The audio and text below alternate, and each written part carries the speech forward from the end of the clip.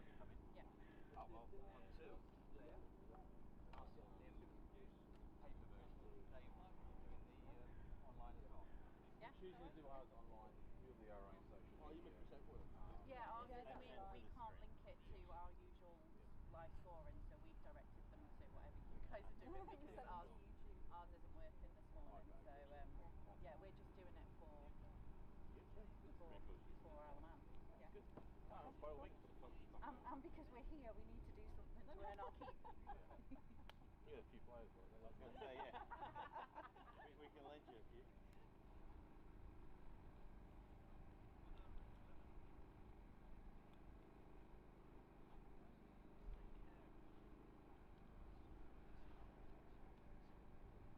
They're very young, aren't they? Yeah, it'd be interesting to see how they go. What time are we going to toss? Very soon. I'm just going to wait for his teaching. He's just finishing. Just now. Sorry, I'll do that for the drive. Yep. Now as we clean all the pools. Yeah. The match balls on it. No. In the car, I think. Yeah, we'll keep them here anyway. Okay. We have a couple of spares from yesterday, in case the ball gets lost. Which hopefully won't happen. It can sometimes. These hedges are so thick. You hit the ball into the hedge, and sometimes you just cannot find it. So you know where it's gone in, you just can't find it.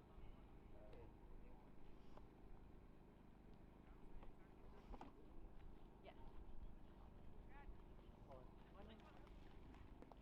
Find out all the trailing wires. If you want at any time to stop you. If any mouse stops in your way, Oh no, that's fine. move it out of the way. We used to sit just a little iPad. Just on the knee. Yeah. So I'm Tom. I'm one of the umpires. Hi Tom. My name's Janelle. One of those that you won't remember. So who is doing knowledge? Probably both will. We're a bit slave happy. You might find about 5 people, or everyone's going away then. And so you're going to do Cyprus. I'm doing Cyprus. well, I'm doing Officially. I'm just thinking about who I'm looking for stick. So you pick it out. I think we're all we're going to work together anyway. We'll make sure we're all on the same page. Yeah, we'll check. We don't see them, we'll have a mic. Hij is Derhout. Derhout.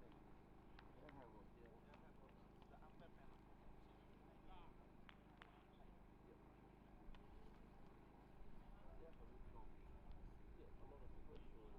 balls. There's more over there. So you say we've got a few used ones. Have you got any used ones? Any we didn't use in the head? Not this one is Three left over from yesterday. I'll have a look at them. Some over there in the house. When did you all come Sunday? You know what I'm Sorry? saying? We got his late Sunday, early Sunday, yeah. By the time we had an hour and a half delay in Callan and 45 minutes drive up there, that we got to the hotel about 3:30 on Monday. Yeah.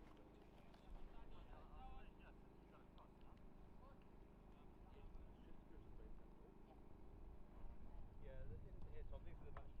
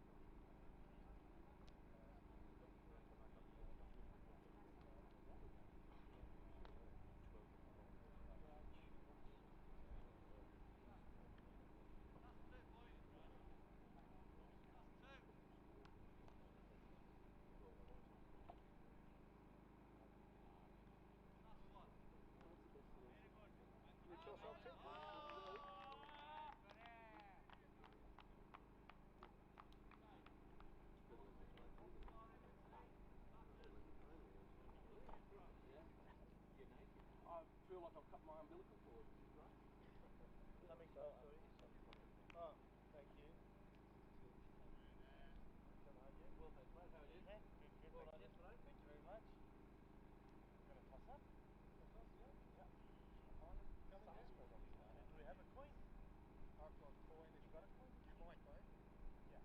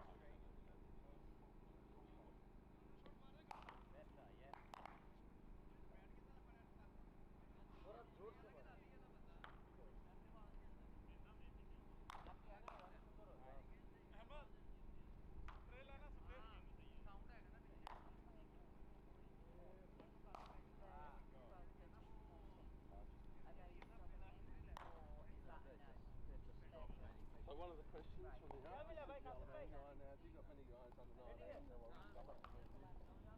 Yeah, mate. Wonder we are. How many guys you got? 40. Half the team's under 9. No, we've only got one of us in there. Unless Mohammed has I would completely agree with that. Yes, we do. What's the toughest thing in the Great question. pay attention? No, Cyprus won, and they're going to bat first. back. Yeah. Cyprus won, they're going to bat. Yeah, thanks. Sunscreen. I didn't put it on yesterday. Bloody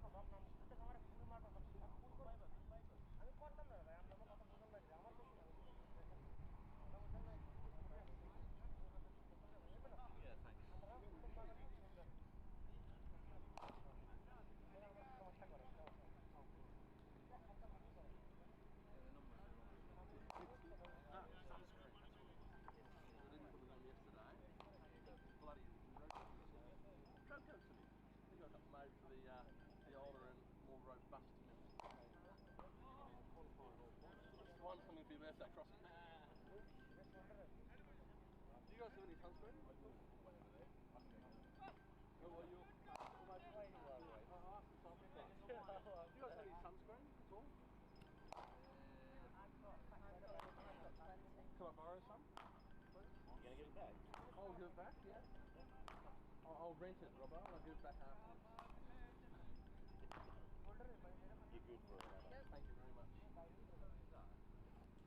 We had someone phone playing yesterday for about half an hour. There was some terrible music tune. How do you have an alarm like that for birthday? Yeah, quite a tough one. We could keep us the focus is Maybe now they can. yeah.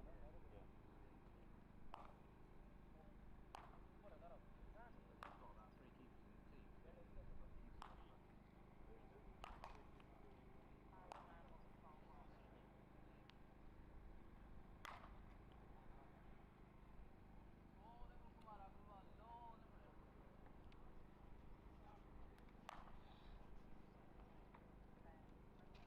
We did wonder whether to provide long or short sleeve shirts for the umpires, but obviously it's a bit hot for wearing long sleeves on them. But you just check if there's someone there.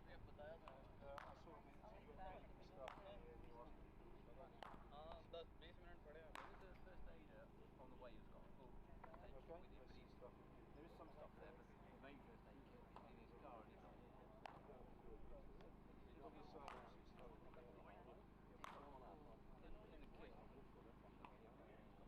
kit.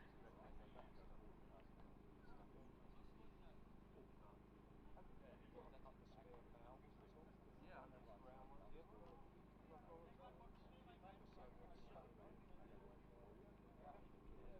But I look how it goes. Still standing? Still going? Still walking?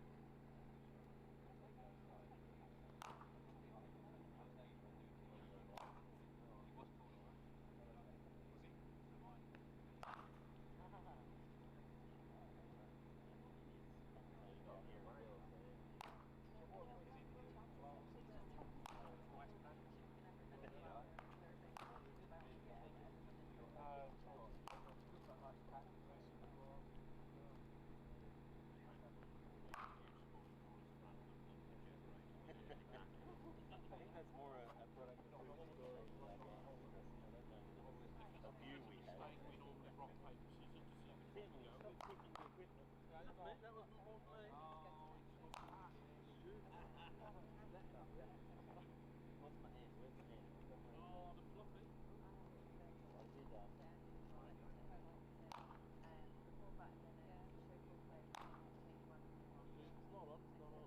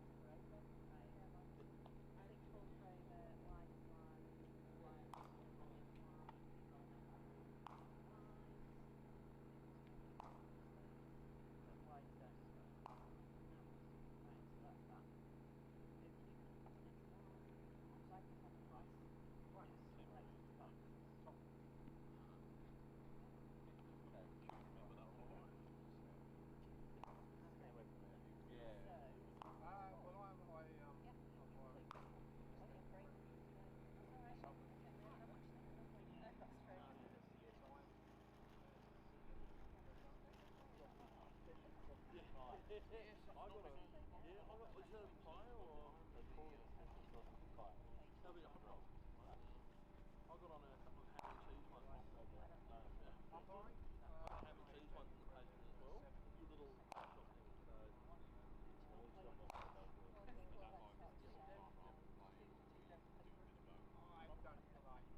I play occasionally.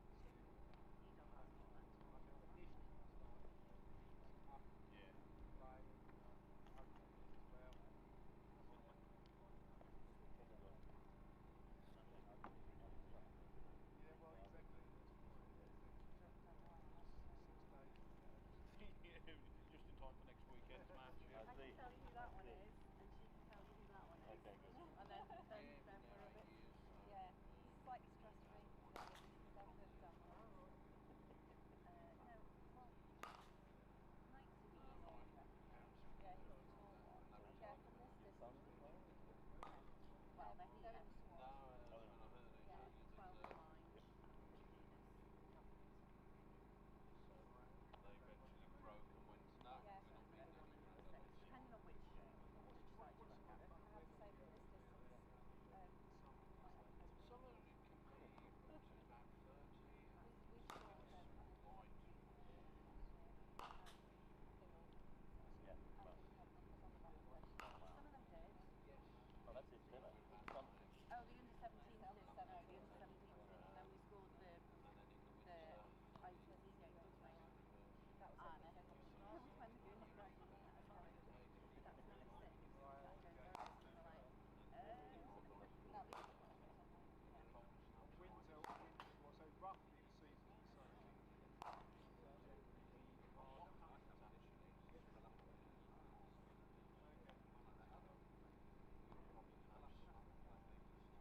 I know from their bowling. When they're bowling, I'm alright.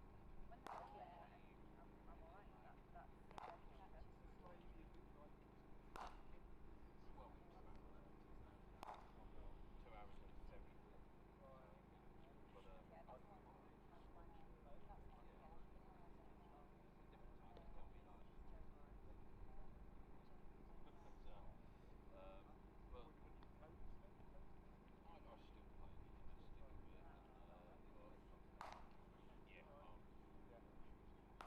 different time to tell me that. So, but I still play domestic a bit.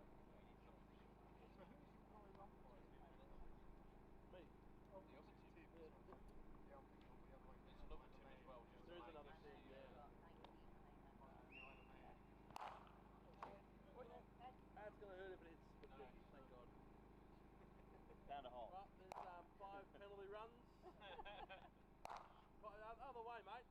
Oi! If you want a dot be given out incorrectly, hit the other way. Do a reverse hit instead. Thanks. Please. What could go? Well, so much juice because I missed the turn off. I don't know if you heard. I'm going up. I lost Australia. And I'm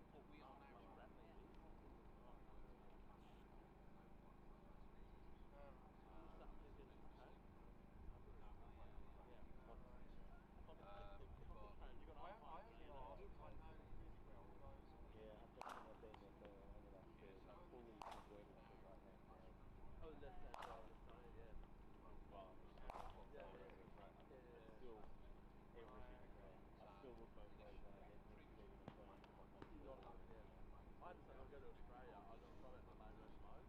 I go, okay, I don't know which side of the road, I'm just going to drive in the middle, and then when I see a car, I'll Dodge. drift, left or right. But the trick I've learned is, as a driver, you've always got to sit in the middle of the road. You should never be So if you're on the right, you're on the left. yeah, and you keep yourself on the middle of the tram line. I like sitting in Australia, I've got What problem was it getting Publius as well? That was every time, by the time you said We have a big Your park,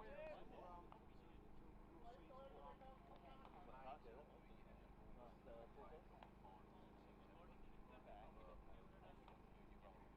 Nice protest.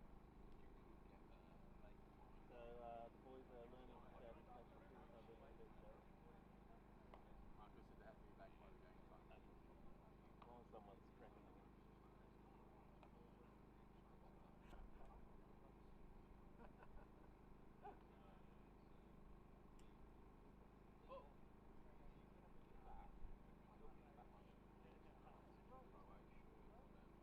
Hey, I'm umpiring in 5 minutes, so easy to call. Pitch is on. Down. Yep. Yeah, cheers. I'll take it.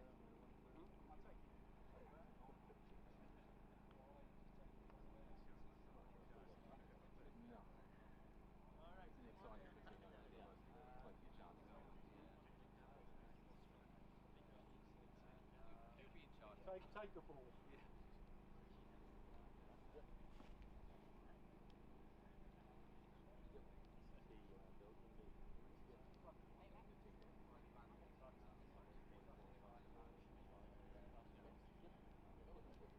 But if they reverse engineer the campaign, Or Brussels.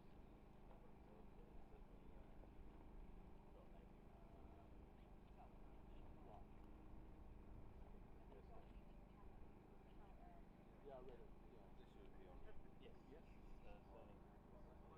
Would that? Yeah, it's about. Probably use a good spell and get out. Would you mind sending me the link so I can just text it to my eldest son that wants to? Not the oldest.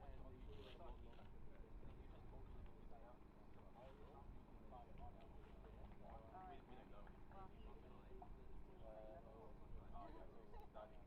yeah, have it on his desk like that. Don't fall for this. It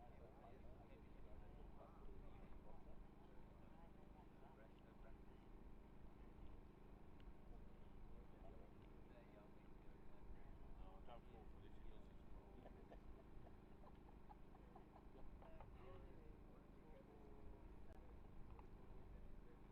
Oh, 7-3.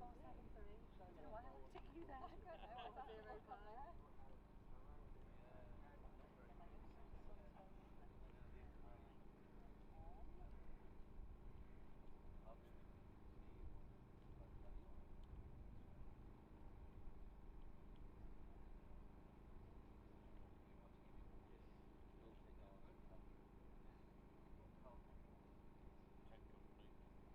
Adrian Lopez just sent me a message saying, hi, I think there's a YouTube stream and found one yesterday, the Estonia, Cyprus. I'll send you the link if it's live today.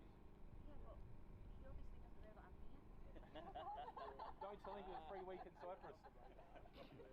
Send him a picture. It's one of the picture. It's one of the thank you, I got that. It's one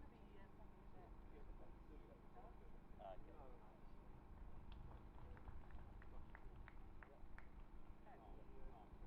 the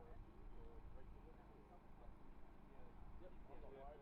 So I'll go through the list and heads up the article I posted there as well. I've got to run. you sent it on WhatsApp or something. Cheers, bye. Right, okay.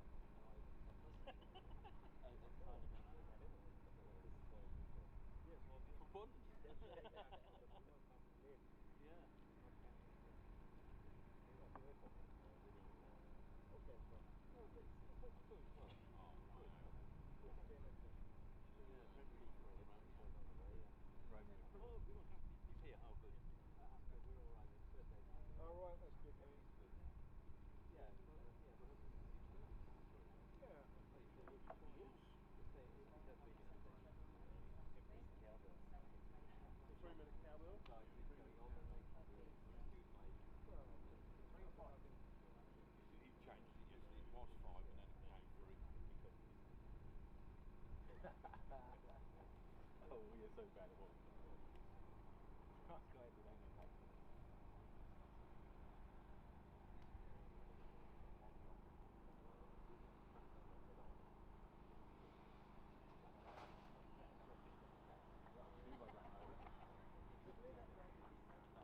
Yeah, on the front. Yeah. I saw it out there, yeah.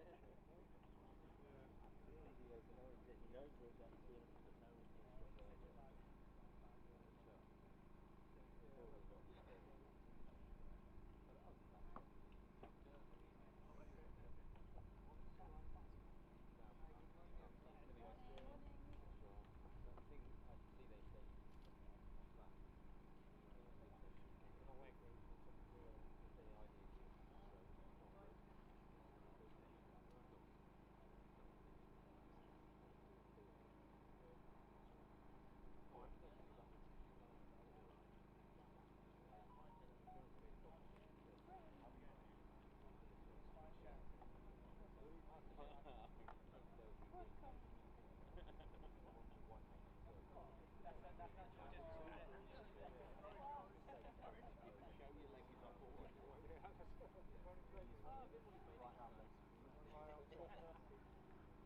Who's the girl that's on the Brett Williamson shorts today? Morning, Bimal. You alright? Who's the girl that's Very rare they get an outing. Okay.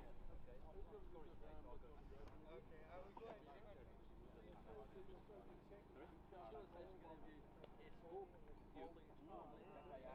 okay, they're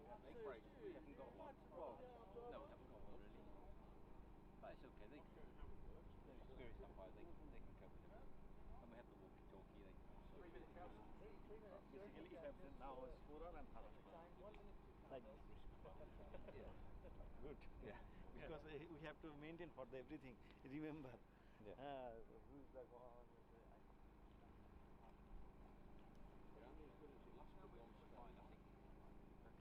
Well, that case I was on it 2 times a hat-trick. 4 for 13.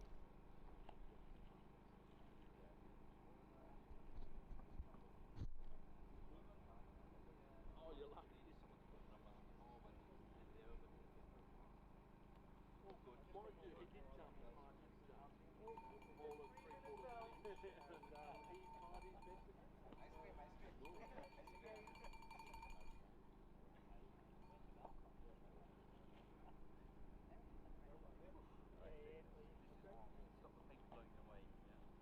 Stop the paint blowing away. I've been told to have a great umpiring experience. Have a great umpiring experience. Ready to go? Ready to go. I'll leave your smokes on the phone there and I'll free myself. Tom, see, this is the first day. Okay, right. Good luck, everyone. I'll be back at half time. And to you, Tom. Second quarter. Second quarter? Yeah, sure. Thank you,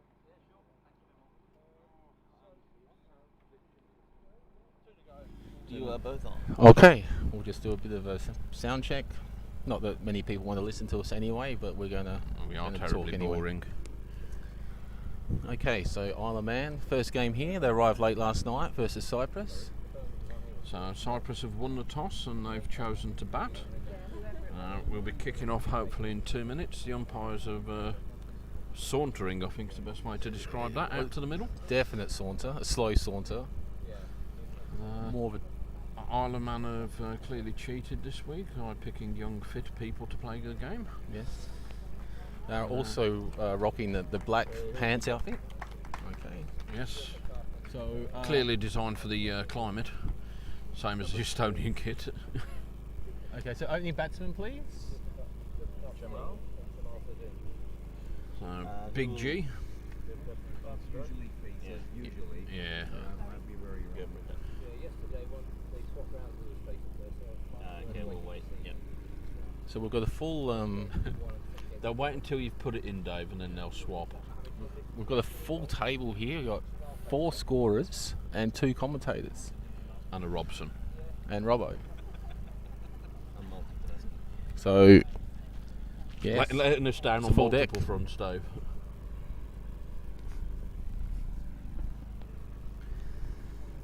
So, good to hear the generator right next to my right ear as well.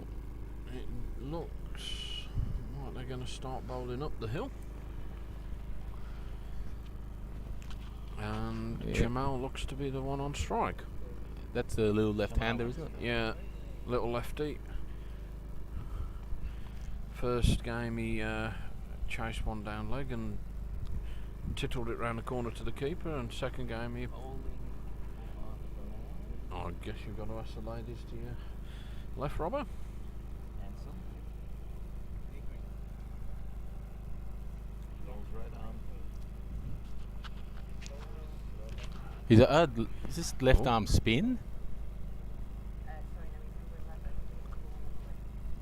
Okay. Going with down spin only. It looks something like this. Like Well, yeah.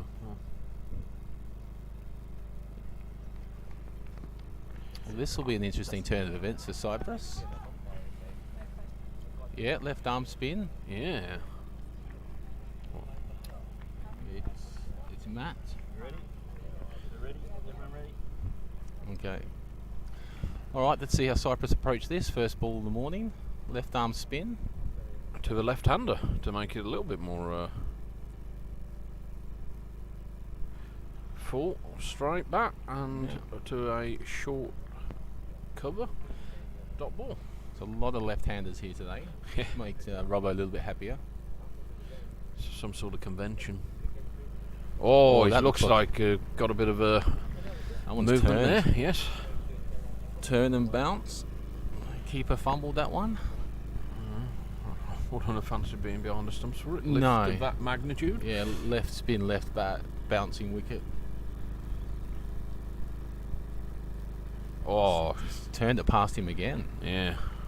How's he doing that? How's he missing that? Well, it depends how much it's moving, but he's bowling a But he's- decent length there, drawing him forward and then just But he's- taking it past the bat. It's left arm off spin, isn't it? But it's leggy to the left-hander. So they scamper through for one, just tucked round the corner by Jamal. Tuning into. Anyway, we'll find out when we play against him in the next game. Well, just judging from the first 2 balls, if he was turning it that way, then the batsman was Missing it certainly by miles. playing it wrong. Jamal didn't look like he was that far off it in the games against us. So Yeah. All right, the big fella here yeah. likes hitting them pretty big. Not sure he'd face spin and opening over too often. So let's see what goes on here. So This is, that one's wrapped him on the pads. yep, not so much bounce there either. Well, they've missed an Skidded through a little. Yeah.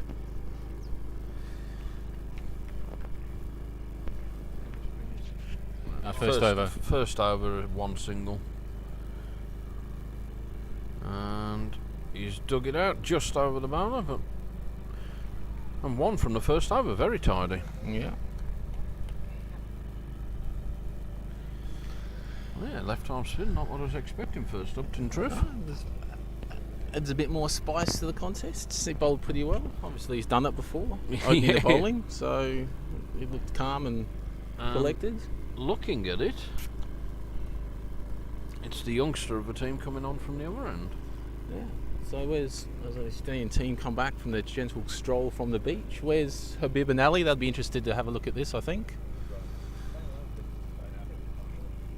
Late, that's a surprise. Yeah. And number 13.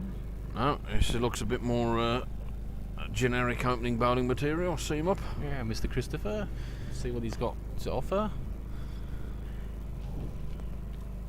Another left armour. Oh no, come on. This will get a... Warm up with the left and bowl with the right. Yeah. Could do, yeah, could do. Very tricky.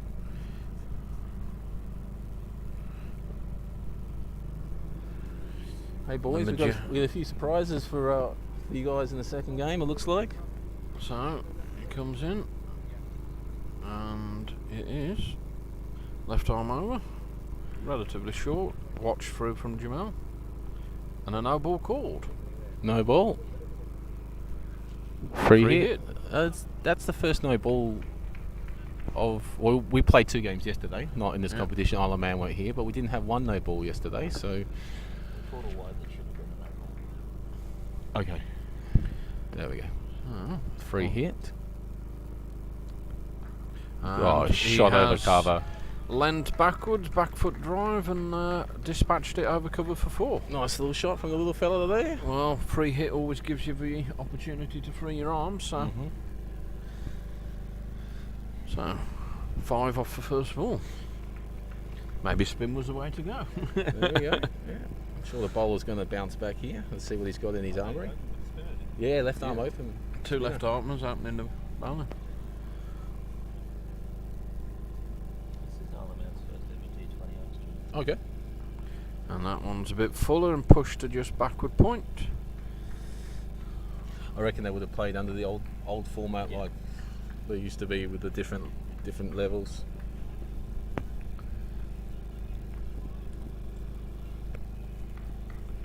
Okay, let's see what goes on here. Good comeback ball there by Mr. Christopher.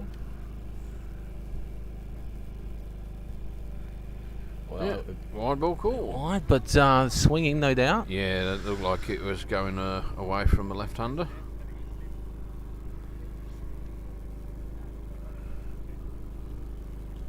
So the field, they got one down at third man, and the other guy out is the just in front of deep mid wicket sweeping. Just upishly pushed into cover there. Good line. Batter kept it out nicely. Bowler's found his range now, and he's ready to go to finish off this over. It's the trouble with the shorter format for the bowlers. Just as you start to get into your rhythm, it's the end of your spell, and thanks for coming. That's a nice firm push into the offside, but straight to the cover fielder again. No run. Plenty of noise from the Isle of Man guys out there at the moment, so supporting their bowler. It's a little breeze this morning. It's a little bit more than it was yesterday, but still be warm out there. Oh, that one's kept low. And Chamel's watched it through as wide ball called, so not tempted into chasing it. Oh, kettle's on. Kettle's on, generator's struggling. Yeah, it's a kettle. Yeah. Is that how we're doing the slow-mo replays? Just turn the kettle on? The Bluff VPN kettle slow-mo. Okay, bowler's calling in the change here. He's bringing up deep mid wicket and pushing out to a deep cover point area. So clearly no intention bowling leg side, so that's good ball there. Straight to the cover again. So there's three shots dabbling into cover there, and the shot over cover. So that seems to be his channel. Well, if he's shaping it away from a left-hander and bowling left arm over to a left-hander, that's a go-to zone early doors.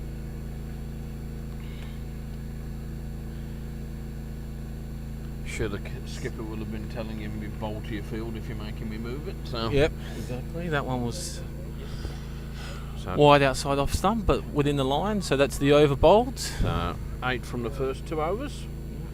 For the mathematicians out there, that's 80 projected score at this stage.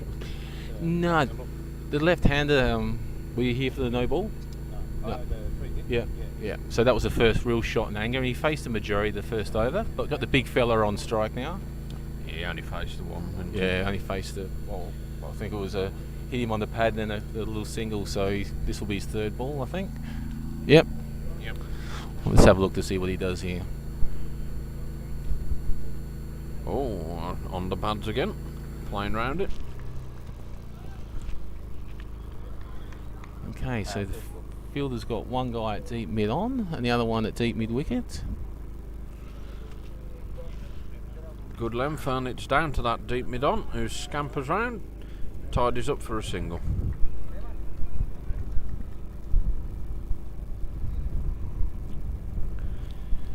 So, left-hander, field changes, the guy moves into the circle, now on the offside. The deep mid-wicket goes back Yeah. for the lefty.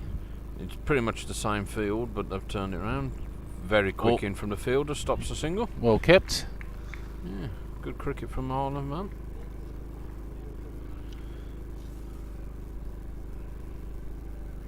Seems to control his length well, this bowler. Slowed that one down a bit. Bowler has a little wrapper pull on his pants. Okay, a little bit of a pre-planned technique, you reckon? Let's have a look. Yeah, there we go. Bit quicker, shorter. A bit shorter, and in come the fielders, and Oh, great effort. So the fielders run in from cover, picked it up in a one movement, turned and thrown to the bowler's end. Hasn't missed by much, but that was a decent bit of fielder by the young lad there. Yeah, It's not an easy to do when you're throwing it sort of away from your body. Yeah, I think Cyprus will be evaluating what's worth risking in the single department soon if Yeah, I the was fielding watching keeps this up. Yeah, their warm up was pretty sharp, Isle man. Nice straight back from G. No run down to the mid-off who was just on the edge of a circle. Yeah. So Isle man not giving Cyprus too much here. Well, the left arm spin bowler inside power play 3 off his first 2 overs. Yeah. I think good solid effort there. Yeah, bowling sort of flatter than you would usually bowl, but it's straight and the batters can't get him away. Well, I think also the pitch itself being so hard and bouncy, anything short from the spinner will be probably capitalised on quite. Got to, as a spinner, I'd imagine you've got to keep him on the front foot here. Yep. So we've got to change your bowler already, is that? Yes. So the captain's not mucking around here. He's going to go into his first change bowler already. So, Another left armour. oh my word, where are they getting them all? Is it a left-handed coach in the Ireland? Left-handed selector anyway. Oh, solid first ball up. K-router special, as we call them. Yeah. Dug out by Jamal. Good loosener. Very good loosener. You don't want to be facing that first up. You want a nice juicy half volley, but not today.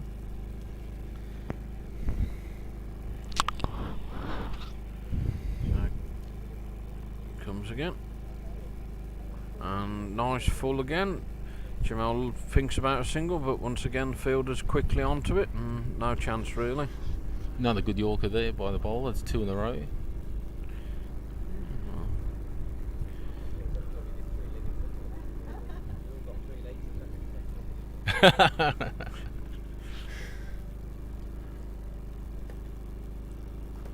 That's on a length rather than Yorker this time. The same result, just a Nice and solid straight. defensive push from Jamal and a dot ball. Now, it's 3 dot balls and to start this over. I wonder what the batter's thinking at the moment. Is he willing to take a risk, or is he just gonna be a bit more patient? It's always the Well, I think looking choice you at have to make. looking yesterday, Jamal probably will bat a bit more conservatively, but maybe look to try and put it's hold out to mid wicket. Yeah. But I think the game plan yesterday was that Jamal was the sort of anchor and let G go at the ball hard when he had the opportunity. Yep, and the bowler's got his man there. Yeah. The 3 dot balls, and then the And a batsman's wicket. decided, right, I am going to have a swing now. Didn't get onto it, straight to short mid wicket, and it never looked like dropping. Isle of Man get their first wickets in T20i. Well done, boys. 10 for 1 after 3.3. Okay. 3.4. Dave's just very slow today. Apologise on Dave's behalf.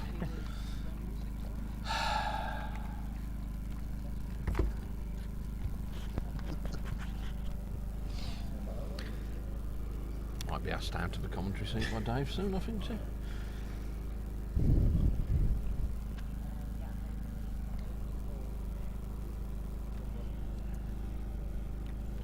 So yeah, maybe just there getting a little anxious with the dot balls and trying to force a ball that wasn't quite there for hitting, but just underneath it a little bit, I think was the main problem there. Yeah, he just sort of pushed that, preempted the shot due to the situation. It was a good over by the bowler. And now we have we got rid of one of the left-handers now, so it's 2 right-handers for Cyprus. So Yeah.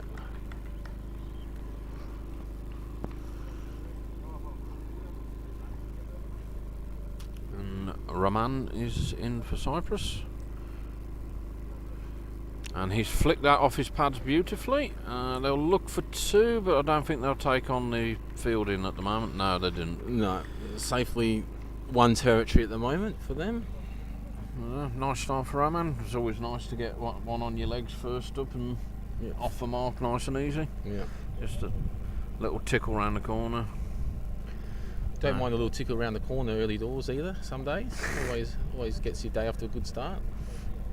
So, some positive intent there from G. Raised baseball bat and clubs it to mid-on. Yeah. No danger of a run now. Yeah, I don't think Mr. G's going to hang around here.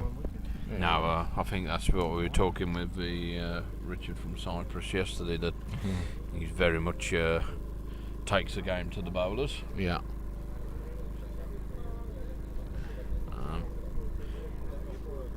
So, looks like another change here, is it? I think is it the same guy? It is, okay. Okay, change the bowler. It's definitely...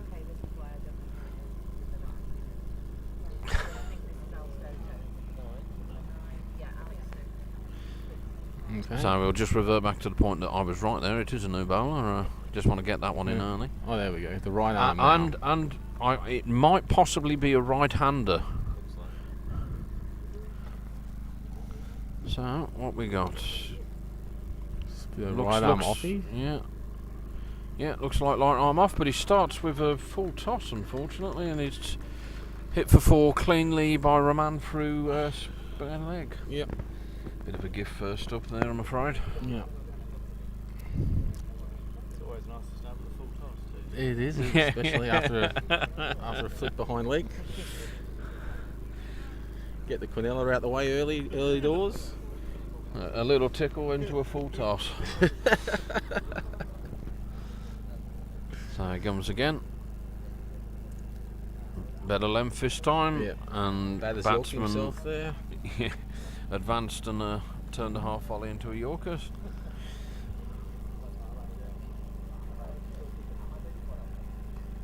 That's a better length again. Yeah.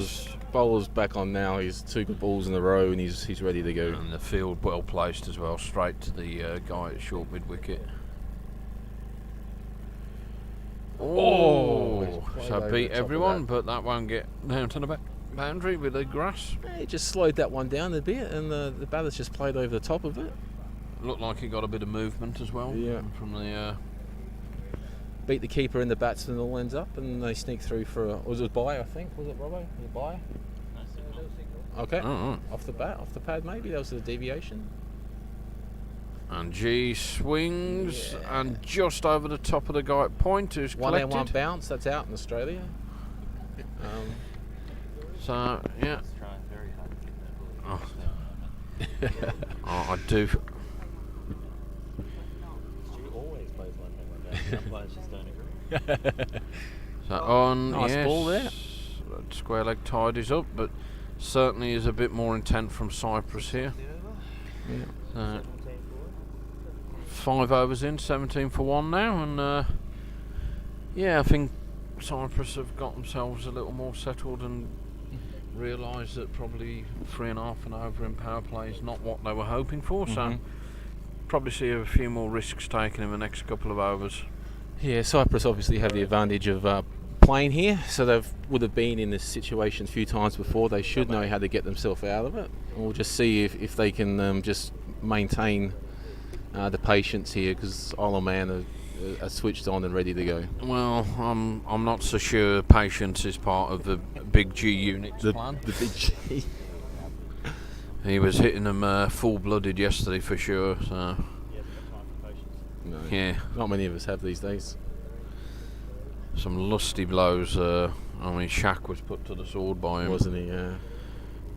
So he comes in. Slow full toss. Oh, that's a good catch. Diving catch and brilliant work by the fielder there. But yeah, low full toss is as good as a Yorker. Absolutely. And the big G's towed that. It's fallen short of mid-on. Mid-on's run around and to the right and dove forward and taken it cleanly. What a talented bastard. Yes. Well, this is what they're doing in their fielding drills. Their fielding drills are getting run-outs and taking catches, and funnily enough in the game they're taking catches. They followed it through, so yeah. It does seem it's related at some stage. No, that's a great piece of fielding. We saw a bit Take of the Isle that of Man catching back to Estonia. We saw a couple of good catches. Oh, she's off to find now. But no, Cyprus had a couple of good fielding efforts as well yesterday. Yes, I mean, they caught their first 4 or 5 as well. It took them a while before they dropped one. well, practice, though. Yeah. You had to practice dropping them. Yeah. Catch off Marco was a good one. Yeah. Yeah. But no, I got caught off a diving forward catch as well. He took it cleanly, one go. But you're not resentful about that at all. Well, it's not. He did well. I'm the one that muffed it. So fair play to the Cyprus fielder there. No, I think the fielding's certainly been absolutely on point from the Isle of Man, and it's a great way of supporting your bowling unit when you're at the start of the match. So Absolutely, you take that catch, you jag that run out, and you sort of get that ball to jag back and hit the pads on the LBW, and all of a sudden you're 3 down for 20 instead of being sort of none for 40. It just changes everything. It's the 1%ers that add up. here he comes again. Good length ball, outside off, left through. I'm glad the Estonian boys had come in early this morning to have a look at this. It's almost like they were asked to. Yeah, it's almost like they're asked to, but they're back at the ground. I hope they're taking in the first couple of overs, because it wouldn't be what you could probably explain to them unless you saw it. And I hope the batting order is just watching here. Pretty well controlled. There has been very few loose balls, and Niraj in for Cyprus now, just fishing at that one, and beats the outside edge through to the keeper. No, don't know.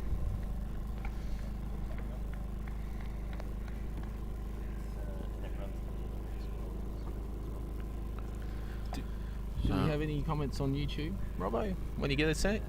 Just Chatting away on the it's played no slip in play, so it just comes down to third man for a single. Yeah. We had any accusations of boringness yet, or? question, well, suggestion that Estonia should be focusing on younger talent rather than old players. Maybe you could comment on that, old players. Well, I think we've been agreeing with that statement for 10 years. Unfortunately, we need 12 players who are better than the 40-year-olds, and they can have our positions. I think I'd be happy to sit back. Yeah. And I mean, in the background, Estonia is not a vastly populated country, so our plan at the moment is we're spending time trying to push a development program that is helping actually the PE teachers. So we're providing kit to the schools, Running some sessions. Running some sessions, but then showing them how to do it when the few Ball's volunteers. gone in the air, deep square legs, running in a mile, What a catch. and catches at knee high. Superb again fielding. But yeah, our plan really at this stage is we're coaching the teachers so that they can actually do the coaching in the schools, because at the moment it's a very unknown sport out there. It is, especially with the non-English heritage, and also very low immigration policy. It has to be the native growth to get the growth, but with COVID being around, we haven't been able to be in schools for 2 years, so our development program has really been hindered by that. All best intentions and sometimes the police for some members. all best intentions can sometimes be derailed by things out of our control. So it's a matter of just being patient, getting in the schools, coaching the PE teachers, and hopefully a few of them will come through in the next 5 to 10 years, because we can't rely on the. You're also faced with, let's say, some reluctance or lack of enthusiasm for the sport. I mean, I wrote to the PE teacher at my kids' school, offered to run a session with them, give them the free kit to do it. Yeah. 2 emails in, I haven't had a response. Yeah. Even asked my kid to talk to him in the school, and it's just like, yeah. So there's certainly a lot more difficulties in this country that other countries are not having to face, but it just makes the challenge more worthwhile when we do succeed in 4 to 6 years' time, when we've got 1,000 Estonian kids playing cricket on the Saturday morning at the 16 grounds we have at Tisqueira International European Cricket Facility. Yeah, that's ever growing. Yes, it is. The Vike Basic breeding program. I continue with the spin. Alex to continue. Full toss, but push respectfully back to mid wicket again. Seems a popular little play at the moment, that one. It does. Short mid wicket, short cover. One for Mr. Vike to keep in his memory bank. And that one straight back to the bowler. But the two spinners bowling from the Lebanon end are really bowling well, keeping the batting under he's gone control for at the the moment. 6, and I mean 4 of that was his. Oh, it's in the air. And another well taken catch. Another catch at deep mid wicket. Unfortunately, the patience doesn't seem to be there for the Cypriot batsmen at the moment. Yeah. They few dot balls and then they try a bigger shot, and some well placed fields and some very good hands from the Isle of Man team. Isle of Man looks really switched on with their fielding. It's no real surprises after watching their little training sessions. So they've come to play and they've executed their plans beautifully. And Cyprus are running out of answers at the moment. Let's see what their middle order can do. Yes. The tail end might be put on 18 show. for 4 just in the 7th over, so some work for the middle order, but the skipper's pretty experienced. He batted for a long time and steadied the ship yesterday against us in the first game. Yeah, very similar situation for Cyprus about this stage of the game, being 4 down for under 20 runs, so they won't feel out of it yet. But no, I think they'll be. Zishan's new batsman for them. I think they'll be Did they searching cross for some there? answers. So Niraj will take the ball.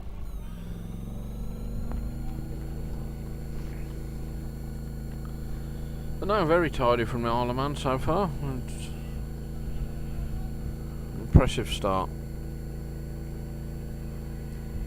Good length, nice straight back from Niraj. Pushes it just wide of the short cover fielder, so it picks up a single. I like all 3 kits that are on display today as well. The Isle of Man with the black and red, and Cyprus the green and the canary yellow, and also the Estonians with the blue and the black. It's a nice little contrast to the 3 countries. Yeah, fortunately not everyone's turned up wearing the same stuff. It's close enough. Colours are the same. Another good length, just solid push. But a question about what's keeping Latvia and Lithuania out of ICC memberships. Well, Lithuania don't have a league yet, so we do run each year now a competition against those 2 clubs. Yep. But Lithuania don't really have much of a structure down there. They've just got a group of enthusiastic young guys who try and play a bit of cricket when they can. Yep. And just to make a short story long, a couple of years ago, the minimum requirement for a country association was to have 6 domestic teams. At that stage, Latvia did not have 6; they had a couple, so they weren't able to apply for membership for the ICC. Then the ICC changed everything. minimum requirement was put to 8 teams, so it put teams like Croatia out of the ICC as well. And also it gave Latvia a bigger challenge to get there. So at the moment, Latvia are probably closest to ICC membership.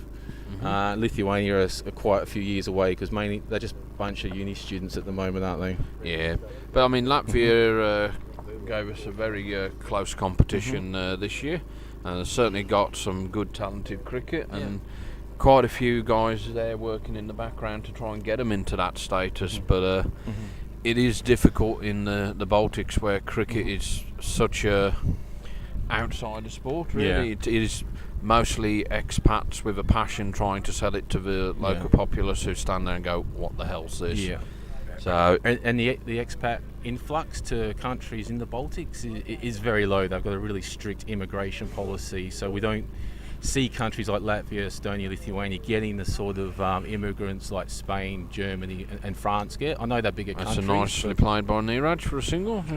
Percentage-wise, it makes it really hard. And also there's a few other conditions that ICC have to look at as well, regarding some facilities and also some other junior clubs as well. So it's quite a detailed process these days.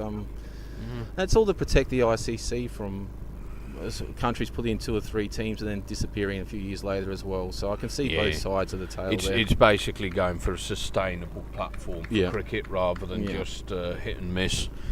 And of course, if you gain membership in the ICC, you do get funding. The minimum funding is €18,000 per year. That's quite a substantial amount of money if your association only has 3 teams. So it lets you rent those sports halls to get the facilities to actually find somewhere to play. So but most of the actual work on the recruitment side and things, it does come from voluntary basis.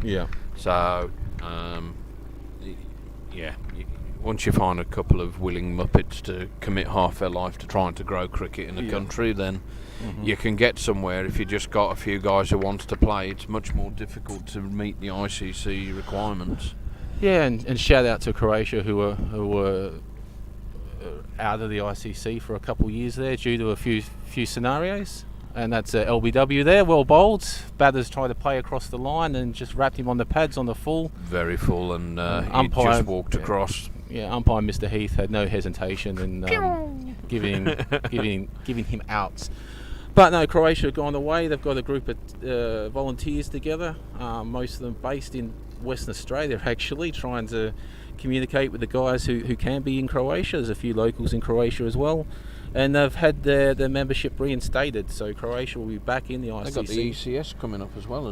They do have the ECS, Daniel Weston's T10 comp kicking off, I think it's this week, which will hopefully get more eyes on playing cricket in Croatia, because if you ever want to play in a scenic country other than Estonia, Croatia's probably going to be the one. Yeah, it's pretty nice down here as well. I think Jeff's on Perth. Yeah, so he's trying to run it from there, and there's another guy called Matt. So it's moved on to 21 for 5. Yeah. Another tidy over this for. They're trying to do that, working with the locals. 4 for 3 now. This bowler, Joe. I don't know what his surname is. Burrows. So very tidy spell for his team here, and you've got to say Cyprus now looking a bit in trouble, but out goes their skipper. Mick, who batted beautifully in the first game against us. He managed the innings really well, so a wise old head with plenty of experience, so Cyprus will be certainly looking to him now. So Niraj, he batted pretty well yesterday against us as well, so I think these were the two that really steadied the ship for him in our game. So back to the pressure cooker for these two gents to see what they can do for their country. See if they can sneak up to 100 like Estonia did yesterday in about the same situation. 21 for 5 off 8. I'm sure they'd quite happily take 100 from you now, mate. Yeah. So if there's any other questions out there, guys, you want to ask about Estonia or not European about cricket? the technical failings of the presentation, obviously. Yeah, just put them in the YouTube. Mention it. Put it in the YouTube chat, and we can talk about cricket. I appreciate everyone's interest in cricket in Europe, and we can answer questions as much as we as we much know as our about. knowledge base lets us. It's a fair bit, I won't lie. So yeah, ask away. So talking to the guy from the Island Man, their main guy this morning. This team's a lot of work went into it. There's got a good youth system established there now, and they're up to about 1,000 players in the island. Yeah, I think it's only got a population of around 50,000. It's not the biggest place on the planet, but they certainly seem very well drilled and well trained, and come with a clear purpose and focus. So. Yeah, I think Greg himself is exceptionally high level coach. I think he's at least a level 3. Knows what he's up to. Possibly he's even done his 4 now as well. Like he's been around the ICC traps for a lot of years, and also outside of that done his coaching administration in Isle of Man. So he's certainly been there since the start. He's one of those muppets that happily commits his time to do things again. That's a gem. Know about that. He's given it out, caught behind, I believe. So that's a short stay, unfortunately, for Cyprus this time for the skipper. Might just umpire had a long think about it, but it moves to 22 for 6. So because the keeper caught it above the stumps, I'm guessing that's caught behind rather than LBW. but he did have a think about it and ruled out all possible options besides the bat, and the umpire's given him. So I think maybe in the second innings, see if we can get one of the guys from the Arnhem come and tell us a little bit about their setup and what they're working on. But seems to be working whatever they're doing at this stage. Yeah, for sure. So we'll come back to Isle of Man when they're batting. There'll be a few more players freed up, and maybe Greg can pop over and have a bit of a chat. Won't be long.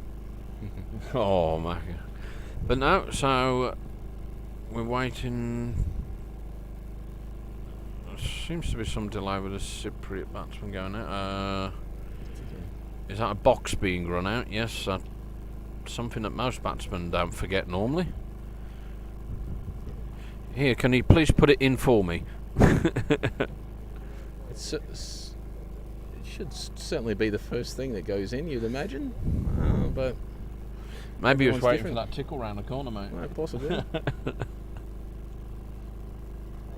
the box warmer. Yeah. In the box. Oh, it's too hot. It's taken forever to get out there. Well, I don't think we're going to be struggling for time in this game, if we're truthful. No, but they probably said that about us when we're 3 for 7 yesterday. So let's see. Oh, sorry, which one am I looking at? How is Estonia cricket going? Oh, so It says we're getting cricket into school. So cricket into the schools. It's probably really last year we got a development officer on board for the first time, and that actually, I mean, a lot of the time of wise goes into the administration of just running the leagues and organising. So it really started last year, but we've got a 3 to 5 year plan. It restarted last year. Just to clarify, we did have a schools program in place when Daniel Renwick and Mark Tamoya were doing that in 2012 and 13 onwards, but it sort of fell away a bit due to the volunteer hours not being done. So Niraj here just watchful. Alex 9 for 2 from his overs so far. Yeah. That's the other thing too. Like obviously, Estonia is the city itself is relatively small for a capital city. There's a lot of contacts there. So top Niraj edge. is top edge, but it's safe behind the keeper. So there's a lot of collaboration between a lot of people when contacts pass on contacts. But the one thing we also do need is not just a development officer who's Australian, but we need some local Estonians who can help us out in schools, so we can run the training in both Estonian and English, because the languages couldn't be more further apart, and that sometimes kids feel a little awkward learning a new sport and trying to understand some English. Strange Australian man. Even though the English level in Estonian schools is exceptionally good. Yeah. But So it's just a case of every year going back to the same schools and just having the presence of cricket in schools and in junior sporting events, and just really investing your time, also investing some money if need be, running school camps. And Mark Tamoya and Dave Robson certainly got some plans to do that when we can really get back in the schools. But full time. We're also providing the kit for them, so we're giving them no excuses not to really try and show an interest in it. Yeah, at the moment the amount of hours spent versus the amount of sessions we get is heavily weighted the wrong way, but it's early doors. Full toss, thumped down to mid-off, but single, back in, well and fielded. That's a nice little arm he's umpire got. nearly had his head taken off by the ball coming in there. He was watching where the bat was. So the score has moved on to 25 for 6. It's 9.1 overs gone, and Cyprus still trying to find that first guy to make double figures for them. So. Yeah. At the same time, the schools program, we're trying to get women in Estonia playing cricket as well. I know Finland are going well with their women's cricket, so we've got a lot of young ladies who are playing cricket, but a lot of them in school have just recently had kids, so you lose the women to life circumstances there as well. You just hope they come back eventually in a few years' time. Burrows in again, full toss, just tickled round the corner down to fine leg, who's chasing it hard, who gets, so 2 runs there, well played, nice little. So the square leg umpire is suggesting to the central umpire there that the batter's standing a metre outside of his crease. I always find that interesting, because if the ball's going to hit the stumps regardless, doesn't matter where you're going to stand, I guess. I know it's just a guide, but if it's Yeah, gonna but hit, I it's mean, gonna hit. if he's looking and the batsman gets a stride and he's a metre outside, it brings the height into consideration. Except for these two batters, I'd imagine. On the shorter side of 6 foot. Nice solid defensive shot there to short cover again. Oh, Kettle's Yep, back Kettle's on. on. Generator struggling. So, Is that Joe Joe- 4 for 5? yes, he's flicked away there past mid wicket and they settle for a single. That's a fair debut performance by the young man. Yeah. 4 wickets, 6 runs now in his 4th over. Sorry, which one? So, umpires, we have Tom, who's currently square leg. He's from East Anglia, does their Premier League over there. From where? East Anglia, it's part of England. Okay, You only one of us might uneducated know that, Australia. Crossy. Hello. God. Yeah. Angola, East Anglia, dear. And the other one is Tim Heath, who is Estonia's. He's a man of the world, indeed. But he hails from Estonia now. It's ICC level 3. Yep. So, yep. There's Previous national player for Estonia, but now has moved into the umpiring role. just past the outstretched arm of the mid wicket there, and 4 runs. Nice That's a much relieving boundary. But now, I was talking to Tom earlier, the last couple of years there hasn't been too many chances, so he jumped at the opportunity to come and umpire again when offered. So Yeah, a couple of the umpires for this week's tournaments have been flown in from the UK especially, so Cyprus have done their best to make this as high level officiated as possible, and really appreciate their efforts, Cyprus. So thank you very much. and the guys themselves are giving up their time to come and do this sort of thing. So Yeah, it's midweek, it's the end of the summer, probably people are a bit low on their annual leave levels, and a lot of guys are taking another week off as well. Discuss that with the bosses and the families when they get back to Estonia on Saturday night. yeah, so Alex to continue, I think. And his last and chipped and safe just backward of the keeper. Yeah, fine leg. Yeah, top edge more than anything, and tied it up now. But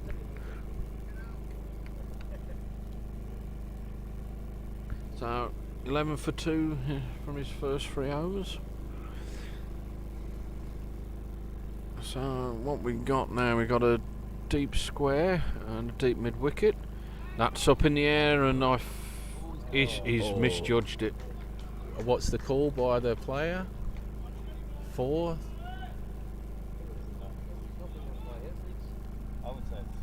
Let the ICC guy make the call. So the official helping out his umpire out in the middle. So Yeah, bit unfair to ask the fielder there, who was flying backwards and the ball went over him. I'm not sure he had too much. In fairness, he said, "I don't have a clue." Yeah. So, Yeah. but no, that's the first possible misfield you could Misjudgment, say. yeah. And that's been pretty harsh on the young man. Yeah, but it was. He's fairly upset with himself too. Well, yeah, I mean they've had such high standards, but yeah, it was a very close as well. So it was only just inside the line. Sure, the bowler will still have a chat to him later tonight in the hotel about it. the batter's gone for another slog sweep there and missed it. It's wrapped the keeper on the pad. No run scored. By about 8 p.m. tonight, that will have been an absolute sitter where he didn't need to move. And so Alex now to Neeraj. Neeraj looking to be a little bit more aggressive now. Watchful for that one, and mid wicket running in and tidies up. Your analysis. Right, so That's a dirty shot. yeah. Dot ball, tidy work by the keeper, keeping him honest. Yeah, but good structure by Isle of Man. They've got the offside field set out, and the bowler's bowling sort of full and wide, and the batter's just run out of options and wants to hoik it down the deep mid wicket where there's 2 fielders. Where there's 2 guys waiting, 37 for 6 off the 11 so far. I think Isle of Man are nicknamed the Spiders, aren't they? Because they continue to build the web and they eventually get caught. Maybe that's the black and red. like the redbacks. Yeah, the Isle of Man redbacks. Apologies to the 3 people we have listening. Unfortunately, I can't promise any better material later in the day. Redbacks, a South Australian domestic team in Australian cricket, for those who don't know. Yes, someone's got a shirt of theirs, I believe. No, I don't. Sure, Red Woman. That was Red Caps for Red the pharmacy Cap, competition I was in. But yeah, we ripped off those colours as well. Yeah, plagiarism. Coming from South Australia. So, looks like a new young bowler from that end, Jacob B. Or B. Jacob. Butler. Oh, another right armer, so. Nice. Young guy tickled round the corner to short fine leg. They've taken him on and safely through for a single. Mm-hmm. Yeah, just drift onto the legs a bit. And a party trick. Yeah.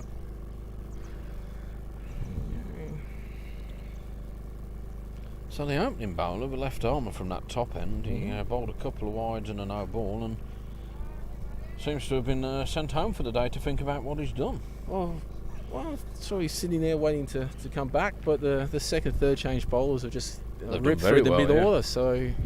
No necessity to change it, as I say. No, he'll probably come in at 100 miles an hour in the second game and try to rip Estonia apart. So in comes the young gun again. Good length, and leg stump disappears. Good call, Crossy. Yeah, base of leg stump hit there, leg stump out the ground. Bathurst just played over the top of that. Yeah, looking to force it into the leg side rather than straight, which is probably where it should have been. In the arc, as I say. So 39 for 7, so I think the hard yards are to come now for Cyprus. See if they can. I mean, my mentality here, Stu, is that in this position you've got to bat your 20 overs now. Yeah. Just make it as difficult as you can for Isle of Man, and yeah. But obviously their tails are up, and they'll be with 2 games today. They'll be doing their very best to make short work of this and minimise the heat impact that they'll carry through to the later days of the tournament. Yeah, absolutely. Full day travel yesterday always takes it out of you, especially sitting in those. Well, it seems to have completely negatively impacted them so far. God help us if I've had a day's rest. Well, everyone's pumped up full of adrenaline for the first 10 overs, but the second game this afternoon. If there's somebody out there from the Isle of Man at 39 for 7 that isn't pumped up, Stu, they're probably playing the wrong sport. Yes, well, we'll see, won't we? And if you are interested, we do have the Northern European Snorkeling Association. If you ever want to give up cricket, because cricket mentally and physically destroys you, come and join us in the snorkeling world off the coast of Tallinn, Estonia there. Oh, that's a good question, Stewie. From Mr. Nolan, can I ask where you would like to see cricket in Estonia going in the next 5 to 10 years? So I'll answer from the facility side if you want to do the development side. And the presidential side, yes. So, what we have a generous benefactor who has stumped up a significant chunk of personal money, and in the last couple of years we've already built 2 new custom 65-metre pitches out there.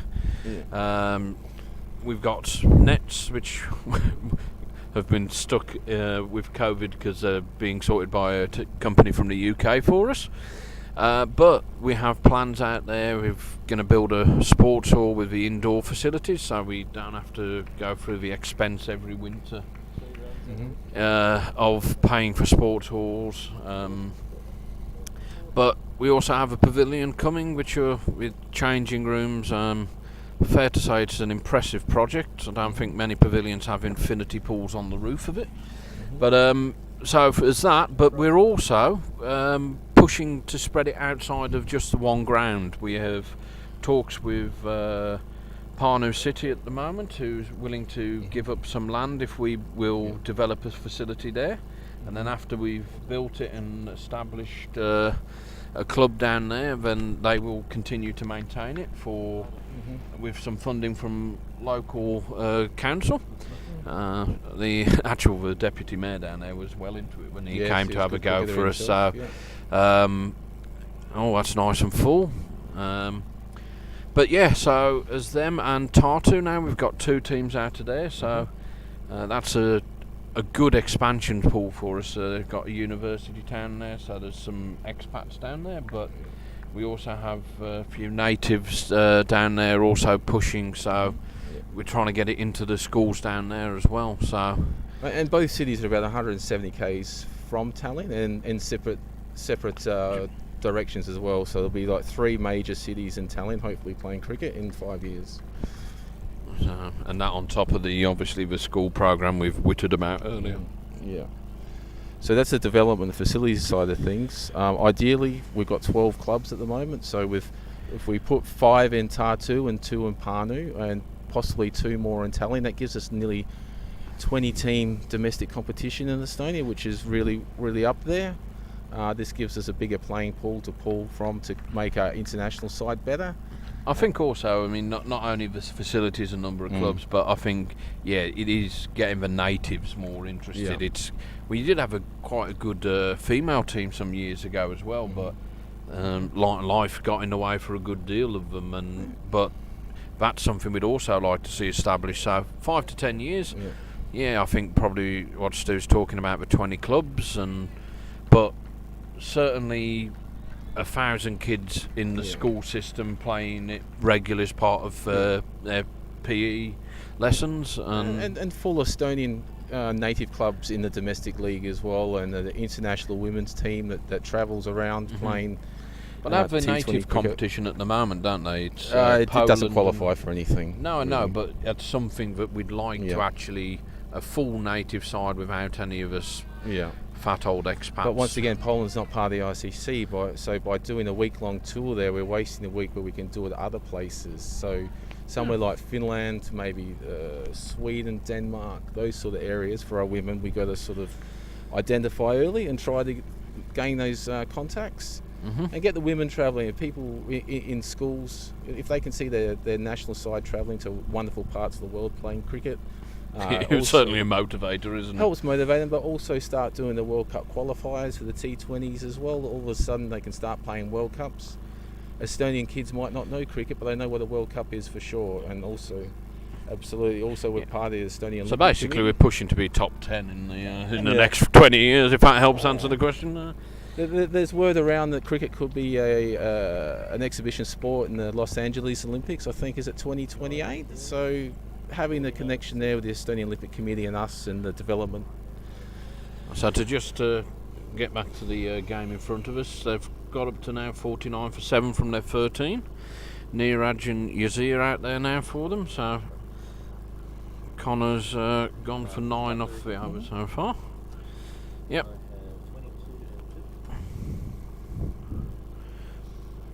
But yeah, I think really just for the national side at the moment, our aim is to make sure we get our minimum number of qualifying games in, get invited back to tournaments, look to host some of our own.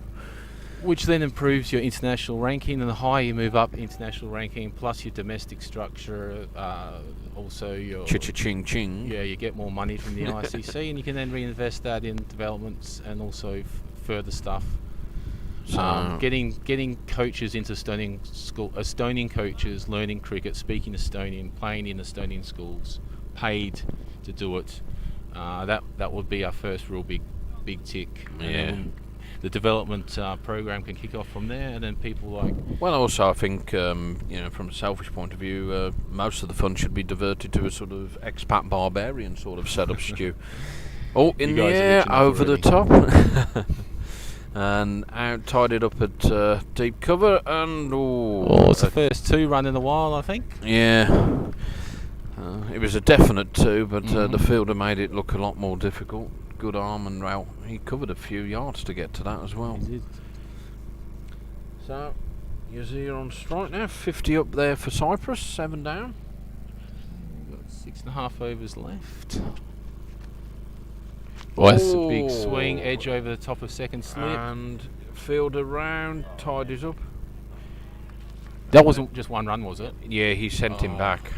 No, he didn't. The guy that hit it thought it was going 40. Yeah, you shouldn't be sending back for 2 when you're 7 for 50. Well, That was a definite 2 as well. The guy cut it off just inside, but he had to run. He had to, he had to get to it first. So. Yeah. Don't know what you mean. Oh, that's variation gone wrong there. I think that was a slower ball and just a bit misdirected. But if you're going to try a bit of variation, 51 for 7's the time to do it in a. Maybe even time for Ali Masood reverse sweep up over gully. Ah, yes, when there was 2 guys ramp. back. Yeah, reverse sweep ramp. Oh, keeper's got a good glove to that, I think. Yeah, it's a French cut to the left-hand side of the keeper. Finally scoots around and 1 scored.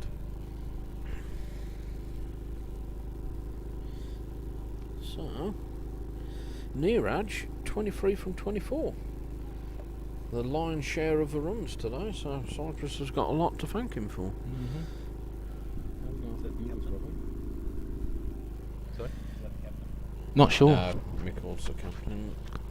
Well, one's pushed down to third man and that one rotate the strike. Good sensible cricket in this stage from Cyprus here. That ball didn't quite get up there, Crossy. No. That end's a touch variable if you're going to compare the 2 ends. I think there was a little bit less pace in the ball as well, which didn't help. So, 75. Yeah. Cool. Yeah. Oh, it's a good chance for the Cyprus Towel to have a look here. It's only the first match of a 4-match tournament, so everyone's going to have a hit by the looks of things. Oh, he's had a waft at that outside. 55 for 7 off 14.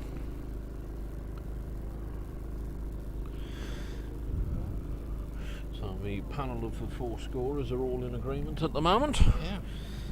We've got 3 different scoring applications running at the moment, 2 digital and paper. It's always good to see. More information we can get out to the smaller countries, the better. So, little drink break for the batsman. It's only early here, but the sun's already been baking the ground for a couple of hours. It was quite warm out there yesterday. I sat on my balcony the other day at about 7:45 in the morning, and you could already feel the intensity. Very cool nights though. Like it's good sleeping weather. Even though I sleep with air conditioner on 12 degrees, I don't really need to. And the door open. Oh, he's gone for it. A good hand there at short mid wicket, and keeps it. Probably saved a run with that effort. Actually, this looks like a team of Casey's at the moment, doesn't it? Casey Collins on Casey Tartu. Collins. Big shout out to the Tartu skipper. And the Tartu teams in general. Also a couple of guys down there trying to get the indoor up and running with Lena and Lama and all that stuff. And full toss, not really got hold of, and just a single down to long gone. Association our size always needs that little bit of extra volunteer hours. And I'm assuming you're talking about numbers there rather than the size of the members. Yes, of course.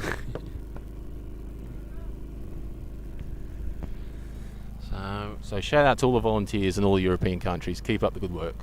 Slower ball and just pushed out to deep point. So it's another single. Rotating the strike nicely now, Cyprus. Just keeps up the scoreboard ticking for them. It's about the same time as yesterday as well. So the ball sort of lost its shine a little bit. It's still not. It's not flat. It's doing a little bit, but if you hang around, I think there's some runs to be made in about 14 to 19 over mark. Yeah. Just leans back and pushes it straight down the ground. 2 fielders tidy up, and they've pushed 2. Yeah. Good running that time. They've learned from their previous over. Yeah, they ran that first one hard, turned quick. The fielder quite possibly did a UD, unnecessary dive, but it does. For those who weren't with us yesterday, the outfield is very dense grass, so it's in the air. And there's a guy coming round. It's going to split them. No, split them perfectly. Oh, they run into each other. But they've kept it inside and 2 runs. But the grass is very, very dense and spongy. If you play a full-blooded drive along the floor, it's not guaranteed to get to the rope. It's got to be that sort of grass though to survive in these dry and hot conditions.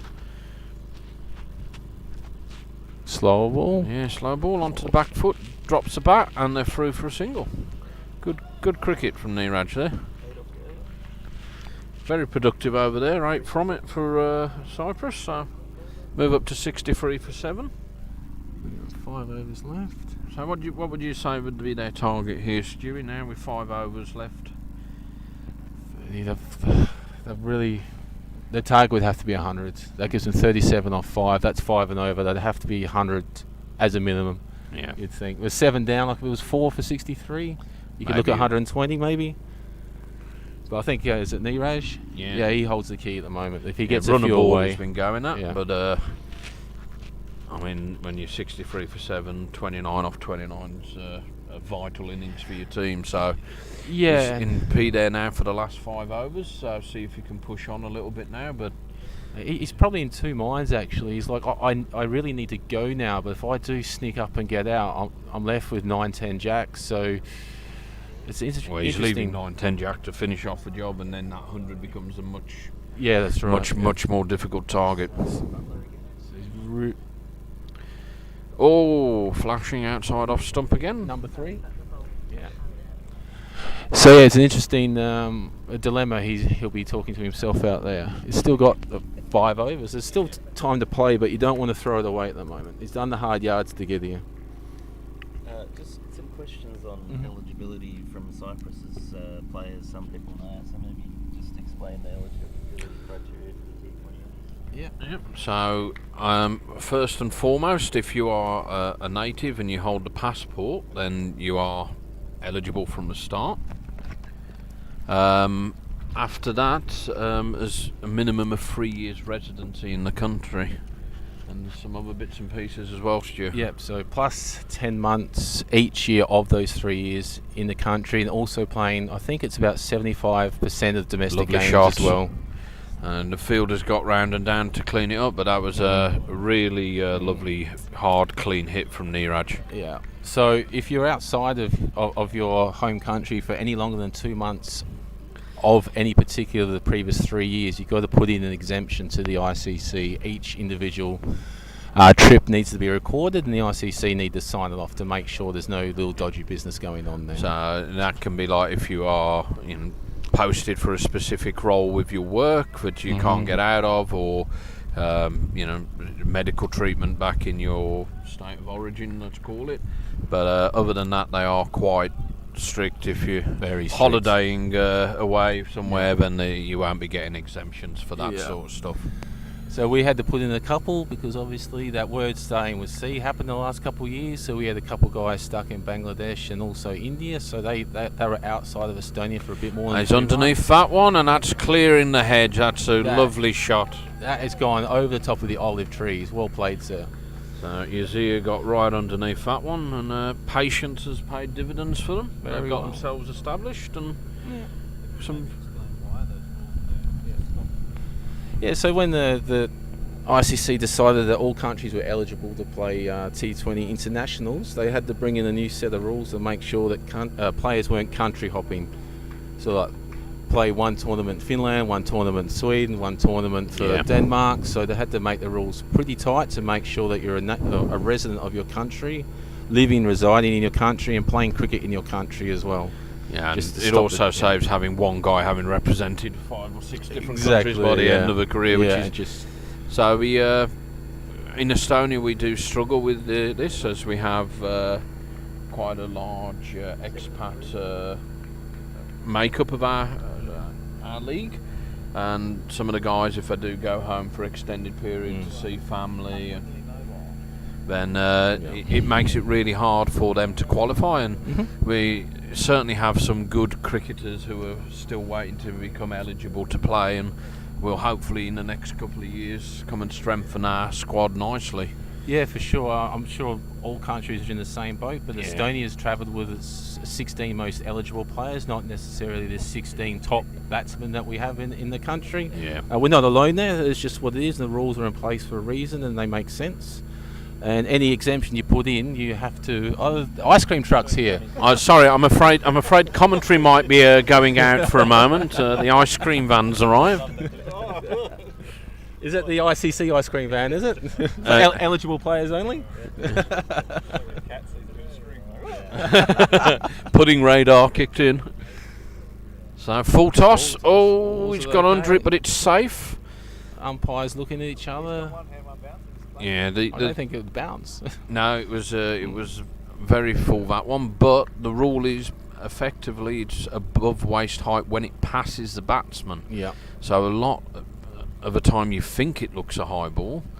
Oh, it's a big swing. Yeah. It either hasn't reached the batsman yet when they play it because they're playing in front of their body, and B, effectively your waist is your belly button. So it's actually got to be really quite high to qualify as the full toss no ball. Yeah. Much better length out from the bowler, and dot ball. Trying to sneak a run, but sent back wisely. Robbo, what was the most pages of application for exemption that you sent through this tournament?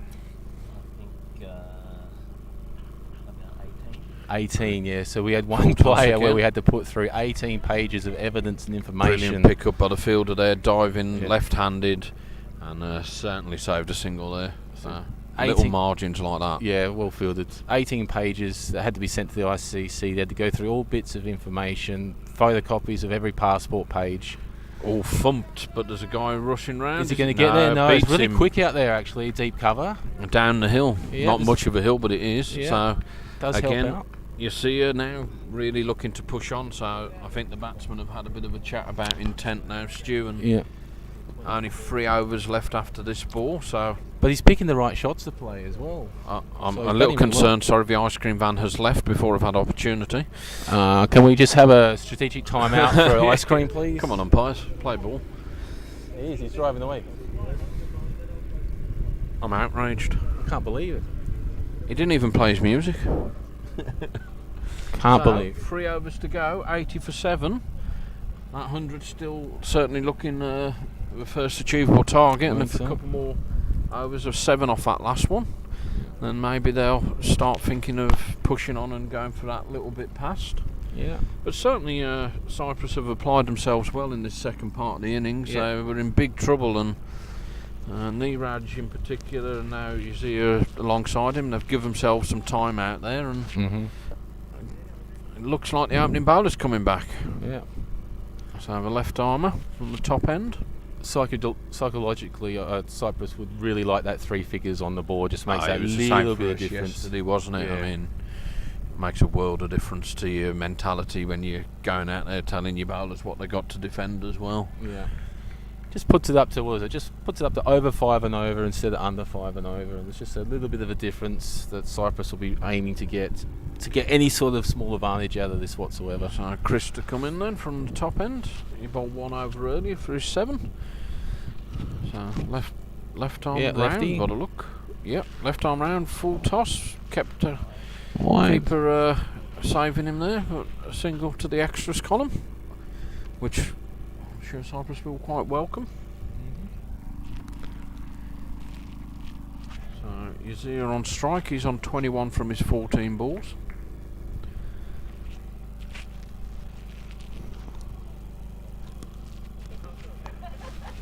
And that's pushed firmly past point, and that's going to be close. Oh, well chased down. Well by done, and that slow outfield. I mean, it was a lovely shot from him, but the outfield, as we've mentioned, is not very generous to the batsman. You're not going to get good value. But again, tidy, quick fielding. He was onto it. There's chased down real fast. So a single for. Oh no, he got back for 2. Sorry. Deserved a bit more than 2 in truth, I think. Oh, no, it's a dabble. Yeah. Hung the bat out to dry, as I say. Been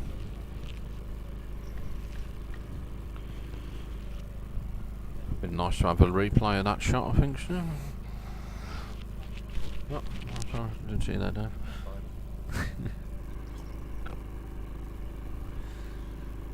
So, 10 off 1.2. I don't think he's be too happy. That looks nicer shape. Yeah, much better. Top of off there, I think.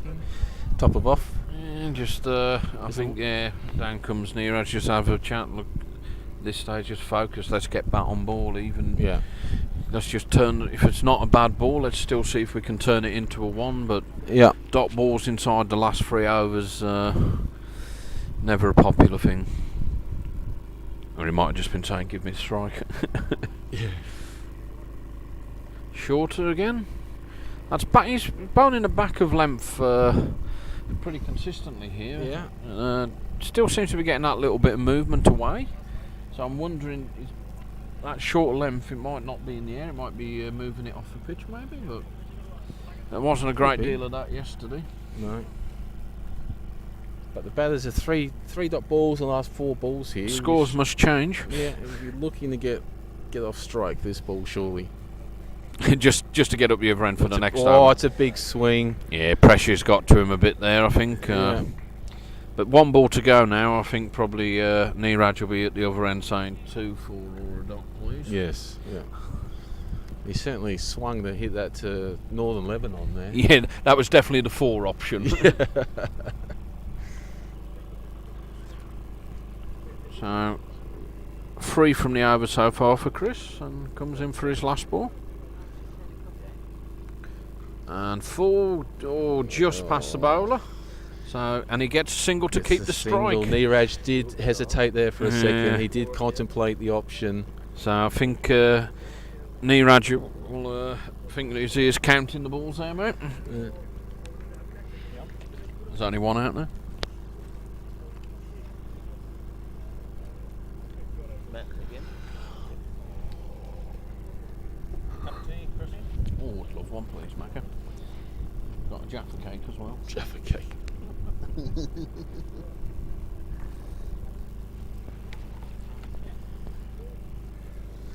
Okay, so we've got one of the spinners to come back on here. How many overs left? I can't. There's Two 2 overs. to go now, Okay. so We'll finish off with the 2 spinners, maybe.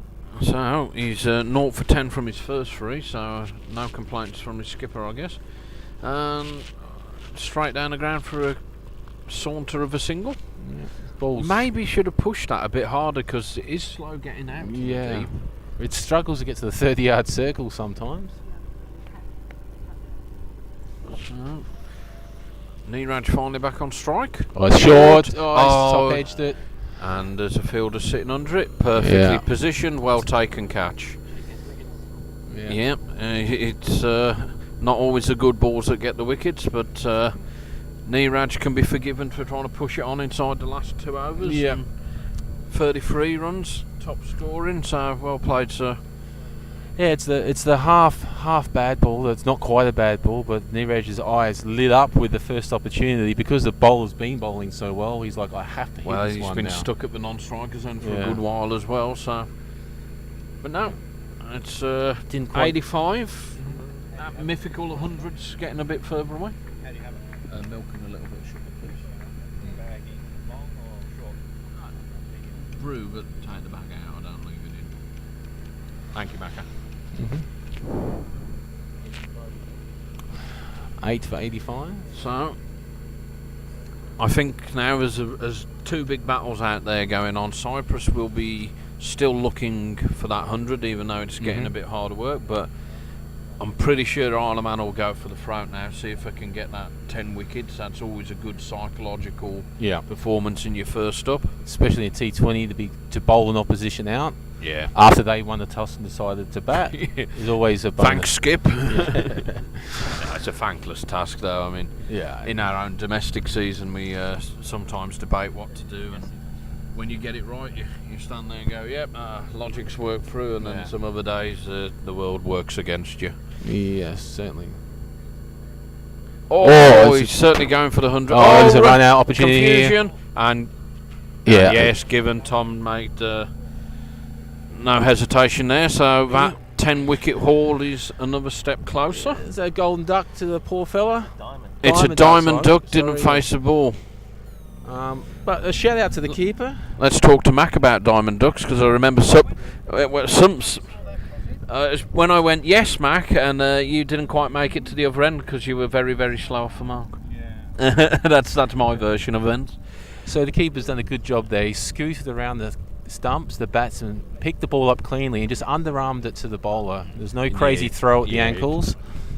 He took his time and got a good throw in rather than the panicked chuck, but got a feel for the batsman there. It's probably a single there in the circumstances, you'd imagine. Either way, you've in the last 2 hours, aren't you? It's Yeah. Have they just lost a wicket? Yeah, so he was on non-strikers then. Two not together. Yep, 2 and 2 balls, and the guy got run out. Unfortunately didn't get the facer ball. So, 9. Yeah, 9 for now. so chasing. They got 10 balls to get that last wicket. And, Yeah, there's 2 left-arm spinners. Chawinda is on the strike now. Is it only 8, Robbo? No, it's Robbo. Okay, so Crick Heroes is just catching up. So that is swatted for a 6 by Chawinda. So, oh, is it Yazir on strike? I'm sorry, I'm looking at the old screen. Oh yes, he was the poor gent who was run out, wasn't he? So Let's do a reset on the scoreboard here, so give us a few moments, guys. But a nice little 91 over score now. So, and oh, that's not out. but it was a full helicopter shot. Mm-hmm. So we go into the last over. I believe it's 91 for 9. So, still in that little paradox. Do they go for the 100 or do they go for the 9 wickets? Not sure, but being in a military base, he's got to be careful when he pulls out that helicopter shot, though, Crossy. Oh, you know, we don't God. want any trouble down here. Oh, that's as bad as my members, John. Thank you, Macca. Not sure if the helicopter Shot shot. the complimentary ice cream or chase it. Hey, a Danish cookie, eh? Hey. There you go. That's something healthy. So back to the cricket, and That's a half helicopter shot, so it's yeah, very much tail end bowling there. It's nice full. no thanks, mate. Oh, now we're in business, Macca. Thank you very Right, much. so Someone's actually tried a bit. yeah, it's a fucking cat, mate. Cats.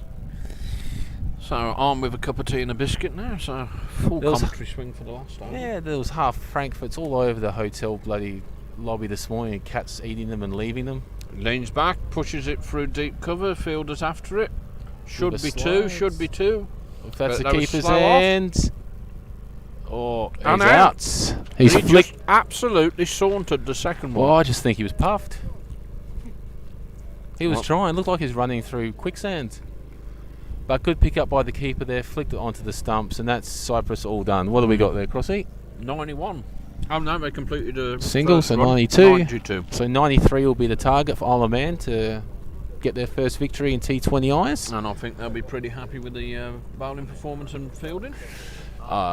Yes, they. One difficult chance missed, but apart Yeah. from that, the ground fielding and everything else was pretty damn Yeah. fine. Yeah. So far, the ground continues to be a low scoring ground. Yeah, low scoring ground with fielding side. Low scoring teams rather than Yeah. sides. But no, Cyprus dug deep when they were under pressure and come back, but Isle of Man too strong in the end and just came in over the top. Well, we said their target would have been 100. They weren't a million miles away from it, but Yeah. I mean, it was an optimistic target that was set for us than by ourselves. So Yeah, and they finished off with 2 run outs, so there we go. yeah, that may be a talking point for them to see if they can improve on for later games in the tournament. But Yeah. Isle of Man come off with a pretty solid first innings under their belt. Absolutely. Okay, so We'll I'm gonna be sign back- off for a yeah, bit, yeah, and sign off. we'll be back about 15. in about 15 minutes, ready for the second innings. Thanks, guys.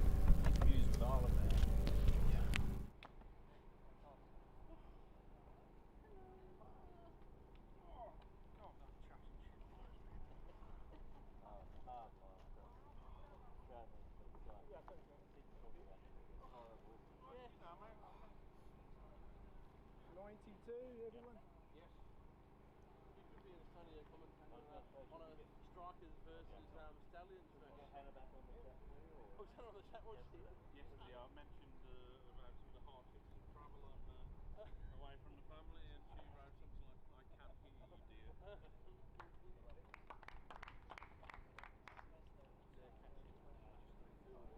We said like there was one half chance for every time to score when we ran in there. Oh yeah, absolutely spot on. But it's not in a so clean like a Bobble out. Well, everywhere they're running, they're sliding, but they're also and they're throwing it, they're on their knees and throwing it back in the stadium. But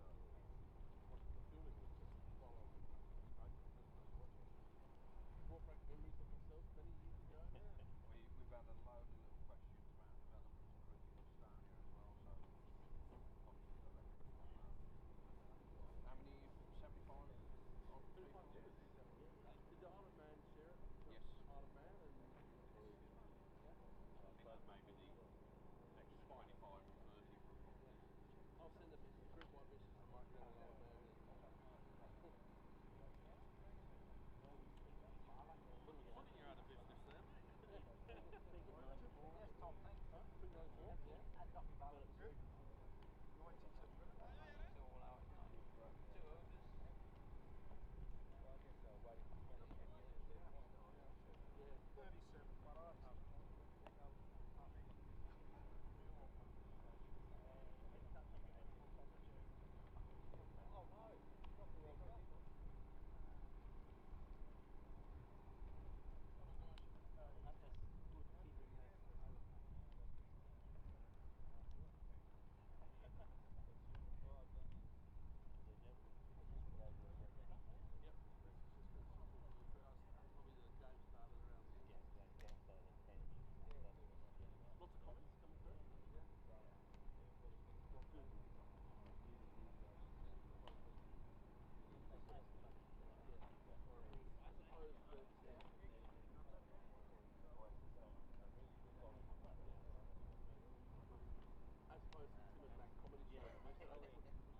Drive time Cyprus, big hour Tim and Mac FM. It's quite funny actually, the drive time radio. Yeah. Oh,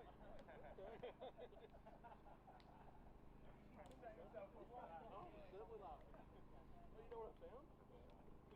The Cyprus Olive Museum. Oh really? It's 9 kilometres from here. This one is I'm like thinking about a mock copy. Oh yeah. What does an old olive taste like? The old tip. Oh, oldest olive in town. No. Yeah, on the bus when we were driving out, there was big ones rolled olive. Oh, good. Yeah, but I don't want to keep going to the where all the olive trees went. As soon as I thought it.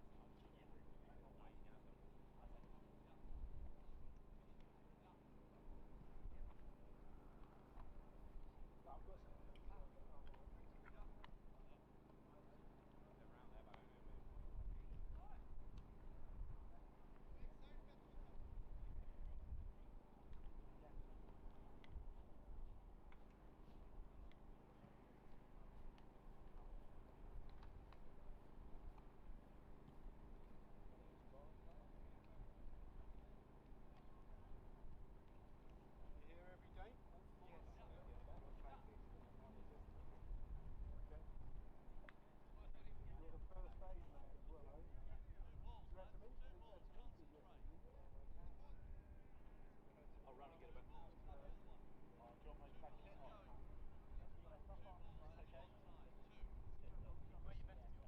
You have to really watch it on so it comes off and anything.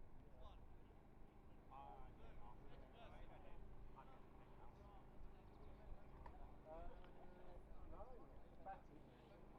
That'll be there on the that's all the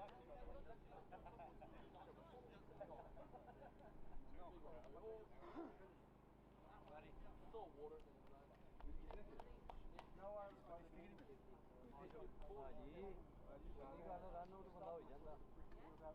Yeah, love one. Josh, I come on, you better bother. I don't want to come in. I got the lump from that. So we did it like that.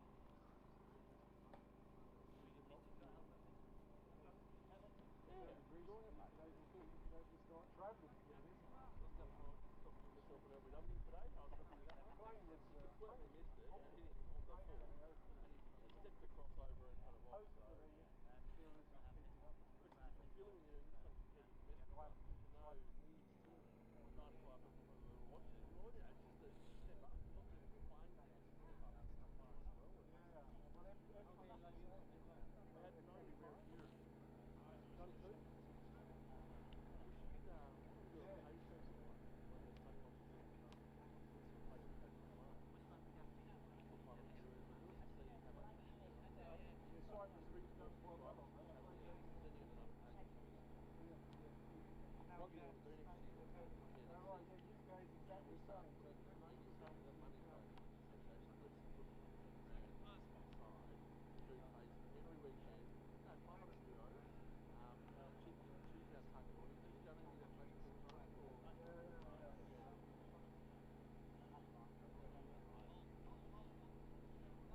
Yeah, some people don't want it, do they?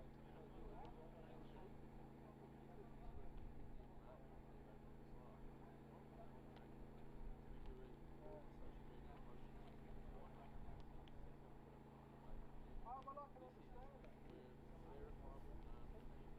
They can work out the audience we want.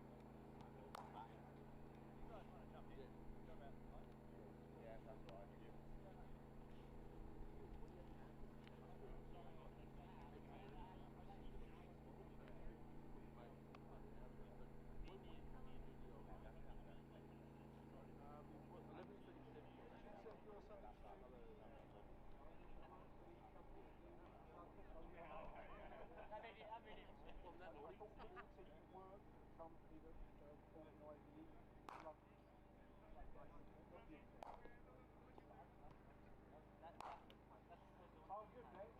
Yeah. Well, we're back to full school. How is it? How do you? How far is that?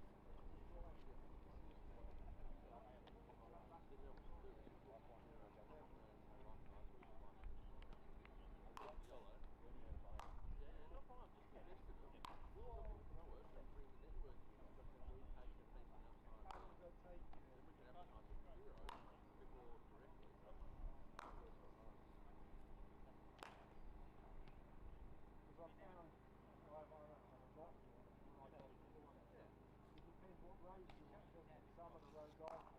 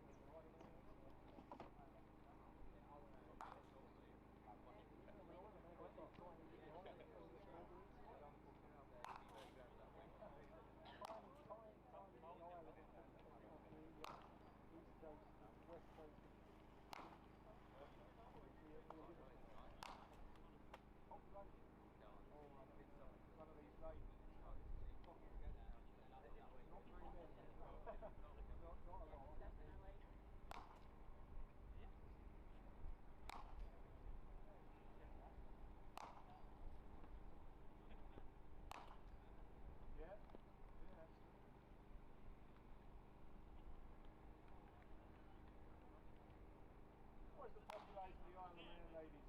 Sorry? What's the population of the Isle of Man? 86,000, so a lot less than Cyprus. But less than Estonia. Well, Robbo, if it was cross-country skiing, mate. In fact, that makes me wonder that they the Isle of Man with the smallest population after the United States. Or Jim. But what have you there? Gibraltar, I would have said.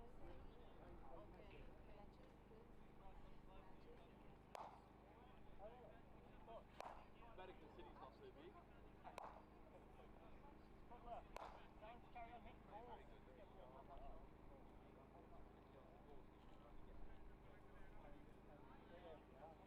We'll look for it in a minute.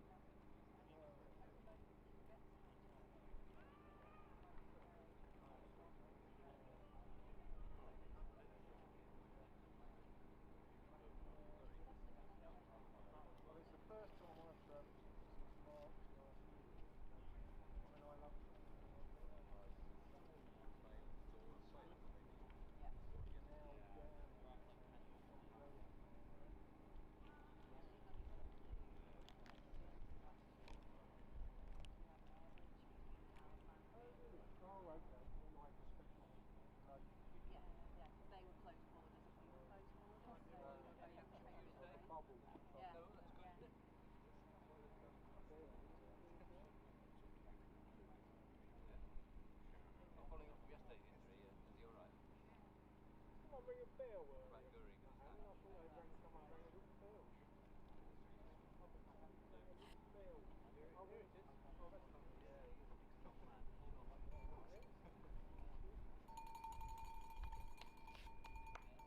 Properly, come on. Do that proper ding, Tom. Come on. It didn't ding very well.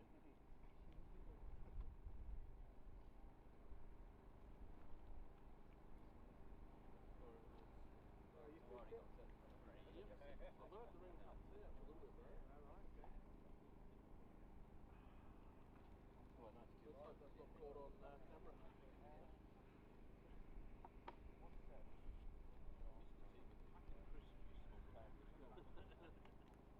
No, normally that. That's why it's probably there.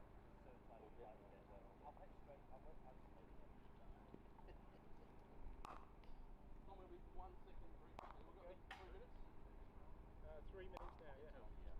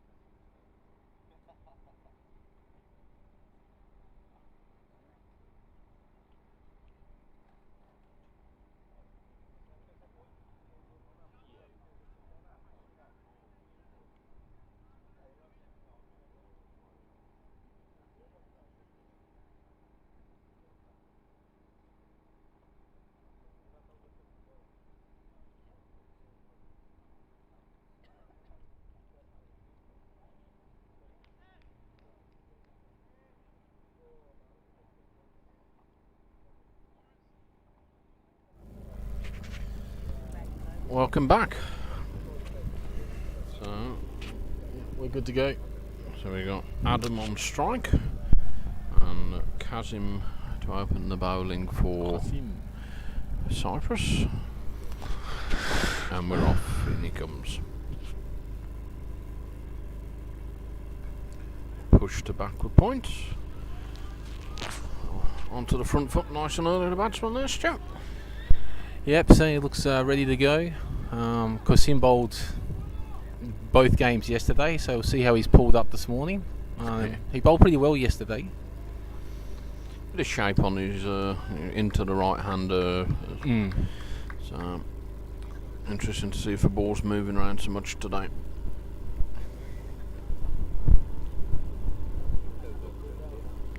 Whoa! Playing a miss. There we go. Just backward of a length again. Yeah, that's what he did to us yesterday. If we got back on ball, he just pulled it back of a length, just a touch, and yeah, he certainly got the ball on the string in the last day or so.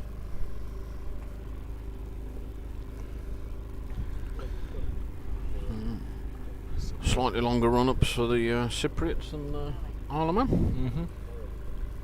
93 the target for Isle of Man at the moment. Flicked nice away little through just in front of square. Timed nicely. That's got to be four, surely. Yeah. So, well played. Didn't try and hit it too hard, just timed it nicely.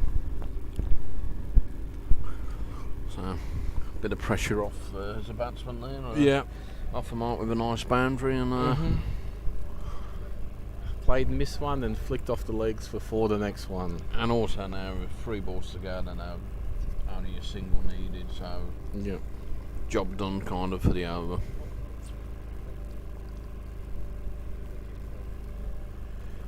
Down onto one knee, this pushed between cover and point. Well fielded and keeps them to 2. He had no problem picking that up at all. Nice little front foot push down on the one knee. So, what's the bet in this one? Slightly back of a length now? I would imagine so, yeah. Yeah, somewhere around the hip region. Let's see what we know, Stewie. Let's see what we know. Just back of a length there. It's just up around the hip region. So. And a dot ball for it as well, so. Yeah. Well, you saw how much I got right with my commentator's curse yesterday, no? Yeah. This guy's set. Oh, he's out. Yeah. He's done this for it. Oh, he's done it wrong. 6 on the board. 1 ball to go in the first over.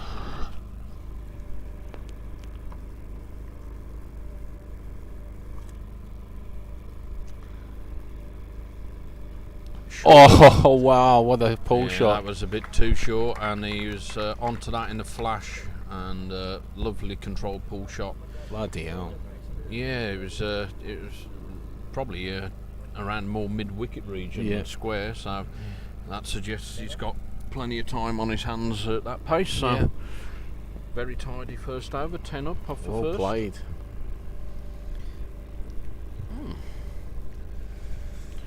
So.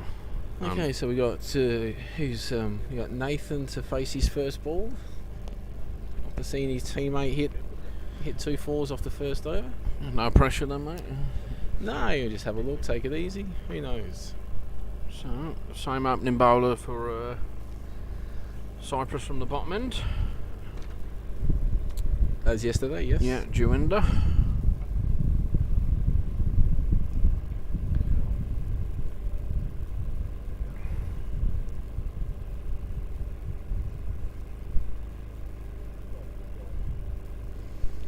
So, looking round, so we got deep third man. Okay. And they've just pushed their fine leg back onto the boundary. So there's the 2 out, 2 behind square only. Oh, first ball sneaked up. Yeah, he's walked, so that's a great start for Juinda. Yeah. Just kept a little bit low there. Looked like Nathan just played down on it, sneaked up to the keeper. Unfortunately, first ball dug for the young opener. Yeah, and out. Number 7 for George Burrow. So, probably suggesting there's a bit of an early movement out there, Yeah. Stu? Yeah, these guys get it to move a little bit, so it's just got one of those brilliant first balls you don't want to get when it's your first ball on tour, unfortunately for It's the fella. yet another person joining the Northern European Snorkeling Guide Cricket Association. Yeah, quite possibly. Oh, he's got a second chance in a couple of hours, so we'll see how he goes from there.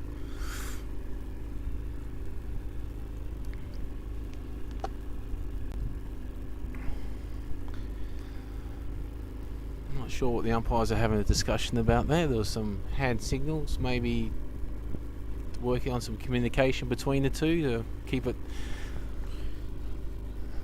streamlined. Because the keeper took it about waist high, didn't he? He didn't take it down on his ankles, did he? No. It was pretty regulation. It carried through nicely. Yeah. We'd check that on the replay if we could. Might have to swap seats, Stu. So in comes to Joinder again. Oh, another tasty ball by the look of it. Playing the miss there, just trying to get his feet. Without having the right camera angle to check, but you'd assume these are going away from the right-handers. Yeah, I think that's what he was doing yesterday. A couple of the guys were having a talk about his action. Is very. It seems to be very in-swing action with that really high arm action, but it seems to go away more than anything else, and that's probably what's got a few batsmen in a bit of a tangle yesterday. So George on strike.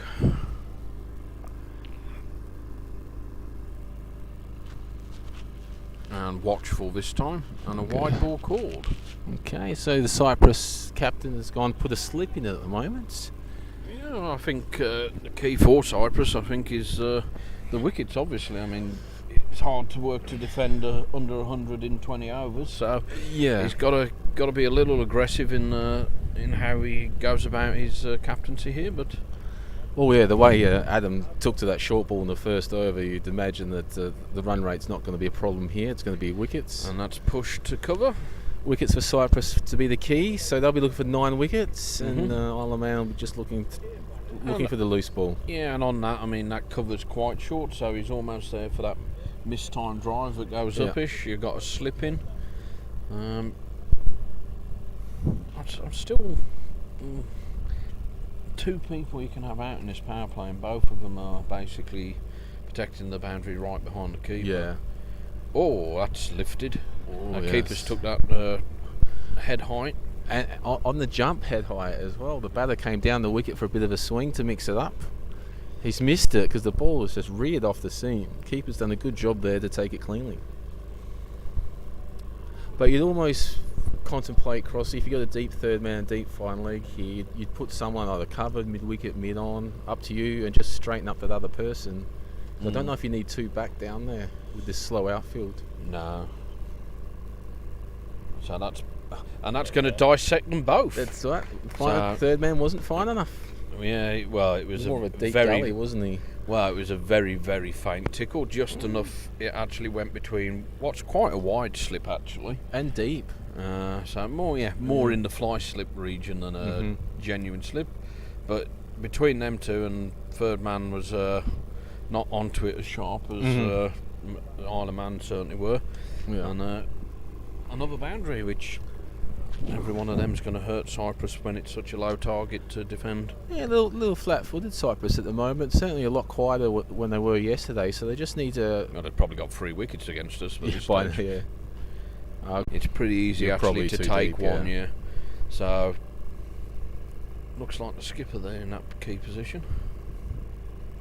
Qasim strain down leg side and a wide called. And no fine leg for this one, or if he is, he's certainly inside the circle, more of a 45 on a 1. Yeah. So if you can get something on it and get it round that corner, then I think you'll get guaranteed boundary at this pace at the moment. Even if the outfield's slow, that is the shortest boundary. That is a short one, and it does seem to be a little bit sharper down that area. Yeah. So in comes Qasim again.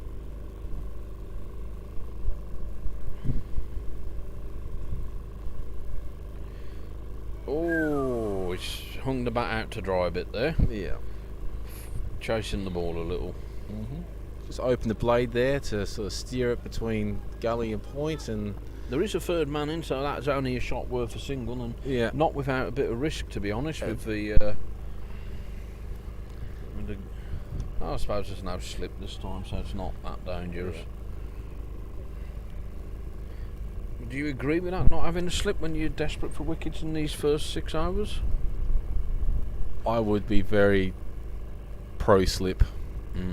Especially the ball swinging around a little bit. Start with a slip. I mean, he's got coverage in a lot of areas. Well, he's got a third man here, and he's got a deep mid wicket. So I think the lengthy bowled and the two shorter balls that got punished, they've sacrificed the slip to give that cover because boundaries are so important. We haven't seen too many cut shots in the last day and a half. I'd almost consider rethinking the gully position on this ground. Oh, that's a bit premeditated in my book. He's decided he's coming down the track and he hasn't really got himself near it. No. Turned it into a good length ball, actually. Yeah. So you got the point there who could cover any sort of dab through point gully region and just put the gully into slip because they're not cutting it. They're either driving or pulling. I'd actually be tempted to bring the third man up and put him at slip and leave the gully on the edge because, as I say, I mean, that is not a particularly fast point to the boundary and you've got a good chance of stopping it anyway. I mean, we had... he's got a little tickle on that. But the ball's kept low, so there won't be a boundary there. But they've run two. Direct hit, no. Good running. Leg by called. Leg by. So just a tickle off the pads and that third fine leg, as we said, is up inside the circle. So it beat him but slowed up. Just felt yesterday we had a keeper, we had the first slip, we had a short third man, we had a gully and a point. That's like, and a bowler. So that's over half our team in that one area. The first team that adjusts and get that gully and that point region right, I think is going to win a lot of games. Nice little flick. On his legs and just push to that guy at deep mid wicket for an easy single.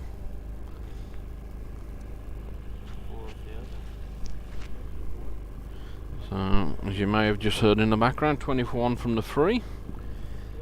Adam's still not faced the ball since his first over. Was it a single off the last ball again? Wow, how about that? Maybe that's why he took first ball, because he knew they were going to count for the rest of the innings. You got one over to get as many runs as you can. Well, you'd take 10 off his one over, sure. So, it's Chewinda to continue. He'll be... I saw a bus coming down the hill. I kind of hoped it was the ice cream truck, but I didn't. Ice cream truck bus. Might not be a happy valley for too long if we don't get one. Unhappy valley. In he comes, just backward of a length, drops the bat on it, no run. So he's playing that just above waist height and just dropping his hands on it. So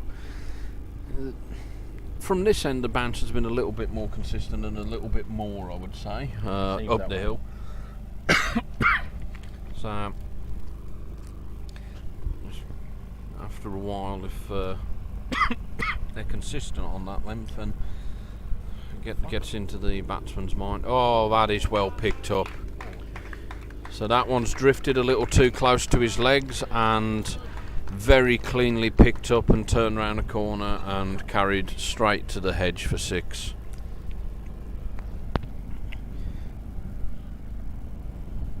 So now, having hogged the strike, George has overtaken Adam.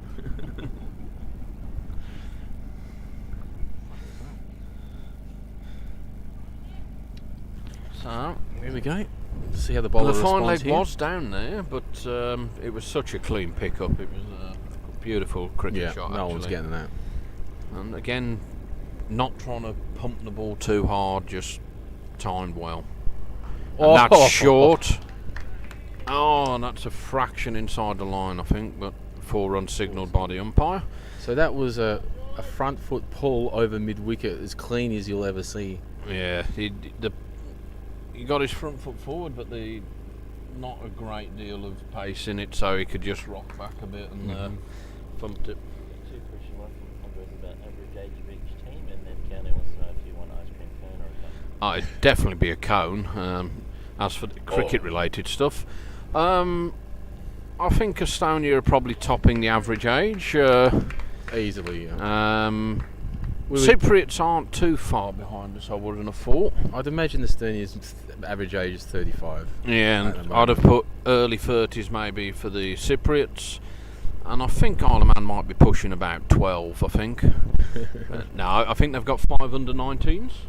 There's a couple of wise old head, or I say old head, certainly not in our category of age, but in their 30s. So I'd probably put them mid-20s as the average age.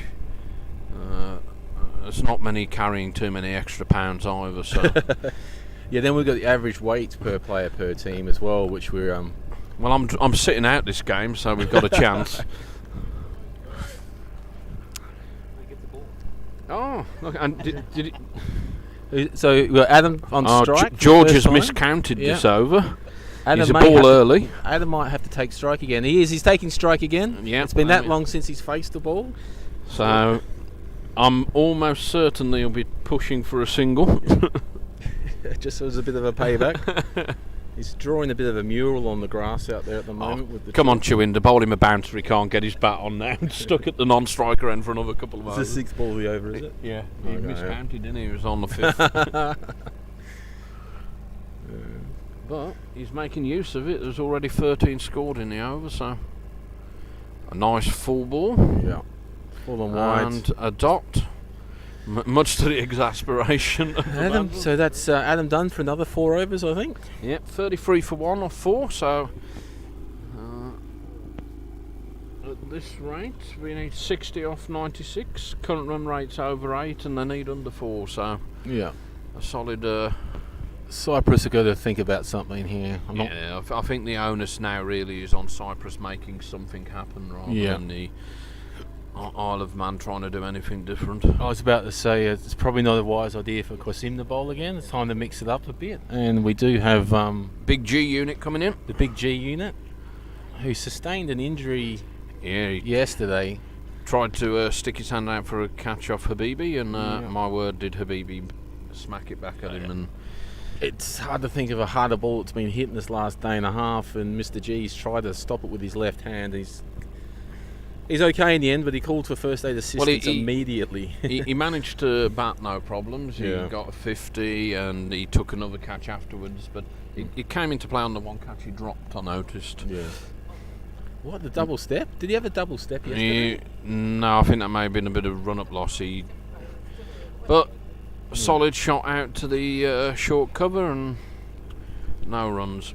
Yes, these two Isle of Man batsmen don't have any problems at all with the pace of the ball. No, I think they seem quite comfortable. Well, having seen the nice shots off for legs as well, they seem to relish the ball coming onto them at the moment. So maybe that might be one of the things that Cyprus try and mix up, take the pace off the ball a little bit. It looks like Mr. G's just shortened his run up for today's spell. He has had a pretty heavy workload, batting and bowling both innings. Yesterday, 2 games, and then this morning he went out to bat. So they do have a couple of slower options. There was a couple of spinners in the Cypriot side yesterday, so that's well back of a length, but he just wafted at it, and he's having a little chat to himself there. Yes. I think maybe thinking more that he's missed out on some runs rather than it was the wrong shot to play there. Yeah. There's no one deep over point cover or gully. If you lift it over there, use the pace on the ball, it's probably going to at least 2. So that's onto the front foot and over the infield, and a couple of bounces, and might be very close to going all the way. No, pulls up short. Good chase there by the Cyprus cover fieldsman. So there's that couple we were just on about. So.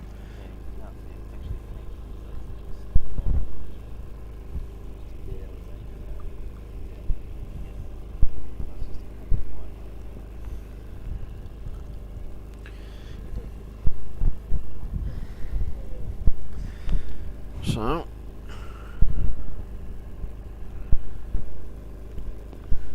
getting short. That's and the shot he that's wanted to the play. shot we were talking Yeah. about, and that one will go all the way. Yeah. Used the pace very nicely, and Yeah. that's where he was talking to himself about misruns rather than wrong shot. Yeah, I think what happened the first time he gave it a crack was he jumped a little bit. That time he just stayed a little bit more stable and Well, was just that runs for wasn't taking. quite so short, so he was able to not have to play it so high. So capitalise now, 6 off the over again. So 1 ball to go. So watch out for the single. I think Adam's already put his hand up saying no at this moment. One of the earlier calls we've seen in the last day and a half. In he comes. And that's gone long and straight, and that's over the fielders and over the hedge. So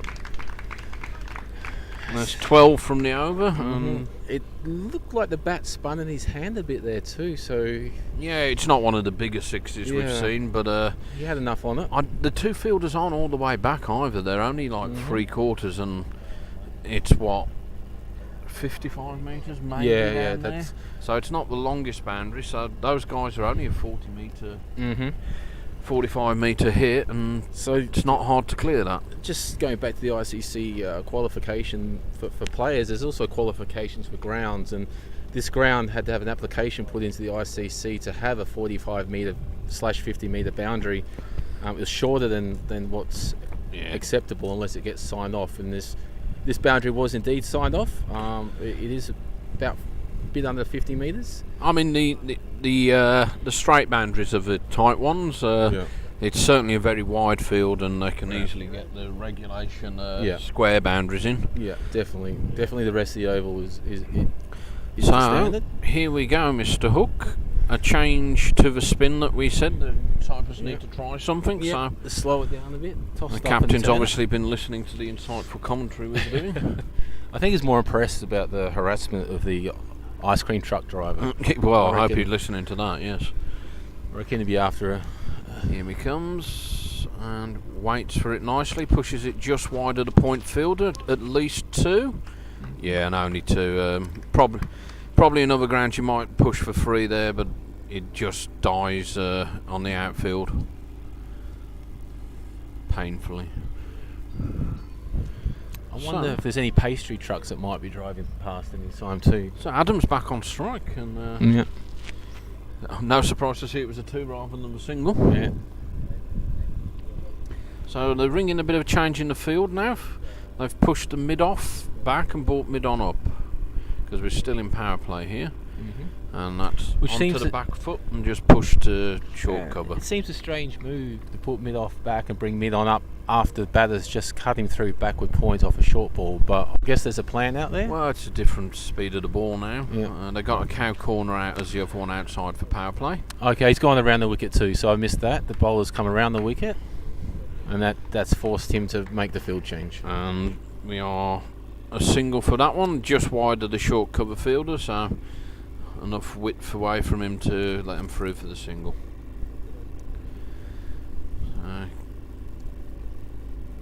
Tosses it up a bit. Yeah, dink. Good cricket there, just rotating the strike now. There's only that one fielder in tight, so they're just working it around of that fielder either side and keeping that board ticking, and already up past the required runs for the over. Onto the back foot. Bit flatter and fuller, kept a bit low, but the bat had no problems there, and just dinking it out to cover. Back foot, watched it all the way on. At least all watching the ball thing seems to be worthwhile if one can do it. So last ball. Oh, a touch quicker, I think it was. Bit quicker, and I think a little bit tighter to him. Didn't let him free his arms, so a dot ball to finish. I'm trying to get a handful of peanuts here. I better make sure it's not a handful of used IQOS cigarettes. That's the only problem. He does put them anywhere. I think they're in actually, this would be the, there you go. That's the offending cup. So 49 for 1 off this power play for Isle of Man, so 1 short of 50, which I'm sure is probably about their target for power plays with the fielding restrictions. So pretty comfortable 49 scored too, to be honest. Yeah, just the guy got a good nut first up, snicked through, but apart from that, there's not really been any danger signs for them. No appeals. Well, only the one which was giving us leg buys, which pretty much from here we could said was going down leg. So G unit to continue. Big G train coming in from the. What end did we I nickname think it's that? the East Cyprus end. I know we had the. Oh, that was a little uppish, but safely away from the fielder, and they're just rotating the strike again. What was it? The Northern Cyprus conflict zone down by the tree at mid wicket, where we field Midle.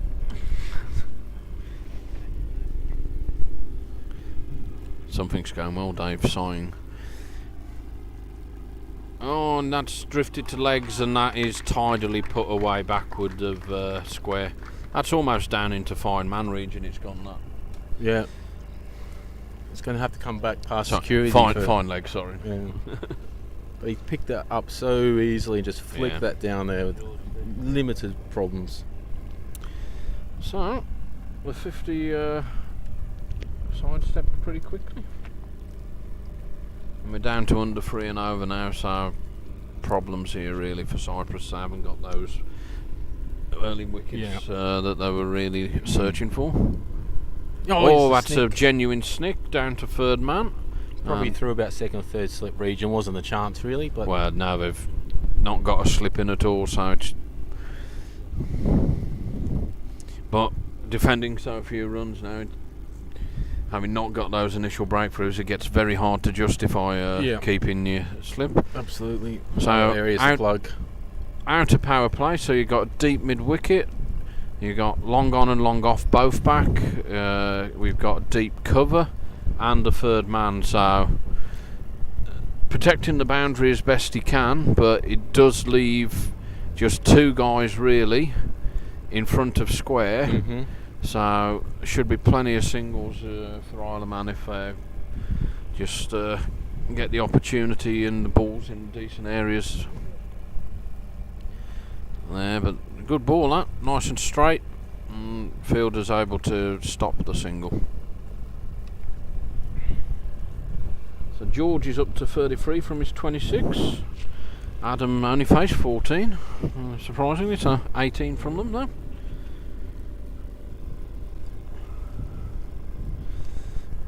I'm afraid it's looking pretty difficult to see an upset here though at the moment. Yeah.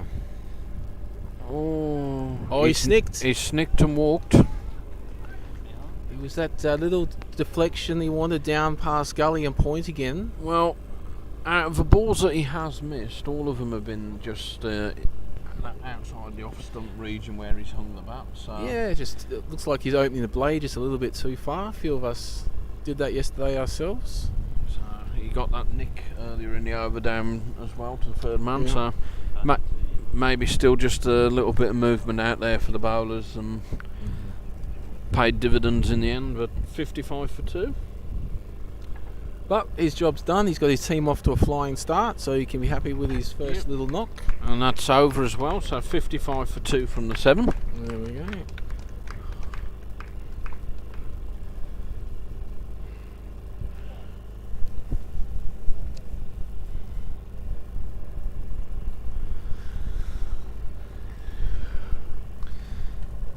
So, Carl, the new batsman.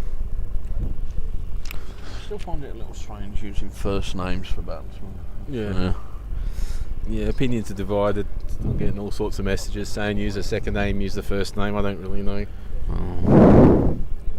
Anyhow, the name's up there. Carl's come out to bat. He's not on strike because it's the end of the over. So what we're going to see the spin to continue, I think. To continue, yes. I wonder at the end of the power play with the people going back. Adam felt he just had to dabble them rather than just sticking to his natural game. I don't know if that had any effect or not. I would expect to see probably in the next 4 to 5 overs though a bit of an uptake on there. Just put little gentle pushes or dropping the bat on the ball, and they don't need to do anything. Don't need to take any big risks here. Just keep that scoreboard ticking over, and but second wicket down, Cyprus. So. Gives them a little sniff, something to aim at. New person at the crease. That's a bit short from the spinner, but he picked him out quite nicely at the corner. Adam. The existing batter. Oh, Adam. Oh, I said Adam got out before. Sorry, my mistake, guys. No. I said Adam got out. It was George. the other fella. Yeah. Oh, he's had a good go at that. And That was what I'd like to call a US and unnecessary stumping, because the batter didn't move at all. No. Wonder where he learnt that trick, Stu. Maybe watching some of your highlights where you take all three out whilst the batsman standing next to you. Marco's actually the worst for taking the three of them out. But Monty's the worst. Monty, if you're listening, Stamping on them. you don't need to take all three stumps out plus the dirt, mate. Just take a bail, you'll be fine. So, in comes the spinner again. Oh, that's top a edge into the keeper's helmet. good job he's wearing the lid. Yes. So Yes, trying to play the sweep shot. Don't know whether it just lifted or if there was any bat in it, but the keeper wore it clean in the face. Yeah, I think he's top edged that. That's gone up at the rate of knots. I don't think the sound could have bounces done. Yeah. unlikely to have got that much lift, but so yeah, positive signs for Cyprus here. Played the sweep shot far more effectively that time, and that's rattled away for four. It's gone past the boundary and stopped. Yeah, it is. It's probably gone 3 yards past, but Yeah. as soon as it got past, it died. Yeah. So, runs safely in the bank for the over. A really lovely sweep shot there. Covered the ball nicely, played it behind square along the carpet the whole way. Yeah. Well, that was my concern about along the carpet, was whether it would get there, but Yeah. and this time onto one knee, cutting it out to the guy at deep cover, I guess, but Yeah. not all the way. Bowlers just slowed that ball down a bit, the toss of that, but it was still a little bit too flat, and Adam had no problems in knocking that one out. No, so Carl gets his first ball now, 60 for 2, last ball of the over. So Adam might be getting a bit of revenge counting in here. Yes. So he's straight down the ground, but well safe. Two Yeah. bounces into the fielder's hands, and he's got Adam off strike. So 32 needed from 72 balls. About $1.01 favourite here, I'd guess. Yeah, max bet $10 at the moment. The odds about for match winner for Isle of Man about to come off site. I think it's almost beyond the realms of possibility looks to like lose this. G Unit to have his third over, so still a bit of a workhorse for the Cypriots. 2.6 and over now, so absolutely nothing silly required from Isle of Man now. No, I can just use this as a bit of batting practice. Yes, that's kind of what I was thinking now. There'll be no rush to knock it off. Get the top order some time out in the middle. Yeah, they're up against Estonia next at 2 o'clock Eastern time, so hang around for that. I've heard after they're lunch. absolutely shitting their pants about that. So in comes G. Back of a length, help round the corner. It's past the fielder, but whether the outfielder will let it run or not. Minimum of 2. Yeah, 2 runs, and Carl retains the strike. They could have had 3 there, but I think he was quite happy to keep Adam at the non-strikers in. Yeah, it seemed that way. It seemed a predetermined 2 to keep Adam off a strike. Doesn't look like we're going to get the Isle of Man come over to have a chat at all. No, he doesn't give a shit too much about this stuff. No, and that's a nice solid defensive That's fair shot. enough. Dot ball. He's put a lot of work and effort into getting his team here, so he's going to focus on that, and then we'll do this. 2 different countries with 2 different priorities at the moment, 2 different stages of their career. So Yeah, I it's think more the than Isle of Man have got understandable. another tournament after this one, don't they? They kick on somewhere else Yeah. after this, so this is part of a bigger trip for these guys. Yeah. So in comes G. Back of the length again, and round the corner again. And just the one this time, I think. I'm informed that the next tour was cancelled. Oh, is it? Oh, that's unfortunate. Okay. Yeah. And when was it? Late cancellation or? Because a lot of time and effort from people goes into arranging these tours, from everything from organising your own team to discussions with the third parties, travel arrangements. So it's a shame when it happens.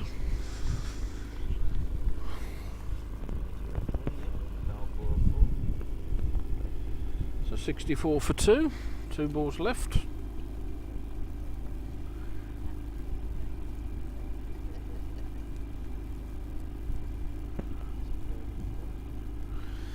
And nice and full that time from G, straight down the ground with a straight blade for a single.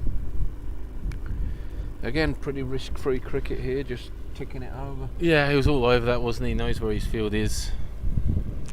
It's an affirmative shot without being too aggressive, just swap the strike, let Adam have a bit of a hit. Adam's moved on to 24 now from his 21. That's nice and full again, straight back at the bowler. It deflects it, but can't stop a single. Got his hand hit again by a straight drive. Big G train. He's not learning his lesson there, is he? He's just trying to get every ball he can, and gee, there's a few been hit back really hard in the last game and a half. So 5 again from the over, Stu, and you got to think Nathan's will be sat ruining his first ball. Snick now. Just what we need, getting mad and frustrated to come out hit 100 against us in an hour and a half. So sure we'll pay the price for that disappointment later today, man.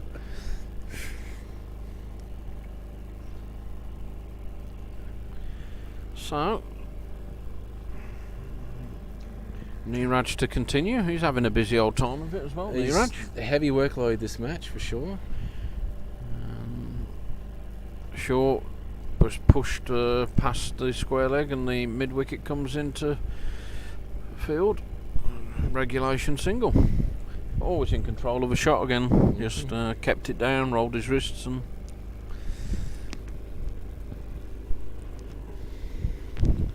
sticking with around the wicket. His bowler feels comfortable bowling there. There's no deep mid wicket though.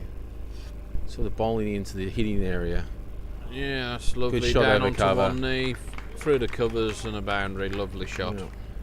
Well, he's got the deep mid wicket. He's got it's long on and off.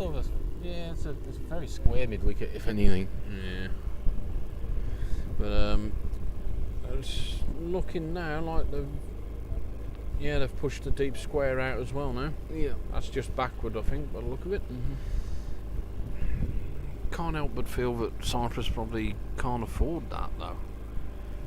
Every field that they've got out at the minute, like this now, just another push and a single taken, and every over the run rate's coming down, and they're still not going for the only thing that's going to win the game from wickets.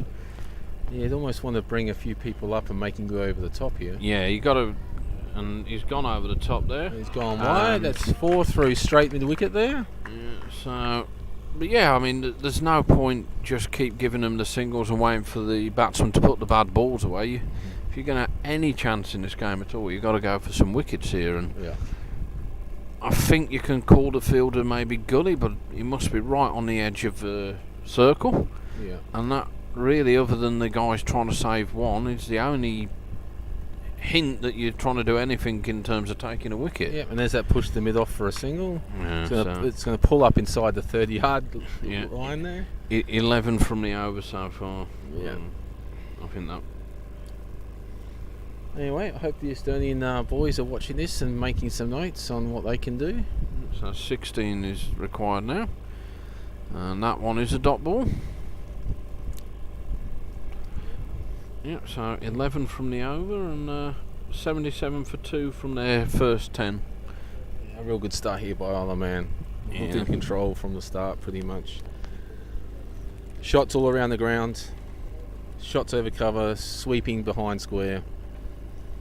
Making the Cypriot team really have a think about what sort of methods they can use to try to get a few wickets here.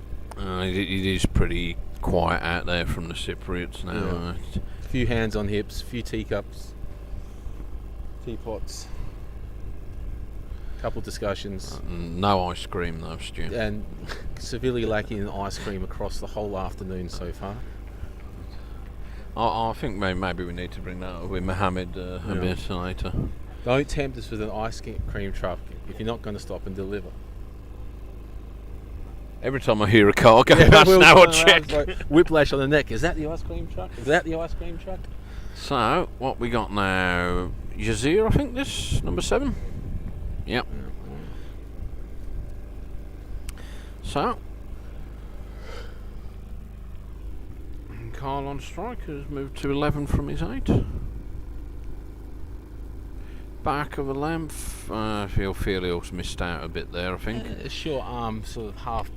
I'm wondering Ball. whether that should probably be coming into the offside though, rather than trying to get that onto leg. But it's a bit difficult. We've not seen the true lines of the ball. But Yeah, see, no, he's a short little fella, but he can sneak him through pretty quick. Oh, that Now is a big that's- hoik over square leg. that didn't look to be too leg side, but Carl's onto it in a flash. Played off length more than anything, I think. Absolute dispatch that. He's picked that early.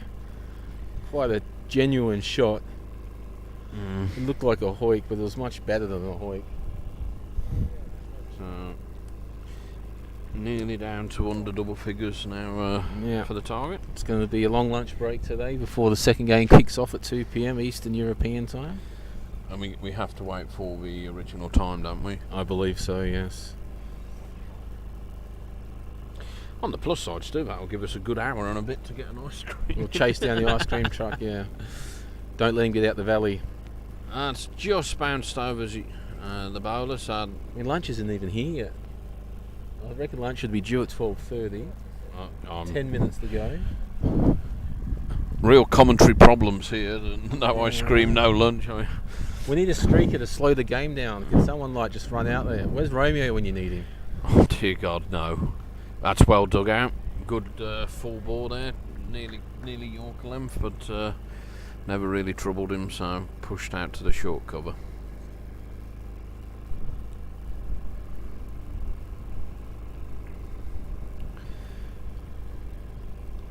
Yes, you're coming in. Nice full ball. Yeah, just low full toss and just ease down the ground again, so.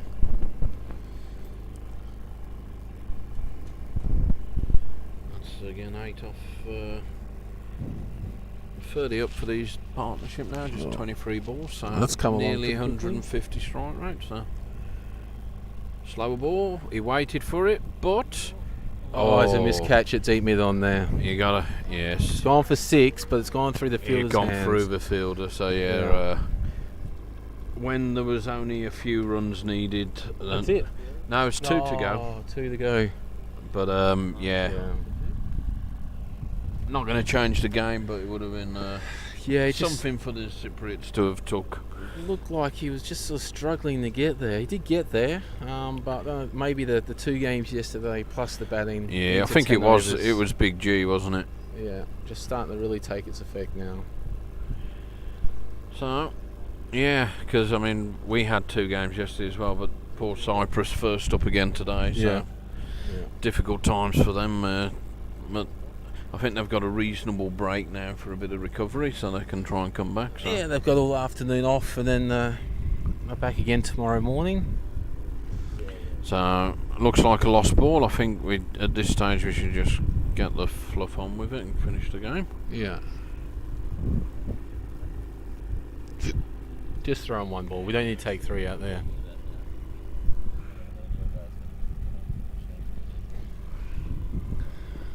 Come on, boys. Just chuck in 1 ball. There's 2 runs to get. The boys are smashing them at 10 and over. Although Stu doesn't have an opinion on this, in case anyone was wondering. I guess we did ask for a delay. I would have preferred a streaker rather than a lost ball with 2 runs to get. I'm not sure I'd prefer a streaking Romeo over this, mate. Well, I'm quite happy with a lost ball rather than seeing more balls than I want to. Yeah, so talking about streaking Romeos. Welcome to highbrow commentary. How did you get there? We were looking for a delay and Stu came up with a streaking Romeo and we ended up with a lost ball instead. And so to Jawinder, is it back on? Yeah. So 2 runs to get, 9 overs left, 5 minutes the sandwiches rock up, and we still haven't seen the ice cream yeah, truck. I think after a pretty tight game you'd say Isle of Man are just putting their noses in front now, Stu. Yeah, I reckon the majority of the team would be. Yeah, $1.40. $1.40. So to Market's left again, open. and he's on to 1 foot, but there's a man down there, so that'll just be a single. Scores are tied. He got Over that. 3. He got that back. He hit that well. That looked like it was going to go. Straight down to his ear, down at fine leg. Yeah, a whitish fine leg. Too. So game is all tied up at the moment. Resignation would save them now. That's the Isle of Man. Be generous. Declare at the moment. Declare and 2 for 92. Make it a tournament out of it. Slower ball, well watched.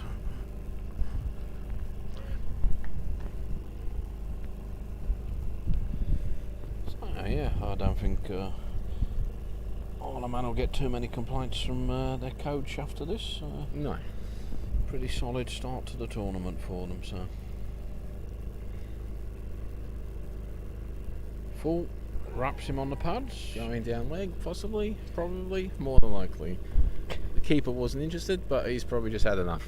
Yeah, I think he's content to do his double teapot and Yeah. wait for the single to come. Speaking of waiting things to come, Lunch. lunch should be not that far away. I knew exactly where this was going. Yeah. Full that's toss. full toss, slapped, and they'll cut it off, but not before the single's completed. So With 4 scorers, we're pretty sure that the score yeah, is we're correct. quite happy that we've got the correct score at the moment. Oh, And well, that is it. Comprehensive from Isle of Man from start to finish, really. yeah. So job done for them. Cyprus probably looking forward to a break from 3 games in a row. First up's Yeah. always tough. So we'll be back for the second game, which is Estonia Isle of Man, kicking off at 2 o'clock local time. Yeah. Thank you, guys, Cheers, for hanging everyone. in there.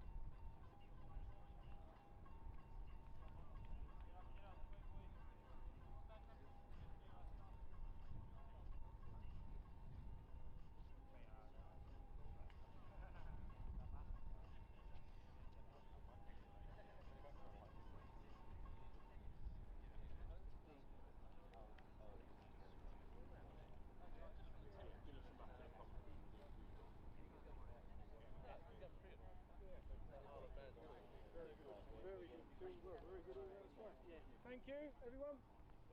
Thank you. All okay?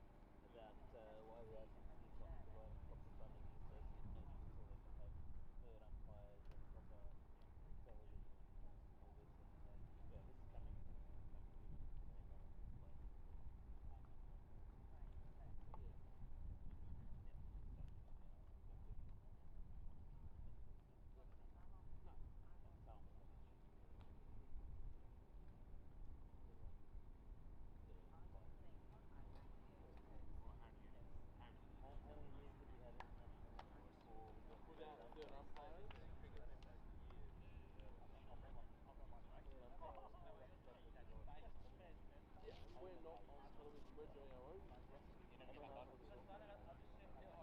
take my top off. It's not really much. So what We're giving kind of something. necessarily with the people asking is Yeah, fine. So been savagely dropped for this game. I thought sensibly dropped. I'm also a selector that helped drop myself. Yeah. But yeah, So why did you recently drop this? whenever, because the first game didn't want to disturb you too much, but I can have a chat about what's going on with cricket garden and what you're doing. So we had quite a few questions on the chat, so there's 3 people right on asking about qualifying for the match and about My game started. so we'll see what questions come up.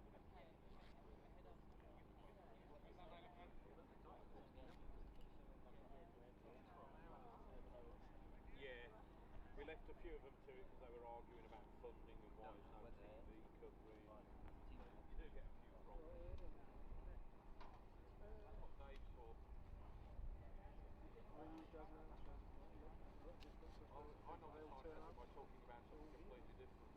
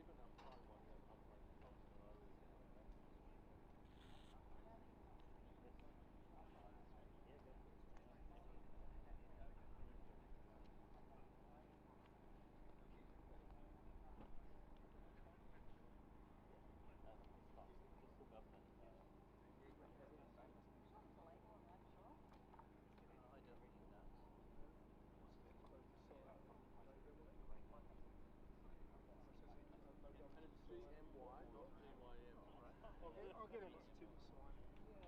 Why don't you log into the, is that your round? Well, it's just what he said. Yeah, why don't you log into the 192.168.0.1 and then change the password or you return it then No one can guess that. Yeah, thank you. What time is our next game? Is it 2? We are not before half an hour? Or? Someone queue in a few seconds. Yeah.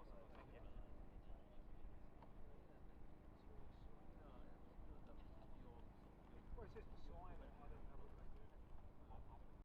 What I do want a signature on is match result sheet today. Something like I don't know what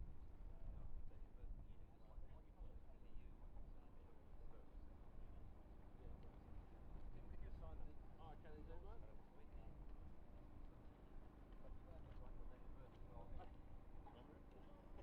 I forgot it from yesterday.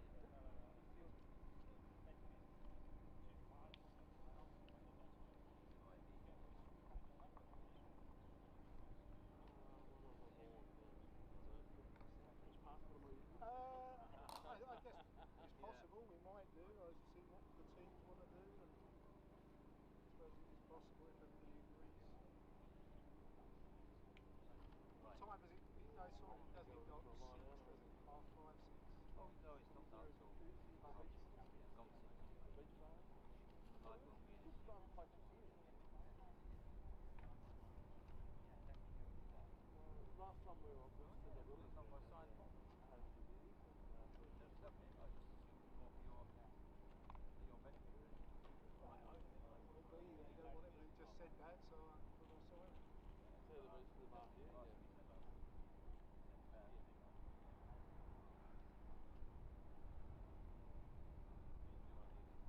So that's yesterday's one? Today, So what is that? I just signed it without reading it.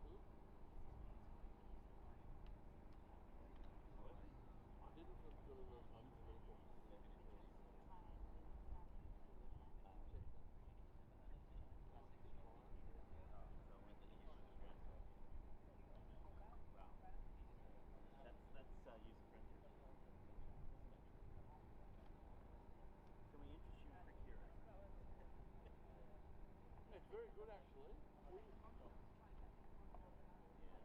Yeah. Are you using HQ then or? Okay, yeah. That's an Australian company behind it. Yeah. Well, let me look at the few of those things. But Shah, yeah, Canberra is actually, he's been pretty good to work with.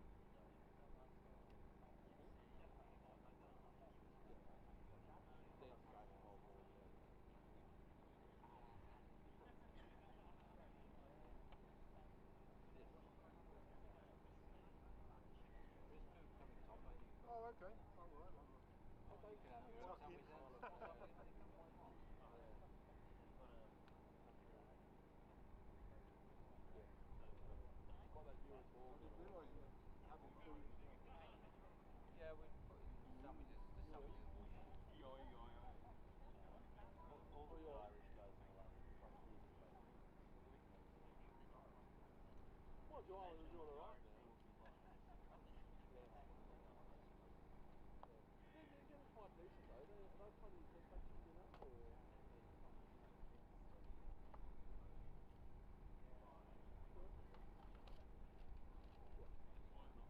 They look a good side, don't they? You played them before? Yeah, England,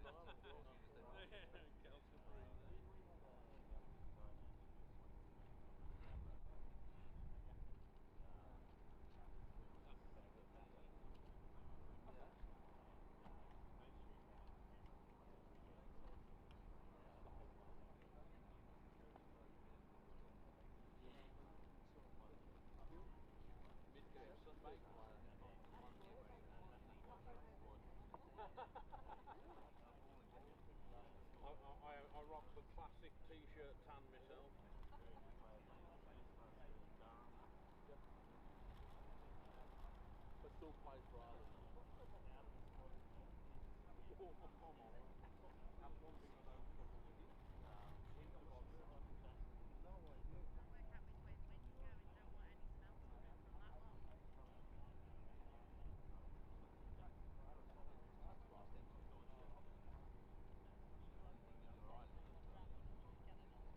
I don't think we did well.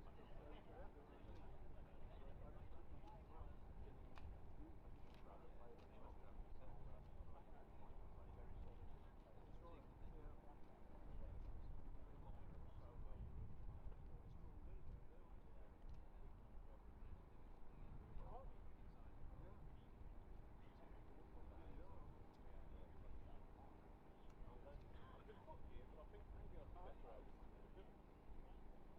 And you know him from your brother and brother.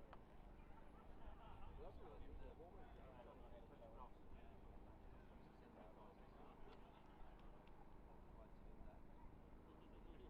You have to email them and scan.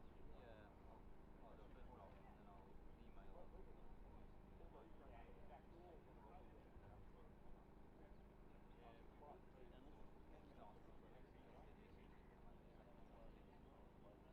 You get Wi-Fi in the office. Well, the mobile Wi-Fi is rubbish. It's their world view. So I couldn't do it yesterday. Neighbour and the young fellow was oh, so they're running around. Yeah, right. When I log into that, I'll I have the can't energy to get out there and do it all with home and I'll just do that now anyway.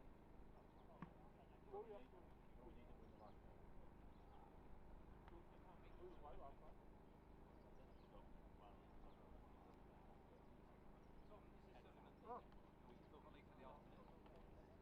hello, Sullivan. Nice to meet you. Yeah, I'm good, thanks. You? Yeah, there might be a young fella here who's an Exciting game. Well beaten by Isle of Man. come here and like the guy neighbour and maybe we'll have my good forward.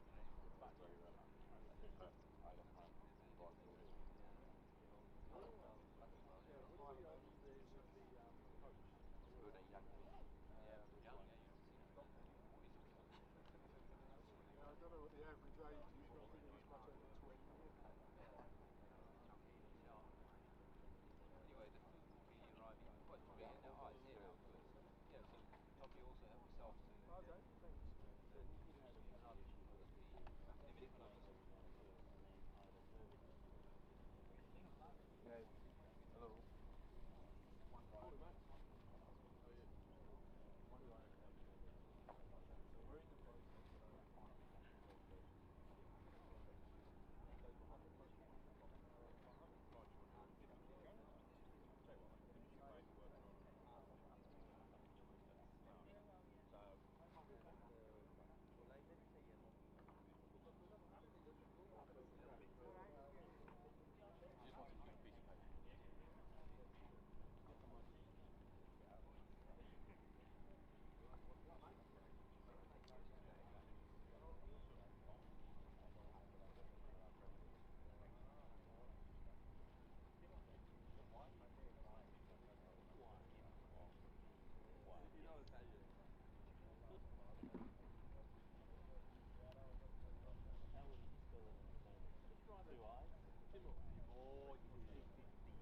What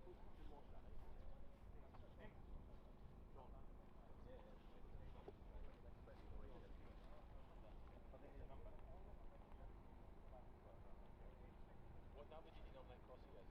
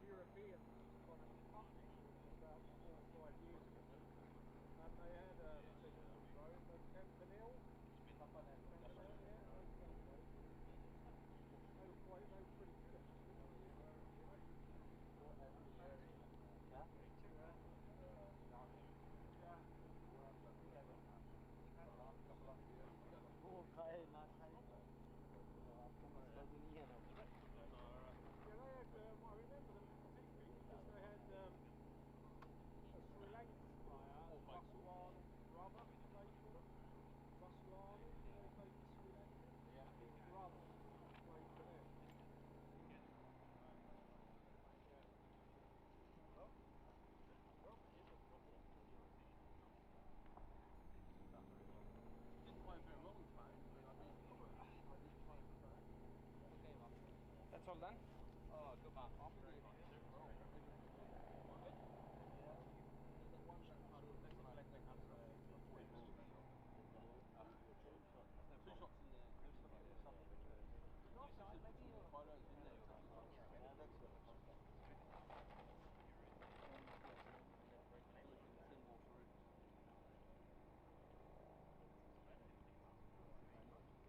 Two shots in there. Maybe photos in there.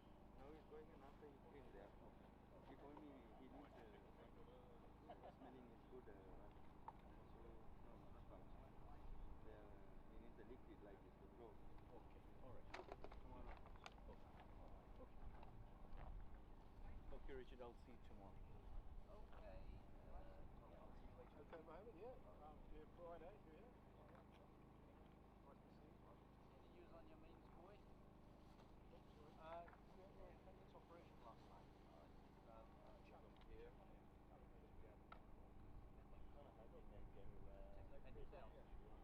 Yeah. We played them in 2012, right? They were full red there. Yeah. Yes. Yeah. Yeah, they were in the blue camp.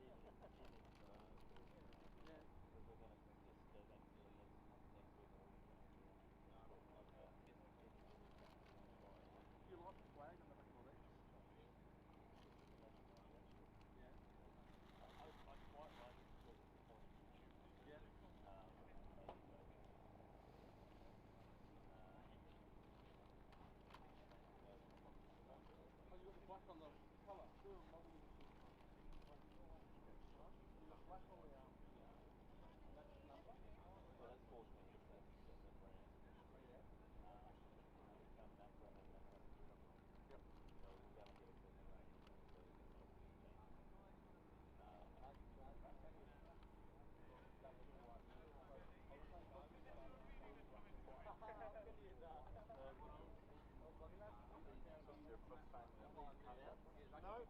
came here 4 years ago. Being a bit of a cricket tragic because I was on holiday. I found out there was a Cyprus cricket team, and I found out that Richard was involved, and I emailed Richard and said if I come over, could I umpire? And I umpired a touring tournament, and I came back on the final.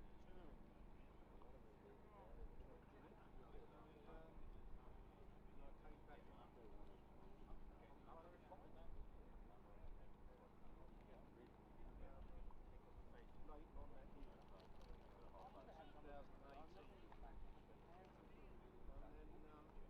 then I was going to Holland on Malta, coincidentally. I saw the same week I was playing. Cyprus was playing over there, too far from where I was going, in the World Cup, the ICC World Cup. I've done a detail when I watched the Ceremonial bat. 2019,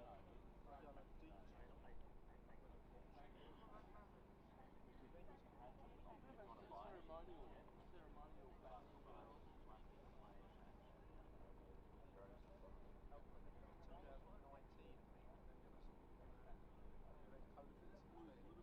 since then. I love travelling, I don't really go anywhere, so this is the first time I'm coming here, I've travelled for about 18 months, like most people. I said to Richard that I was thinking of coming back, before I knew anything about it. And then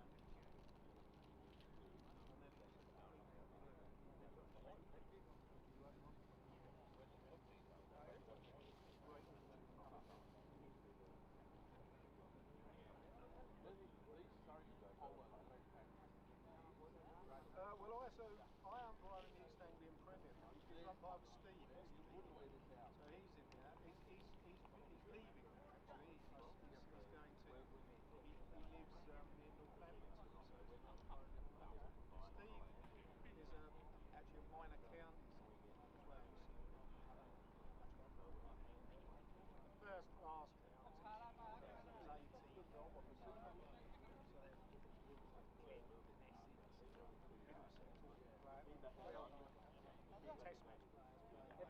match players, and then the level below that is the minor counties, because there's about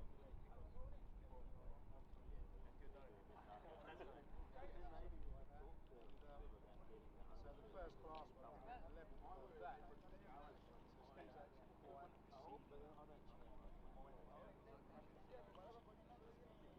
As long as it's not blue or yellow. So senior, the highest club would be the Premier. There's about 16 Premiers. Put them by the net, Okay. Inside the net. Parts of the country. So the East Anglian Premier League. We have about counties of Essex, Cambridgeshire, Norfolk, Suffolk, Huntingdonshire, 5 counties to Premier League. So it's good cricket, but and a bit like you know, then you congratulate travel. They play half the game. Starts in 11. Put by the scoreboard, put them by the scoreboard, please. Sorry. Drive an hour and a half to the game. So far. So there is a lot of travel.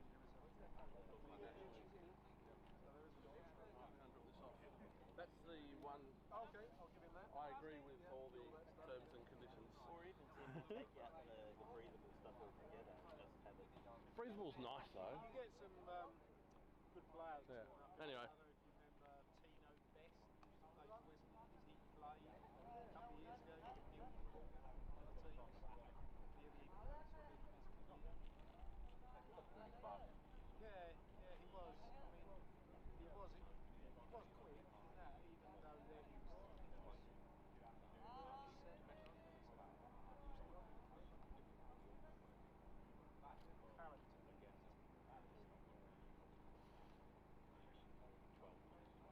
Mind the windows, Tino, that one.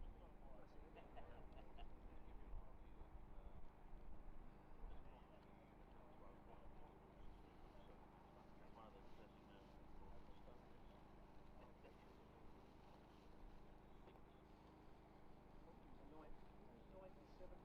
97 now. I think it was his highest score, 97.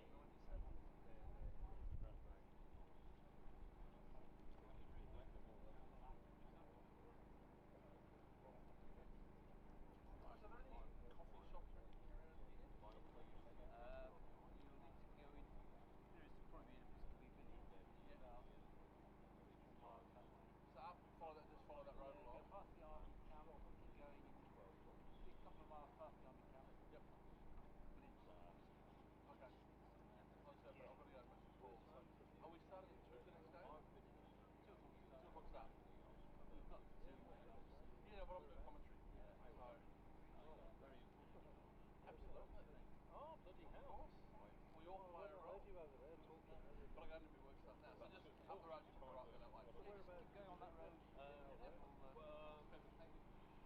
So on lodge school. Oh yeah, I know. So when I was under 16s, I used to play at lodge school. Yeah, yeah.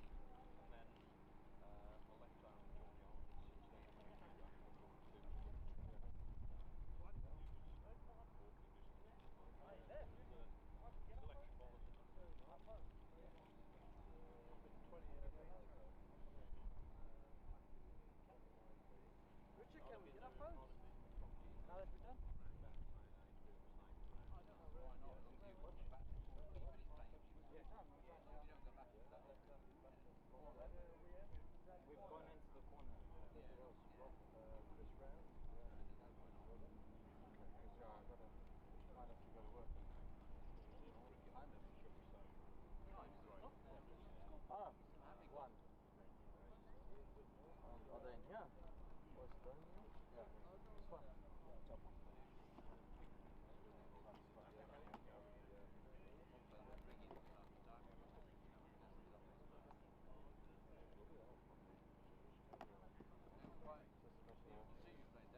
Sorry? Yeah, very good.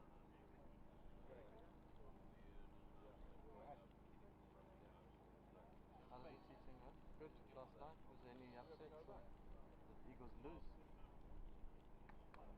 Oh, they won. Oh, great. There is a bit of a lure to get them out. Take everyone. Just deal them out. Yeah. I don't think anyone wants that one.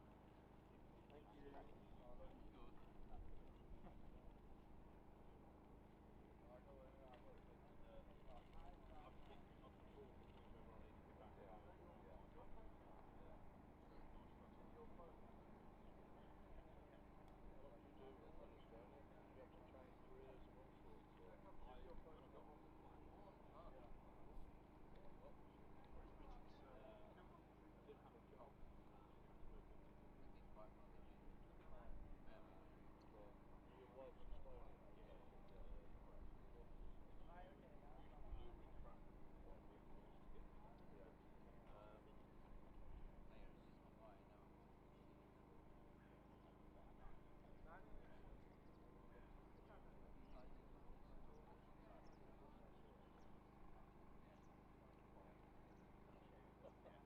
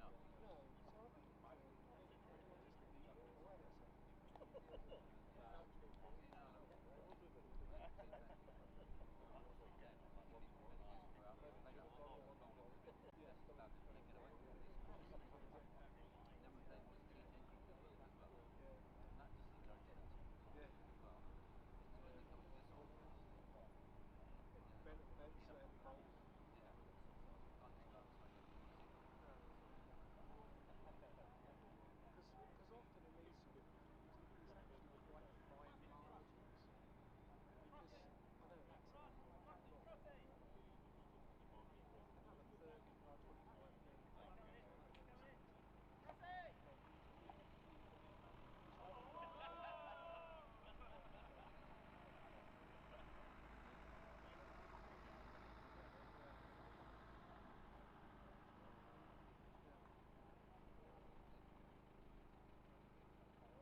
So what happens is it's only 42p then?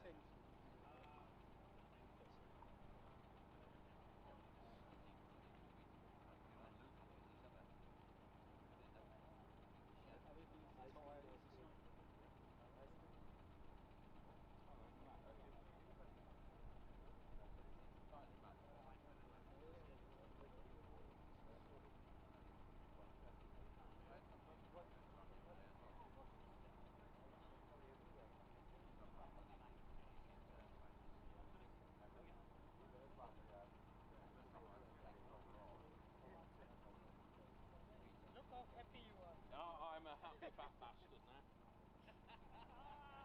I didn't have any more hands. Well,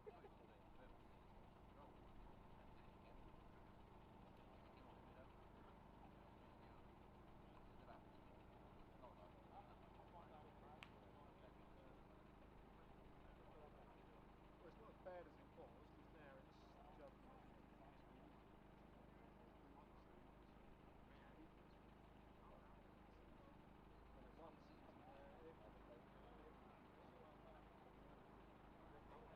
one season where everything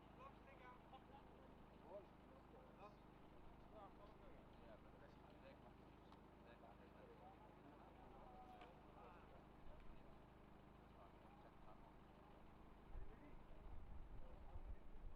yeah, but it's a lot, because that was like terrible junior.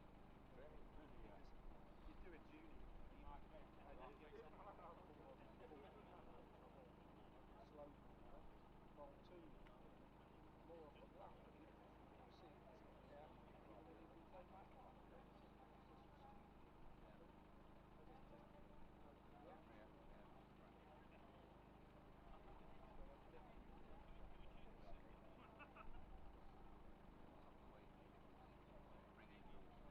you'll see it's coming out even when you've been taking it. Yeah, well that's right, they need to,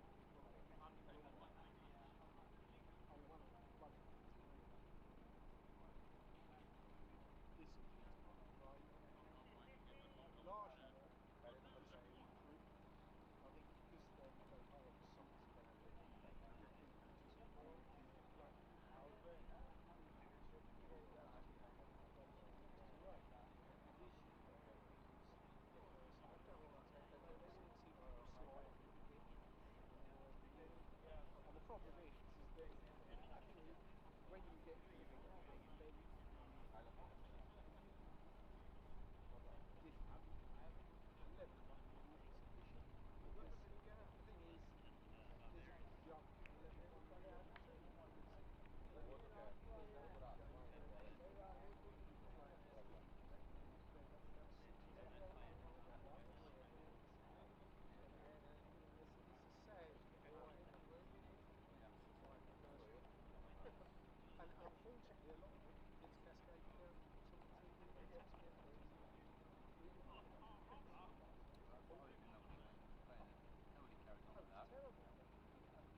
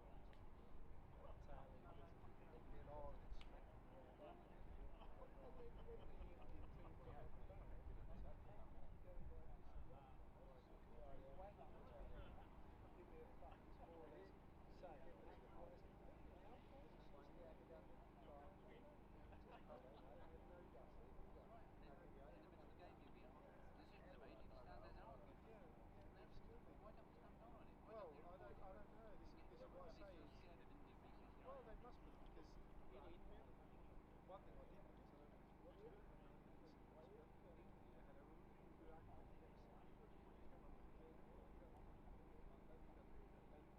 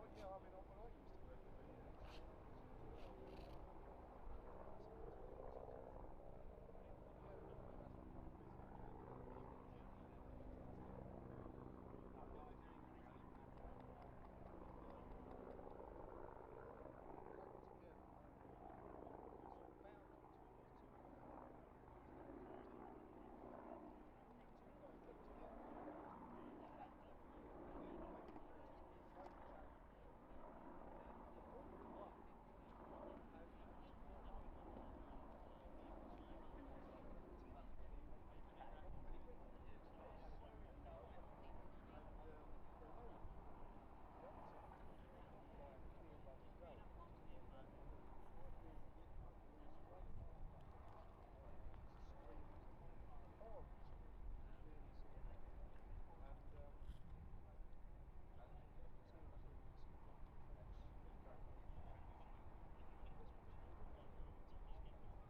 on, okay, we've got 5 minutes. Other people, they see that as a club, they see it as that's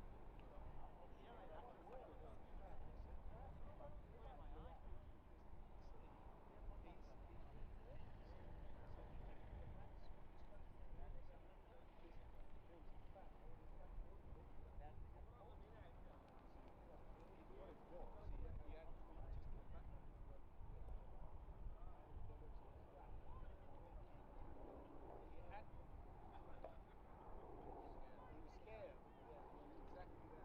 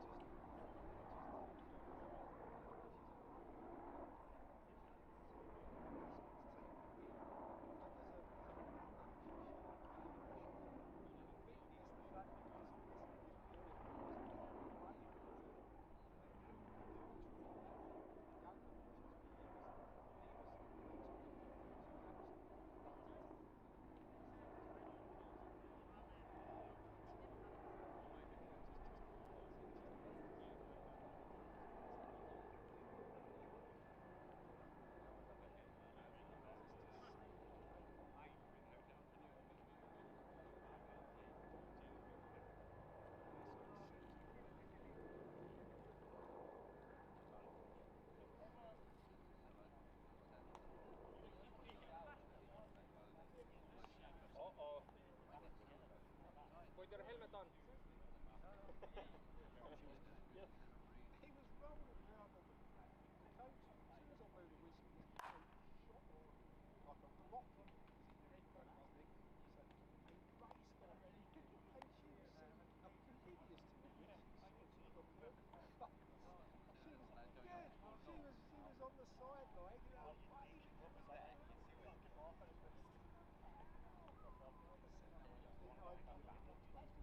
gauge it. So I'm quite aware of this foul. I said, I believe because you could surely see that young lad isn't play acting. He's either seriously injured or he thought he was seriously injured. I said, but have you got any injuries? So, I said, you won't.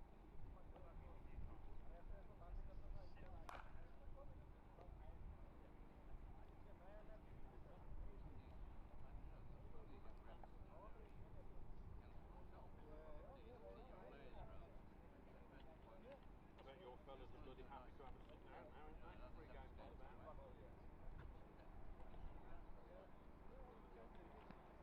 I don't mind. Yeah.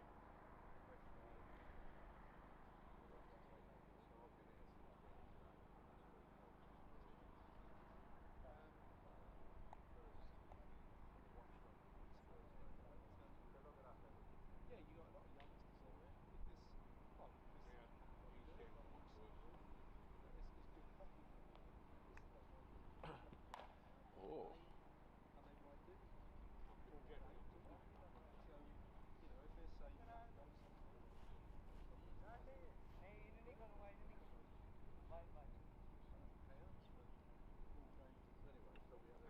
But yeah, no, some of these regulars. Most of the teams, well, I ain't looking at it,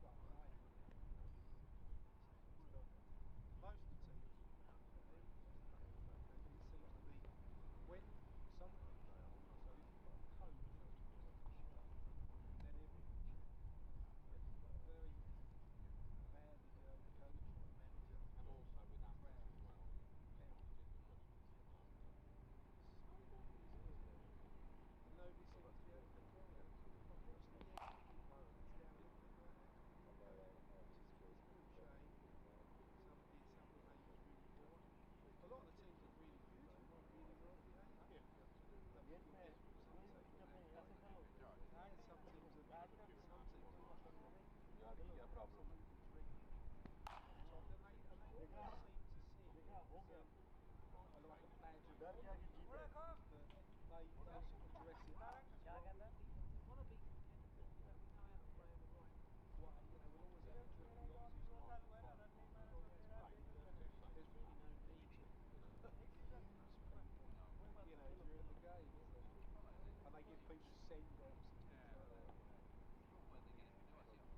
Exactly. Well, that's what I'm saying. Exactly. Nothing's done on the TV, is it? And that injury. They were giving both sides were giving players send-offs all the time. Indians and Australians are going out of hands with these send-offs and stupid man tag and Yeah. Well, I've got a friend of mine's Australian. A few years ago, I did go to visit Perth, and I have some brilliant experiences. But generally, they're really strict with their players, much stricter than the UK. In that, if somebody gets issued with a now be a level 1, they have to appear in the umpire's room. It's written in their code of conduct 15 minutes after the game. And if they're not there, it's escalated to a level 2. Whereas in England, quite often, not more recently because it's all got a bit under the evidence of the COVID, there's a lot of people doing that sort of thing. But in England, quite a regular thing, if you reported something, they would so you'd have to go and find them at the end of the game. And then you'd say, well, hold on, I said, whereas in Australia, if you're not there for 15 minutes, it's a level 2. And that's the way it should be. Because it's continually drifting to poor behaviour. Just talking about both the one in India and the one in England. There's an Indian umpire. When I watched the series in England recently, in February, I'd never seen him before. I don't know if you've heard of him. I think his name's Menton or something. he's got promoted in it's really brilliant umpire. I couldn't believe it actually watching it. I mean, Michael Goff in England, who's like really good record. There are not many decisions. So he's got a really good record. Because I always think, although I like him, I don't think I could be mentally strong to, if I had a day where decision after decision was being overturned. I'm not sure I could. I'm not sure I could cope with that, because in the England Australia series 2 or 3 years ago, there was a guy from West Indies.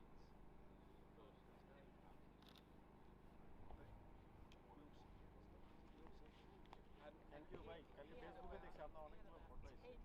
Det ligger her. Overturned in the match, and in the end, they were almost farcical. They repeat, so review, and they say there's another one wrong, and it was. I felt embarrassed for this guy, but I reckon you've got to be really strong to be able to withstand it. Certainly under scrutiny. Yeah, absolutely. The Goff has got a really good record, but I was watching this India series. This guy, I've never seen him before. Quite a burly guy. Menon, really good. I mean, this guy, I think, there's trilteral we've done here. He's given it not out, straight away. They've done that. I think that's got to be really close, And when you look at it, he's just outside off stump. He's just hitting outside. He played a shot, and they said no, that's correct decision. And there were several like that. And I thought this guy's really good. He's just got promoted. Very, very good. Very good. But we were saying, unfortunately, Kohli, you can see Kohli jabbering away at him about something in that game. I thought, well, there must be a fine at the end of this, and nothing was done. And the same in this series, it's just gone by India, England. Both sides really badly behaved. One of the games, I can't remember where it was now, but they bowled. It all started because they bowled short Jimmy Anderson on Saturday. And there was a lot of booing going on in the crowd because he was the last man. Anyway, eventually got out because England bowled at India, and they were bowling, and they just lost their heads, bowling short. The Indian tail enders were smashing the ball all over the place. Yeah, if they just come in and bowled Yorkers, it would have been over. And they just lost their head, So England had these fast bowlers. Wood was playing, and Anderson, these sort of guys. Short, and the ball was getting smashed away. And then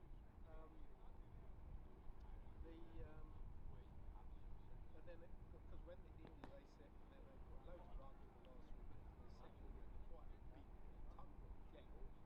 And then when they come out, you could see Kohli more or less sort of telling the umpires the way it was going to be, and the umpires were sort of there going, I thought it just looked like they had got control. It just looked like they've got no control. And they were like, when they were bowling, I think Bird's got a really good place to do that. But before he did get it, the guy from Sharma. Yes, he's got and he's running through, and literally his face, he's about that far from him.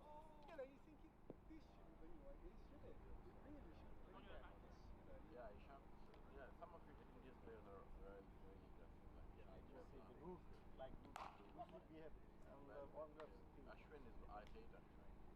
It's funny though, like I remember, I'm old, so I remember a long time ago Indian teams coming to Australia and complaining about the way Australians play, and it's exactly how India plays now.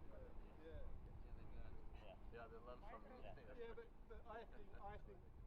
I think the failure is in the authorities to not police it. Because the problem with that is that makes it a hell of a job for club cricket. Because club cricketers in England, I don't know how it cascades in Estonia and Cyprus so much, but they see that and they think, well, that's okay. Yeah, So we then get a lot of talk back in Estonia, which we're trying to cut. they're going to have to review it, because although when they brought them up to level 1, level 2, level 3, to a point initially that was okay, but now there's an argument that the level 1 is not enough, because the thing is, what you could end up with in some way, you could end up with potentially 6 or 7 players on level 1. Bye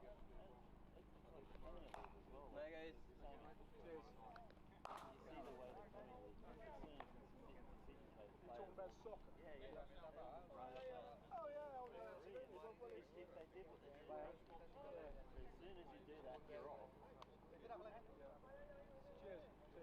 look at But, the authority no, that but, the staff really no, have. well, we recently got into this is I used to umpire some football as well. And the reason I stopped that was because it's getting worse and worse. But even junior football, you'll get the fact that exactly you'll get that. We were just talking about which is a sad thing in England. It's cascading down to the parents about the touch. I was saying to Richard, I refereed a game. It's about 5 years ago. It was an under 14 game. And the ball sort of was high in the air and it dropped down more or less in the centre circle. And two 14-year-olds challenged it. It wasn't bad. They just challenged it. Ball broke to the point where it broke against the team. And this attacker had a clear run on goal, so he would most probably have scored. But one of the defending teams, one of the challengers ball, he literally screamed. There was a bit of a crash, and he went down and he screamed. And so I blew the whistle straight away, because you could tell this kid wasn't joking. And as soon as I blew the whistle, this coach ran on with a bag, raced on. This kid was holding his head, going around the room. And this woman, there was a mother of one of the attackers, she was completely on the sideline, calling me all the names up on the side. She said, that was never a foul. And you're not supposed to say it, but I got so fed up while they retreated. I said, surely you can see that he's got players. I said, say that to me more. The reason I've blown up, it wasn't, and that's what she keeps saying over and over. It wasn't a foul. I just think that. Oh, good, thank you. No. I just think it needs to be almost like draconian. As soon as someone does something, they're done.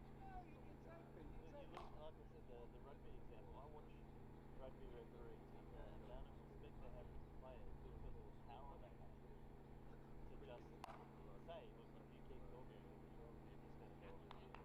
Well, and the thing is, the rules are there in those sports. Well, they're there just in not cricket. enforced. They are there in cricket, but the problem is that it's almost like we, living in a kind of a world that's different from reality. I mean, take the Test match. Really, what should have happened here, the umpires, who in that game off, actually, who was good umpire, they should have said, stop wagging your finger. That's what they should have said. Because if you don't, we'll all be fined at the time. And you need to go away. That's what should have. That's the sort of language. But what you could see was them going. Please like this. Yeah, exactly. As if they're asking a favour from the players. And it didn't go on. And it was, and all you kept getting out of the commentators and saying, oh, this is really fast. Yeah, isn't this fantastic? Yeah, really good because it's good telly to say that. But then what kind of an example does that set for East cricket? The match day there? It's terrible. Yeah, I remember when India lost in Sydney to Australia, when Michael Clark got the 3 wickets at the end of the match, whatever, and then Kumble came out after the match and said only one team was playing in the spirit of the game, which obviously pissed off all of Australia, and then all of India was behind him. But then this is the same team that now is turning around to man-catting and that's right. You've lost, they've lost the moral high ground. That's right. Because to them, suddenly you get the argument that, if it's in the rules, it's okay. Well, it's certainly getting worse. You see, the thing is, interesting what you're talking about, because on Sky TV, they have these other sort of series, and they were showing a series of the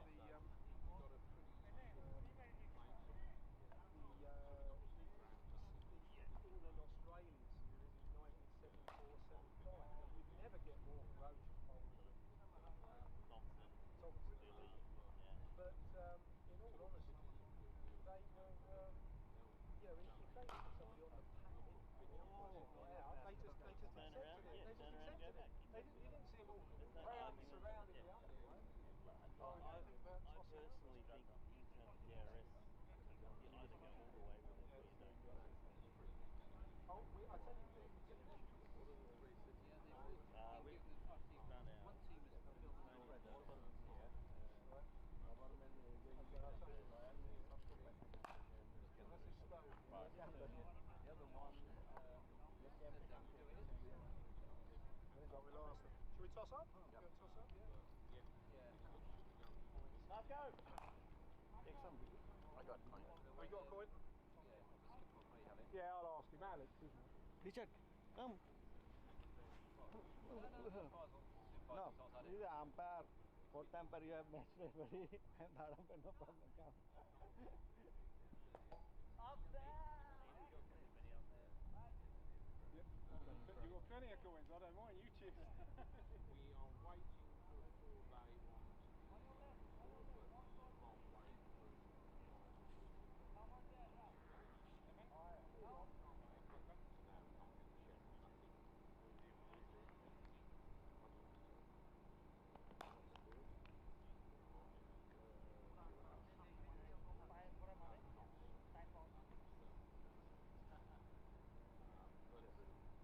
to be called, but halfway through. Already paid now. Literally, we've got the 4 bays are all dug up. We've got the gravel base down, and now we're waiting for somebody. You can take it all.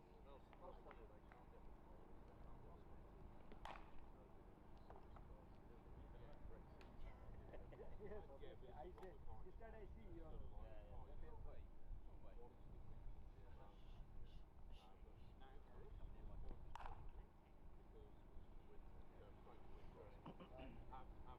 6 months of snow on you, and then so we'll try and wait next summer, but we'll get them a date booked in as soon as we can. But the other one, what we'll probably do is we'll have to roll out This morning? short-term plan is already roll out next after next year. Oh, right. And then we'll mobile. Yeah, just Yeah. And then what we'll do once the real ones come. It's not like number one to left it back. It'll be easy then.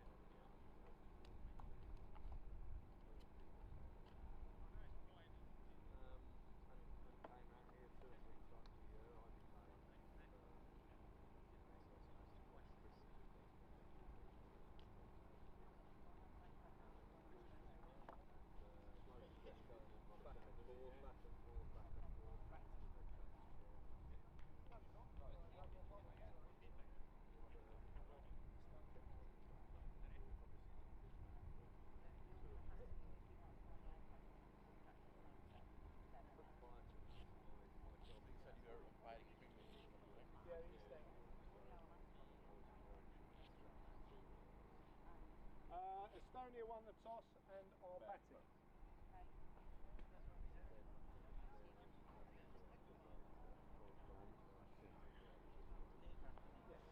ask about that.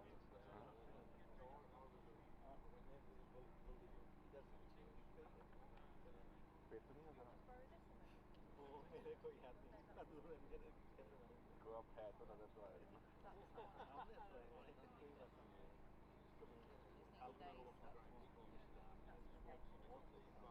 इसमें मेरा नहीं मिलेगा तुमने खुद ही कहा कि तुम्हारा photo मिलेगा मेरा फोटो बस साइप्रस का आप एस्टोनिया पर हम मोर शोज आ रहे हैं सबने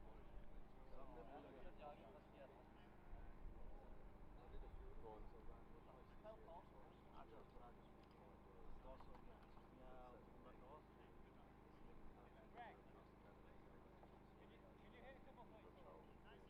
जल्दी का मैच खत्म हो जाएगा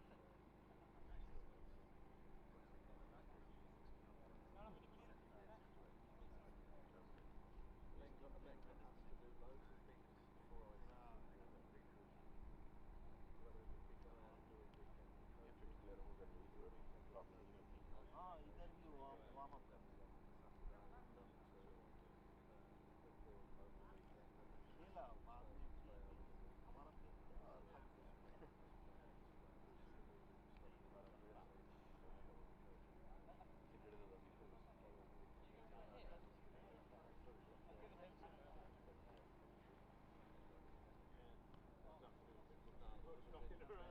हमारा सोचेगा आप साइप्रस में भेजा दुनिया का सारा सब उनको पता ही नहीं है पता बाद में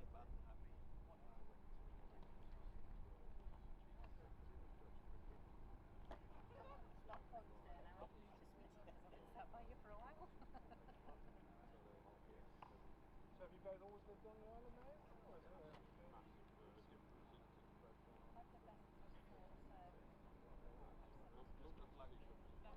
अभी इधर ही हैं अभी नहीं जा रहा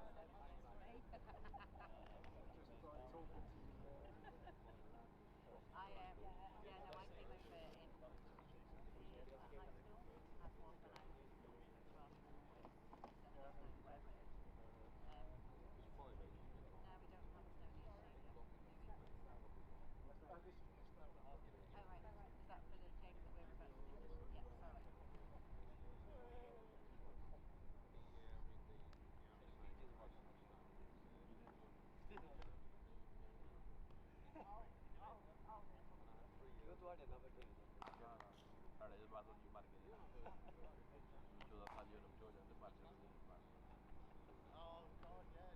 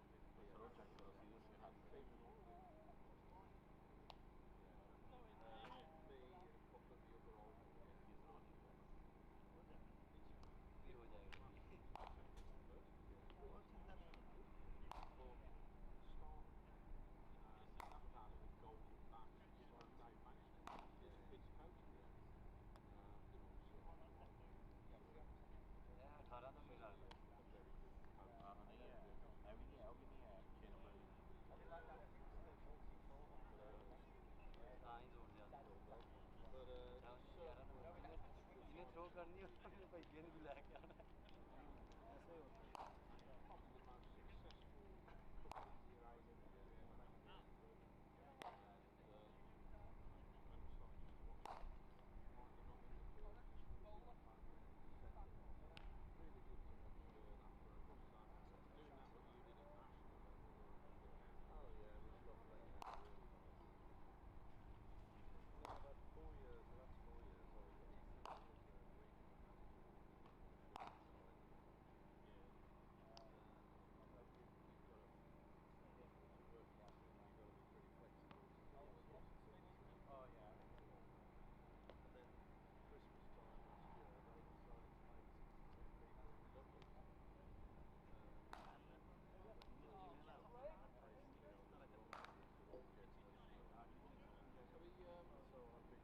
what did they do with the restructure? So 62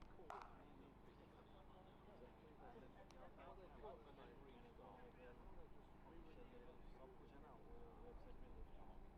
So what we were, I was reading about it in the West Midlands. They tried to. You said Richard Scotty. There's only one Richard, isn't there? Is that the Sorry, that was the Alan. I didn't know you were looking for that. sorry, I didn't think we had that. I'll just be taking a note of the names. I don't know if you want me to.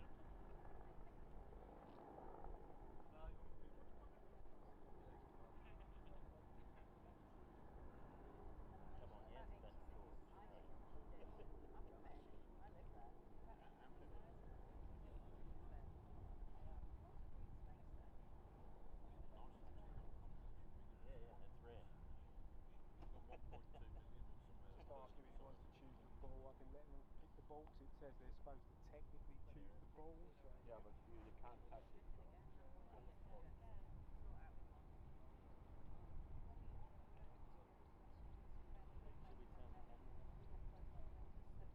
Get a real shot?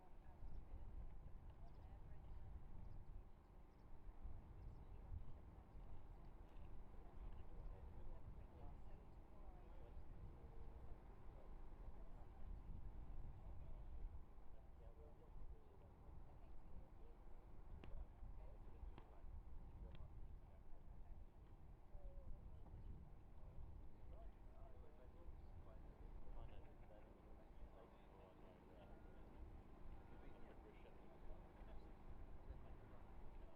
I'm refreshing. Just a point of query. Is there any? You're not running any COVID rules here, as in not touching.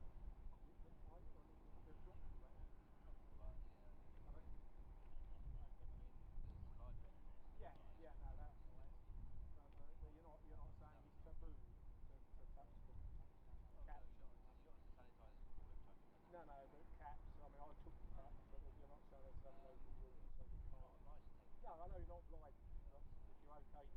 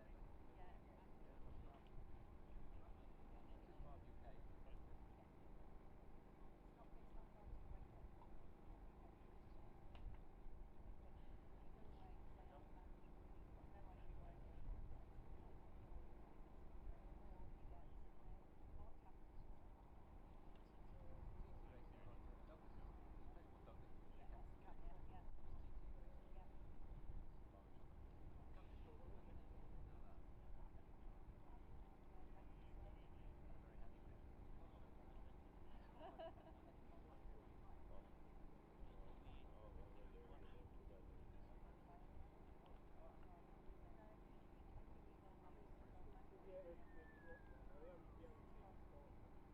Yeah, Iceland's a place there's not much about.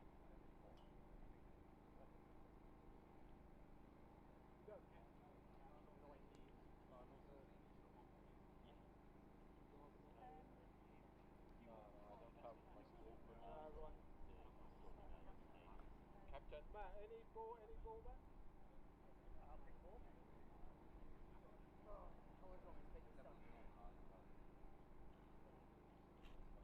You say that, the ball that we had in the first game was one small for this one's got a very nice seam.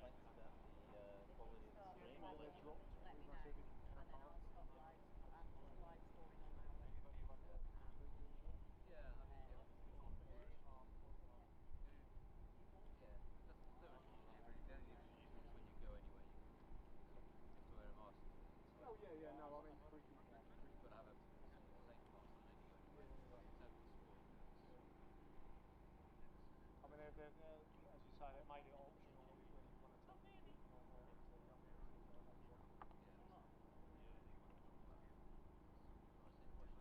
Yeah. Well, that's true, isn't it? Sometimes when it's cold, it's nice to have a sweater around your waist, isn't it? Right, good luck again, everyone. You don't need luck anyway.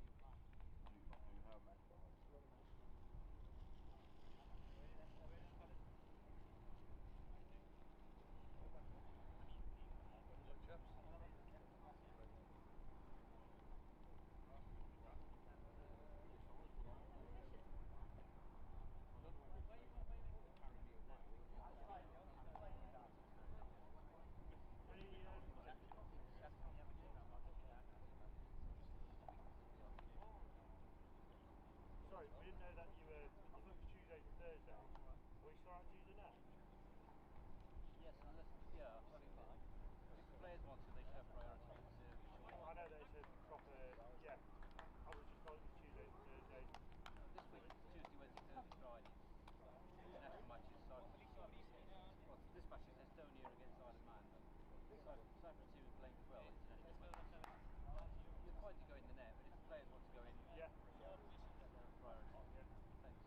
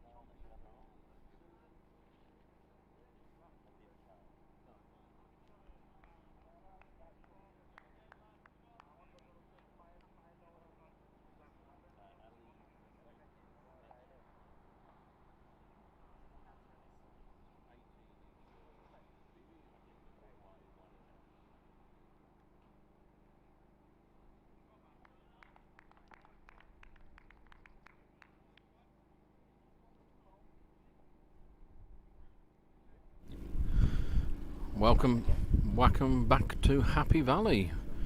We have Estonia have won the toss and elected to bat. So Ali Masood on strike and Habib Khan at the non-strikers. And opening the bowling for Matt Ansell is for Isle of Man. Who's in. Ali pushes it through just in front of square, scampers through for a single.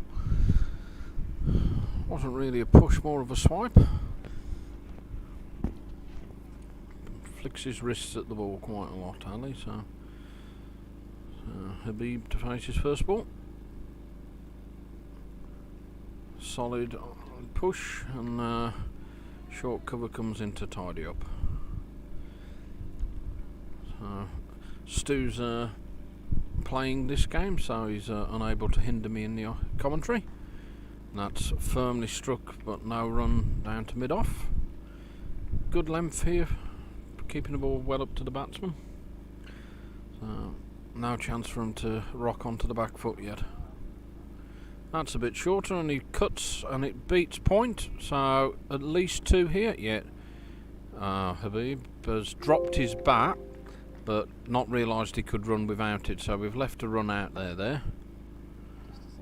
Yeah, single.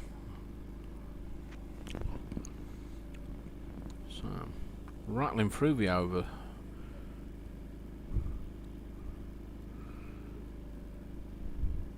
That's a full toss. He's under it. It's beat the fielder inside and just beats the deep mid on. So 4 runs, nice and straight. Wasn't too far away from the mid off, who's just inside the circle, but eluded him. So not risk free though. Good start here for Estonia. 6 already.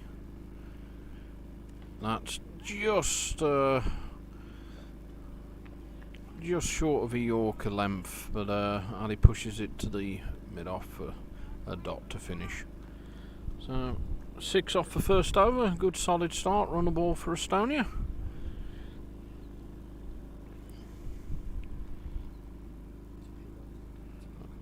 The ICC delegates stealing pens now. They've part of the funding crisis is the lack of pens. We have from the top end, trying to discern who's going to be bowling, number 8. Burrows again, lovely figures in the first game for him. Picked up 4 wickets in the end, I think. So he will be coming into Habib, yes. Would have been so much easier if I'd have just looked at the back of Ali's shirt at the non-striker's end rather than trying her. That's a bit short, cut, but fielders in sharply cover and no run. Habib's got the cut shot out pretty early on. It's only first 2 overs, so he hasn't really seen much of this guy yet. And that's uppish, but it has dissected cover and extra cover, and 4 runs. A little risk in the shot again, just probably a fraction early, which is why it's in the air, but inversely, if you do hit it on the floor here, that's probably only 2 instead of 4. I've got a full yes in agreement from Mr. Robson. Of course you do, tech company. Burrows, slightly slower ball, well weighted, and that's a lovely shot from Habib, much more control, but along the floor, so that's a bad mix up, guys. Again, quality fielding and prep from Isle of Man, well drilled, good throw, and Habib is out. And yeah, Habib is run out after a terrible mix-up between the batsmen there, so Mydal going out. That should have been a regulation too, but between the two of them, they've yes. And I think there was 2 runs there. It was just poor communication. New batter is Mydal.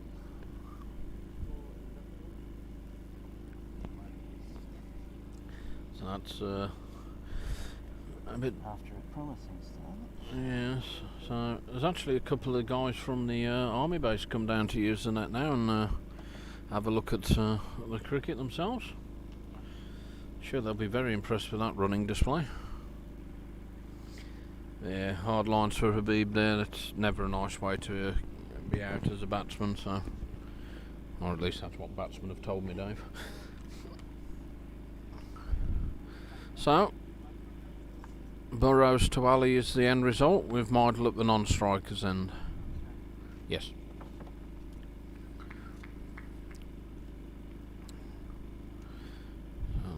Left arm over, nice and full. Again uppish, but between the 2 fielders, so it. Well, some things have to be a steep learning curve. But again, if you go out that hard, there might possibly be the 2 there, but certainly not worth taking a risk. 2 balls in a row, that would be criminal. So we'll wait a ball.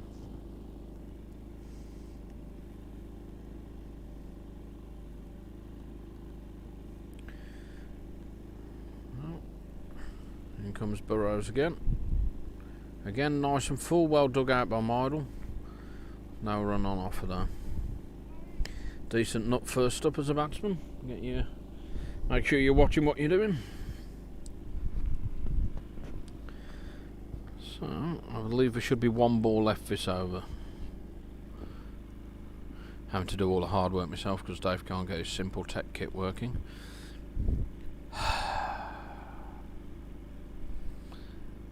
Burrows in, Mydal flicking, but missing, I think. So, that should complete the over. which takes us to 12 for 1 off our first 3 overs. 2 overs or 3? Ah yes, they start up the hill, don't they? 2 overs. So yeah, I just added 50% to our run rate, Dave. That's all you, wasn't it? Yes. It's just, you know, sun revolves around me. That's maybe gravity. Unlike we did it with the bats. And the divine figure of Mr. Hook strolls across. All the running boys. Guys have got good arms, boys. Don't take 2 runs when you don't need to, boys. And that's pushed firmly again, and yeah, we left a run there. I think the fear factor's kicked in now. So, unfortunately, I think that was nailed on to, and the fear of what happened earlier with one bad call is now probably going to play on their minds for a few overs at the bare minimum. So, bit of a psychological loss there. So Mardle's having a counter where the fielders are. Short, oh, and he's slashed hard, but failed to connect. There's that kitchen sink he bought on the plane again.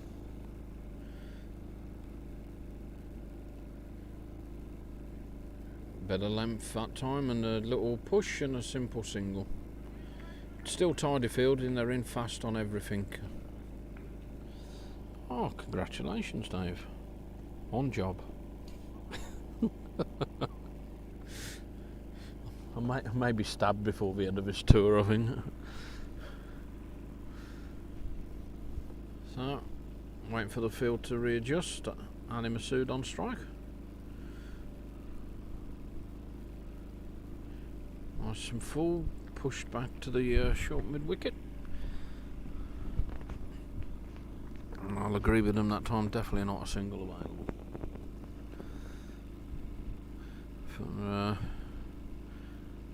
He's got under that one, but there's a fielder who's misjudged it again. So 6 has been signalled. That's definitely one. If the fielder's on the boundary, it would have been a caught rather than a. Yep. So, and anyone who was listening to the earlier games commentary, you'll be delighted to know that the ice cream van did make a reappearance. So all is right in the world. And finishes off the over with a dot, and we are up to 20 for 1 off the first 3. So, got a question from Gleb. Any thoughts or notes on the wicket? On the wicket, a couple of little soft spots where there's the odd one that's kept low, but in general, it's a bit more bounce than we have in the artificial tracks out in Estonia, and the main reason for that is it's concrete underlaying opposed to the sand layer we have over the top. So I think most of our bowlers were pretty happy to see this. It's probably more akin to some of the hard-baked pickage in either the subcontinent or Australia.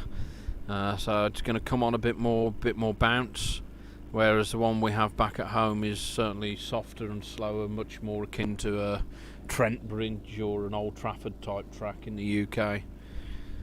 I think that's also been pretty clearly seen that the success rate for the slow bowlers, combined with the longer boundary, certainly a happier place to bowl for the spinners.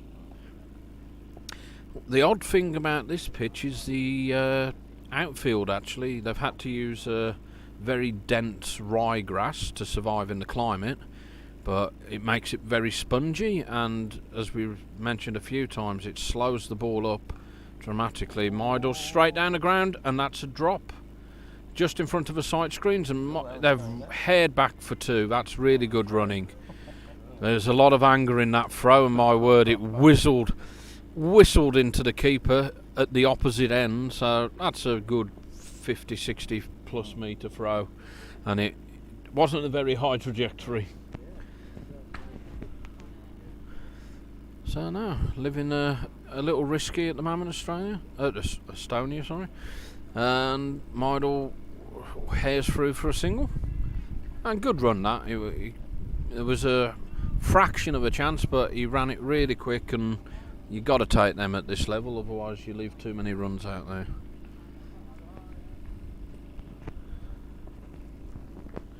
So comes Burrows again. Bit slower that one, and he's just lifted that over point beautifully, but again, Island Man, very young legs, very well drilled. He's round to sweep that up from, I suppose he's a deep cover there, and he's come round to back with a point to cut it off. It's certainly something you'd see me doing. That's something you guys should be thinking hard about the twos now. Yes. Happy to see them thinking. So again, the kitchen sink was out at that, and it squirts out to square leg, but no run. I think Tim has disappeared to Paphos to get his coffee. If anyone finds a Mr. Heath strolling around Cyprus, please let us know. We've lost one. Do we really want him? Yeah, we. Oh, well dug out. That's well watched. That's a good ball. Full. 4 off it?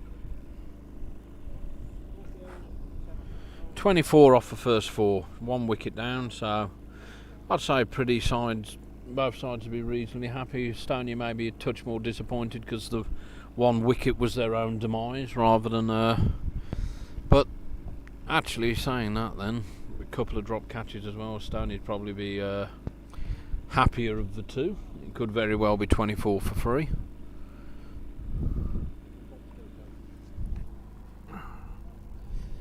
So looks like the first change up in the bowling.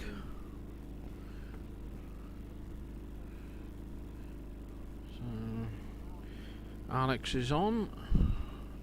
It will be Ali Masood on strike. But again, just taking the pace off the ball quite early in the game, Isle Man. And Ali looking to put a lot of pace on the ball, but not connecting. Just a bit too wide for where he was playing that one. That's a 6. That's well over the fielder into the hedge. That's a much better shot from Ali. He waited for it and watched it.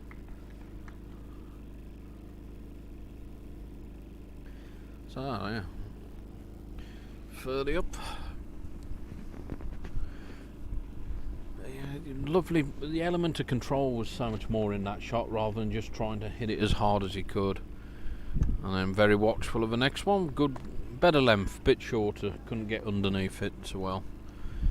So well adjusted by the bowler there.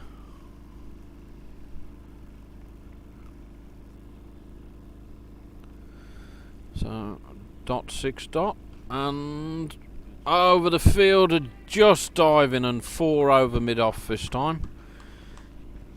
So making up for the run out. Yeah, another 5-6 yards back. The fielder would have snaffled that catch, but inside the power play still, which is only capitalising. Germo. Maybe you can speak to him about doing a proper stream, Dave. Yeah. So here we go. Ali underneath that one, but not as much. It would have been a fabulous catch on the run. It was a good effort. So single. Ali's having a quiet chat with himself there. Maybe that wasn't the best shot I should have played. You can see he's targeting. Well, with the with the mid off up inside the power play, then yes, he's obviously. And as we've discussed, along the floor here, you will not get the value for your shots. Meidel straight down the ground, so another single. So Ali's obviously got a plan. Inside this power play, he was going to be looking to go over the top. So 36 for 1 from 5, 12 from the over, and a good solid start here from Estonia now. But there's chances almost every over at the moment. There's an element of riding the luck a bit, but in a 20 over game, you've if you play super cautious, then you leave a lot of runs out on the field. All that is number 3. Jacob. Oh, that's one of the young whippersnappers. Doesn't narrow down much. Well, no, I was chatting to Greg earlier. I think they got someone as young as 15 in the side.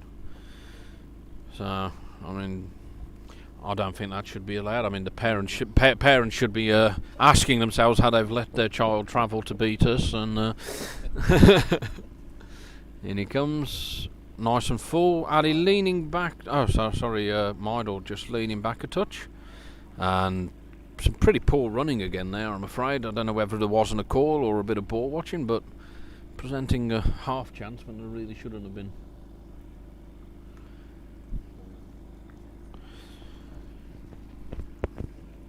So Ali's up to 25 off his 14, and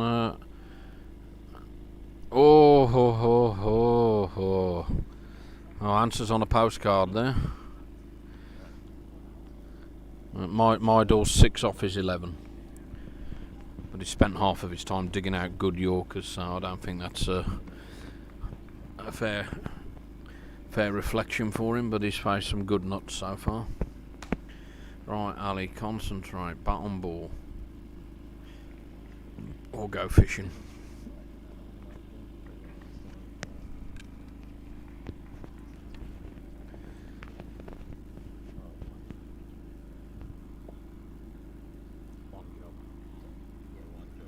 Just the one. Sure. Can you believe we haven't got replays?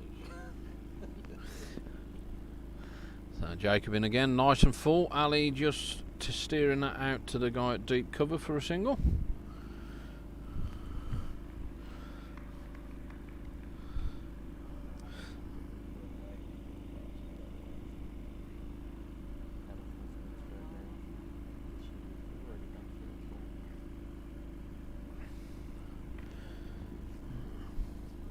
So Meidel on strike. Full toss over the top of the short cover and wide of long mid on. So 4 runs to Meidel there.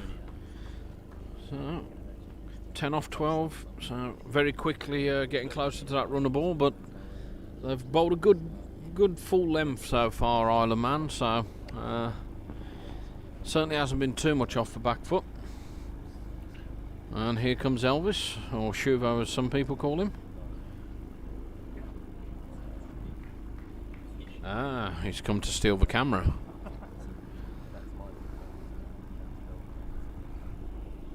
Rather than ice cream.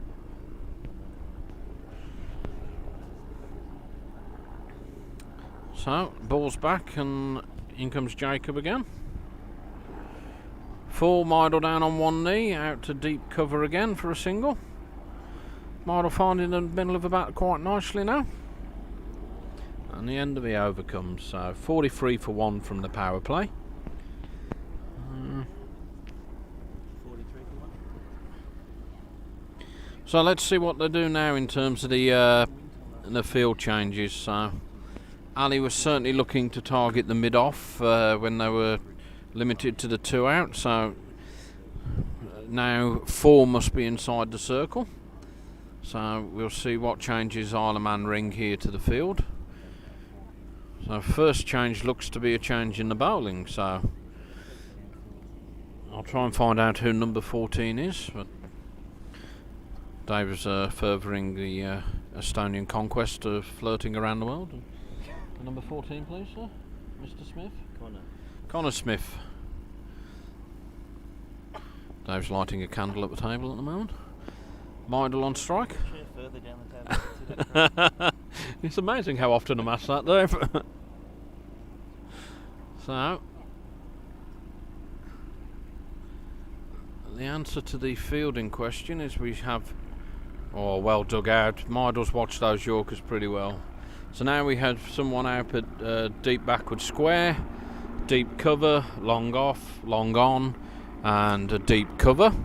So pretty well spread as soon as the power play finished. So the regulation 4 inside the circle.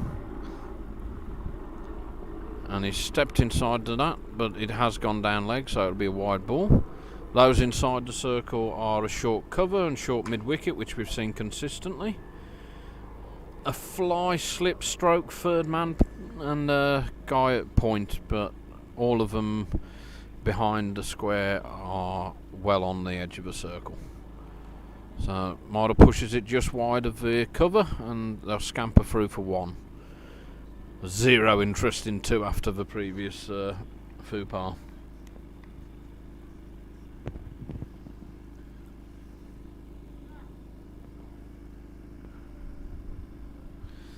Shivan's back. He's obviously broke the camera already.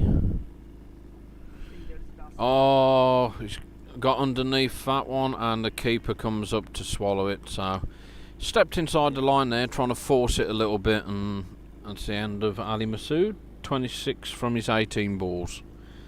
So 45 for 2, 6.5 overs in. So what you reckon, Dave? From this point, what would your Estonia target be? I reckon at least another 100. So 140, 150 would be what I'd be looking at. That'd be our top score so far. And I don't think they cross yet. Should have looked on it. Yep.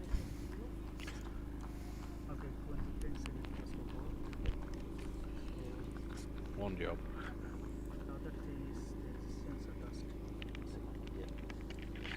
I've got a blower.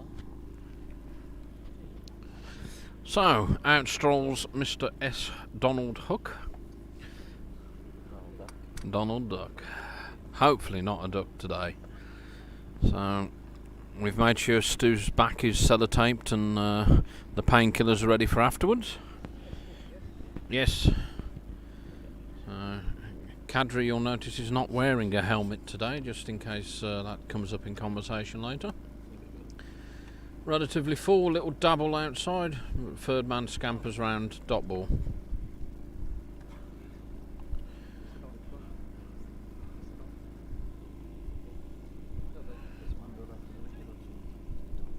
Yeah, first ball. So, in comes Connor. Full toss, push down the ground, but we've got mid-off back now, so it's only ever going to be a single. Stewie off the mark, so he'll be a happy man. Does seem a very long run-up, doesn't it? Now mine's on the shorter side, but in these conditions, that's pretty fair running. It's looked a slower ball. Midle guiding it down to the same position. Same result, I think. Yeah, there's about 1.5 runs there, so there's no need for any more mishaps. 4 off, 1 wicket, yep. 47 for 2 from 7. The line of the 4 scorers all agreeing once more, so.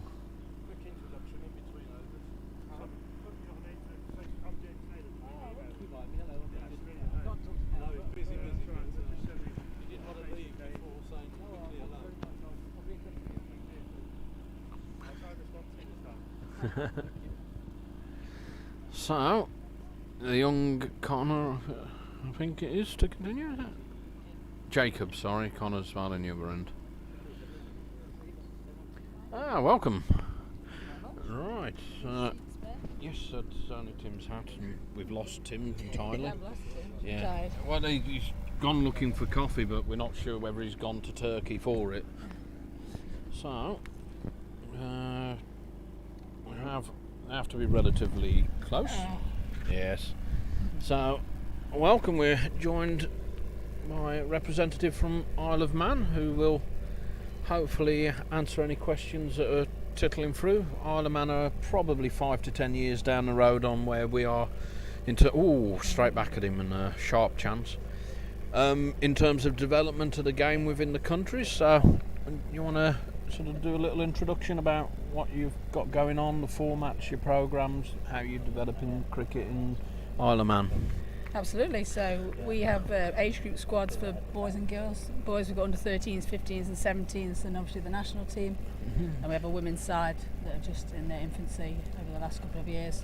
Oh, we've swapped roles there. Then we used to have a female side, but they started just after school age, and then families and everything else, and we're probably down to 3 or 4 now. And they normally play on a Wednesday night, like a Super 8s format, pairs. That's the sort of thing that we're looking to do in the future. We've had softball cricket, and softball league. So the next stage will be some kind of hardball competitive cricket. So, thanks, Dave.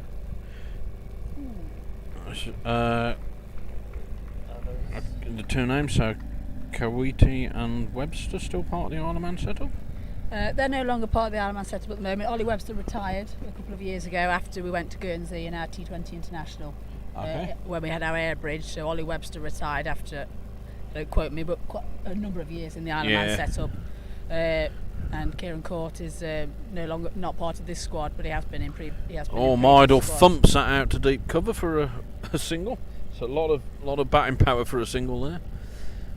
So you said you've got the different age groups for the kids, then. So how many children are in the system? How many are playing cricket regularly in the Isle of Man? In terms of our age groups, we've got 22 in the 13s, and then 18 in 15s and 17s, and there's junior leagues, so under 9 softball, and then under 11, under 13, under 15. We've got 6 clubs with junior setups, and most of them have a couple of teams per age group. And what's the facilities like there? We've got 2 central pitches which all the clubs use. Have you been able to get separate grounds for clubs out there? We have separate grounds for clubs, so clubs have their own grounds. Own responsibilities with it? Own responsibilities with it, and then Castletown play at King William's College, which is an AstroTurf and grass wicket, and there's also working on a grass wicket at Crompbourne as well. So lovely, actually play on some next year. turf. Beautiful. So next year hopefully we should have certainly 2 grass wickets rather than the 1 at the college. So in perspective, last year Dave came on as a development officer for us, and we're putting together a 3 to 5 year plan of introducing it into the schools, but we have a bit of a challenge that it's not a key sport there. It's not part of the syllabus, so we're fortunate there. It's one of our key sports, so it is one of the summer sports. So one of our main sort of plans is we're giving the quick cricket sets out, but we're looking to sort of coach the teachers. Yep. So then they can take it forward themselves, and if they want a top-up course or us to go and look at some kids with potential, then we'll fill in. But so this year, and the entry-level program should be good for that. So we've got since September we've already been through 3 schools. So there's a plan, but also we've got a couple of natives who give their time and helps with the language side in the schools as well. Yeah. So that's our first real initiative, shall we say, into trying to get the natives Absolutely, interested. that will be the first thing. We go into the primary schools regularly and secondary girls. Or stew fishing outside of off stumps. I do get lost sometimes in the chat, and I can just watch the stream and be happy. But and then in the men's and adult leagues, how many divisions do you have? Division set up, or we is do it have just a divisional one? set up, so we have Premiership and Division 1 currently, 40 overs on a Saturday, and then we have 3 divisions for the T20 in the week, so the Cane and Forester 1 and Forester 2. So it's expanded. What do you do on the Saturday then? Saturday's 40 overs. Okay. And Division 1 play 30 overs. And you do not play Sundays, or you? Sundays we use for Isle of Man squad programme. So we have our Super 2, so we have inter-squad matches, training, that sort of thing tends to be on a Sunday. As well as the women's softball and hopefully in the future women's hardball. Oh, good. There's cricket on every night of the week on the Isle of Man. Well, there's what we've previously done. We play a strange format in our T20. So we play a league structure. We've got a total of 12 clubs, and last year was 11 of them played in the T20. So we play all season long in the league, and then the top 4 play a knockout to see who wins the competition at the end. So we combine some strange structure of league and then the cup knockout system. Whatever works. We ask every season, do we just go to a league the format? English don't understand it, but it's what we do in Australia. It's just the standard Australian format, and we're more important than you, I guess. Sorry if you didn't pick up on that heavy sigh over the commentary. But so yeah, we keep asking the clubs each year at the AGM what do you want to do, and it keeps getting voted back in. So if it keeps them happy, then Stu's just took a bail to the face, I think.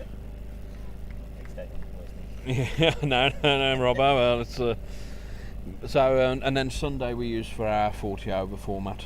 So we got 2 pitches in one playing area. So we have 4 games of T20 on the Saturday and then 2 40 overs on the Sunday.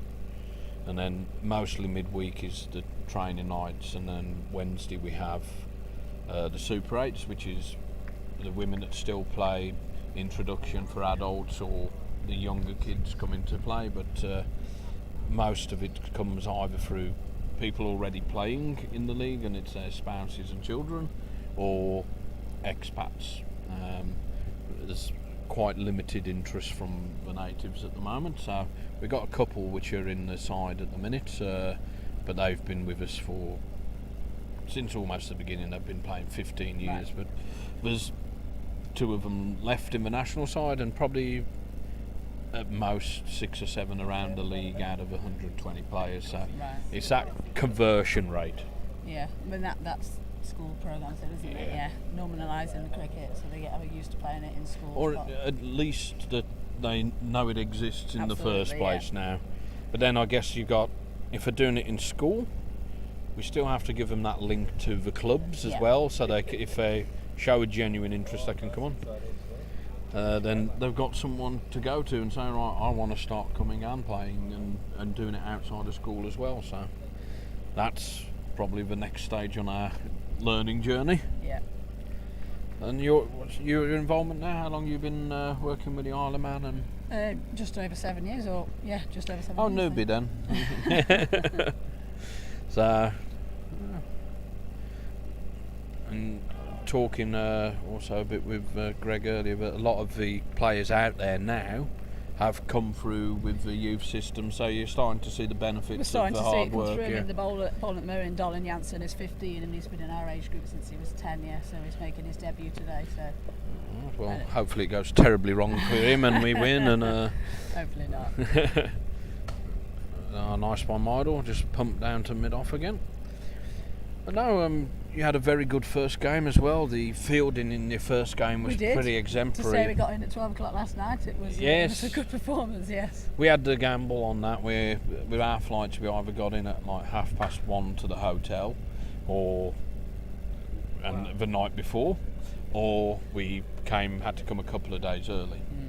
So we opted for a couple of extra days in the pool and some hard training. Well, we caught the boat Monday, got a bus to Manchester Airport, stayed over, and then got the plane on the Tuesday.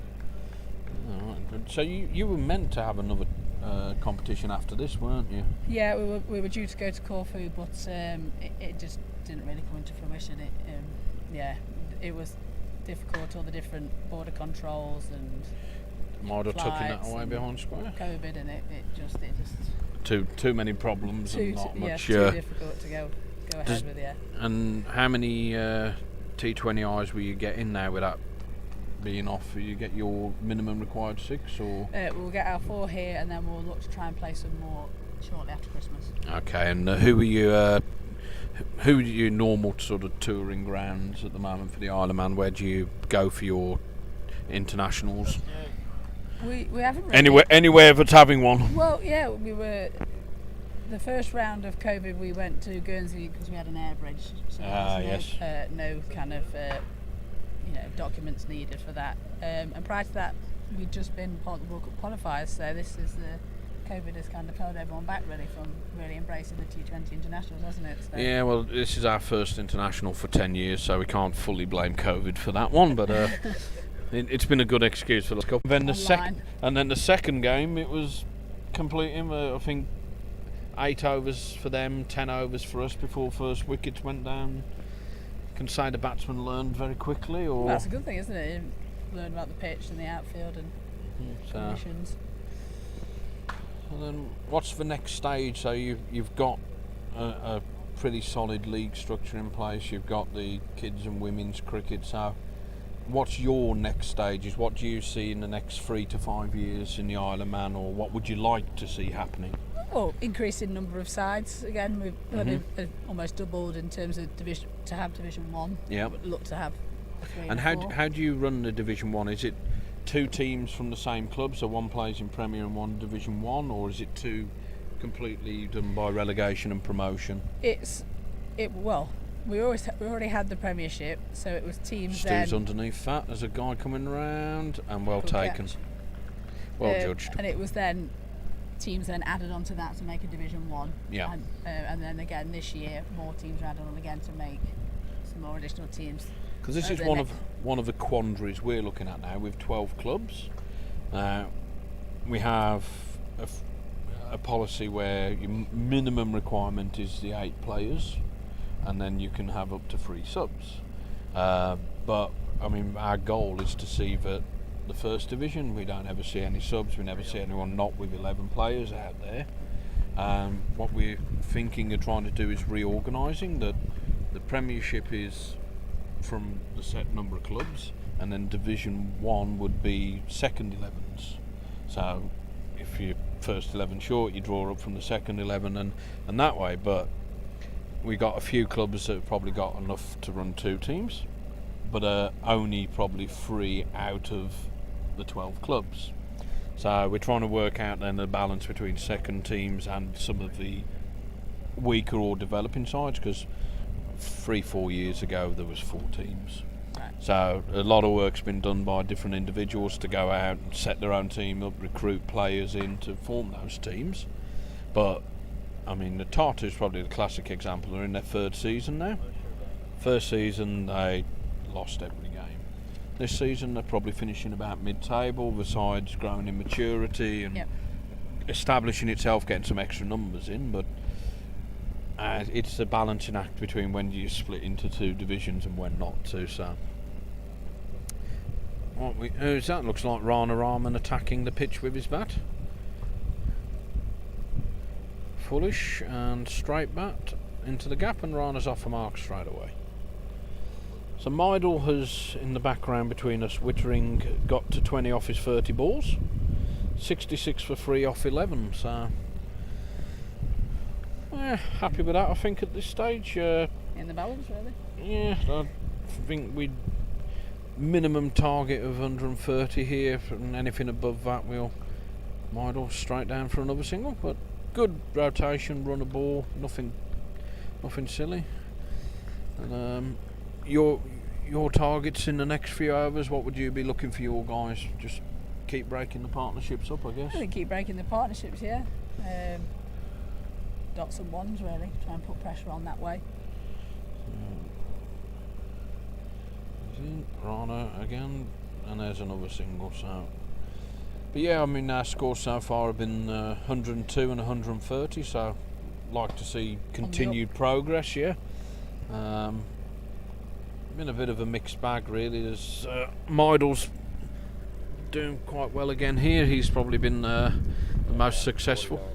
Yeah, 49 yesterday, and not too many in the other, but seems to be different people into the game, so that's nice in some ways, but I'm sure some of the... Oh, what's that? That's that kitchen sink. He's yes, I did that to a few yesterday. No. So they were batting sensibly. Well, he's bought a few kitchen sinks with him, and every so often you'll see one getting thrown out of his pocket. He's never going to die not knowing the answer, put it that way. So, you mentioned World Cup qualifiers.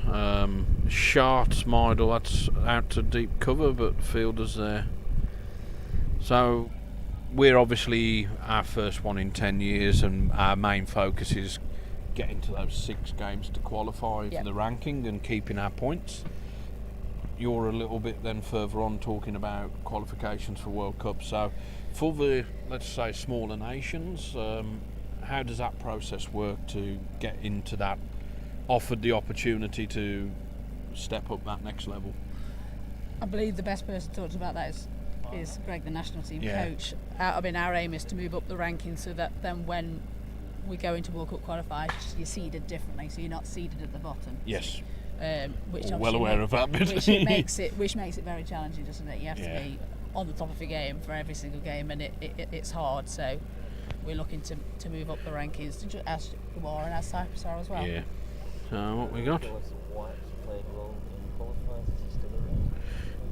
Nicholas White played well for Isle of Man in the qualifiers. Is he still playing? He had a serious knee injury and he's only just returned. Oh, so it sounds like he's still in the setup, but in recovery mode. I think he's been playing football. So we're working with players that have been playing, regular cricket. Yeah. So the qualifiers then, is it you get a set amount of games, or is it almost like knockout from the start? You have a set amount of games, yeah. So okay. it goes on, so little round robin, and a then small group. So whoever tops the group, yeah. So net run rates are important. So these are good in the way that you just have to win your game by one run. Whereas obviously in the local qualifiers, so closing games out once you're on top is very important in that as well. And even if you may not win, you keep your net run rates up and minimise the damage, so to speak. Absolutely, yeah. So this is very different, really. Oh, it's because a lot of the teams that we've played recently are either where we are or just behind us. In fact, so Latvia, Lithuania are not yet playing T20is, or clubs around the same sort of ilk as us, Maltas, and so it's nice to actually hear what our next stages are from you guys who've had this good structure in place for 5 to 10 years now, and it is a very long and hard work process to get yourself further up. So there's behind each one of these little associations around, there's plenty of hours getting put in by volunteers and some dedicated officers. Like Dave was our first full-time appointed development officer, first person ever from the ECA to have a full-time funded role. So it's that's where these ranking points get so important, because you can do a lot in the background to earn points, but you can also get them out there on the pitch by playing these minimum number of games, and the further we can get ourselves up there, then the more funding becomes available, and it's like a vicious circle. There's a terrible joke about that, but I'll move on. The T20 Internationals has been great that you can organise them yourselves and you can able to gain your own points rather than just waiting. Well, yeah, this is kind of every couple of years for a World Cup qualifier. Keep yourselves. Well, this is our first sort of aim from these tournaments, is to earn those invites back, to get people to say, "Oh, we'd like to come to you as well," because until you actually get in the circuit with other teams in the same bracket, nobody thinks, I'll tell you who I think will come and play cricket with us. I'll ring Estonia. It's not on anyone. If you've got a list of people to ring, we're pretty much low down. So that's the main thing we're trying to change. And we couldn't really do any background observations. The only thing that we had was on the link to some show.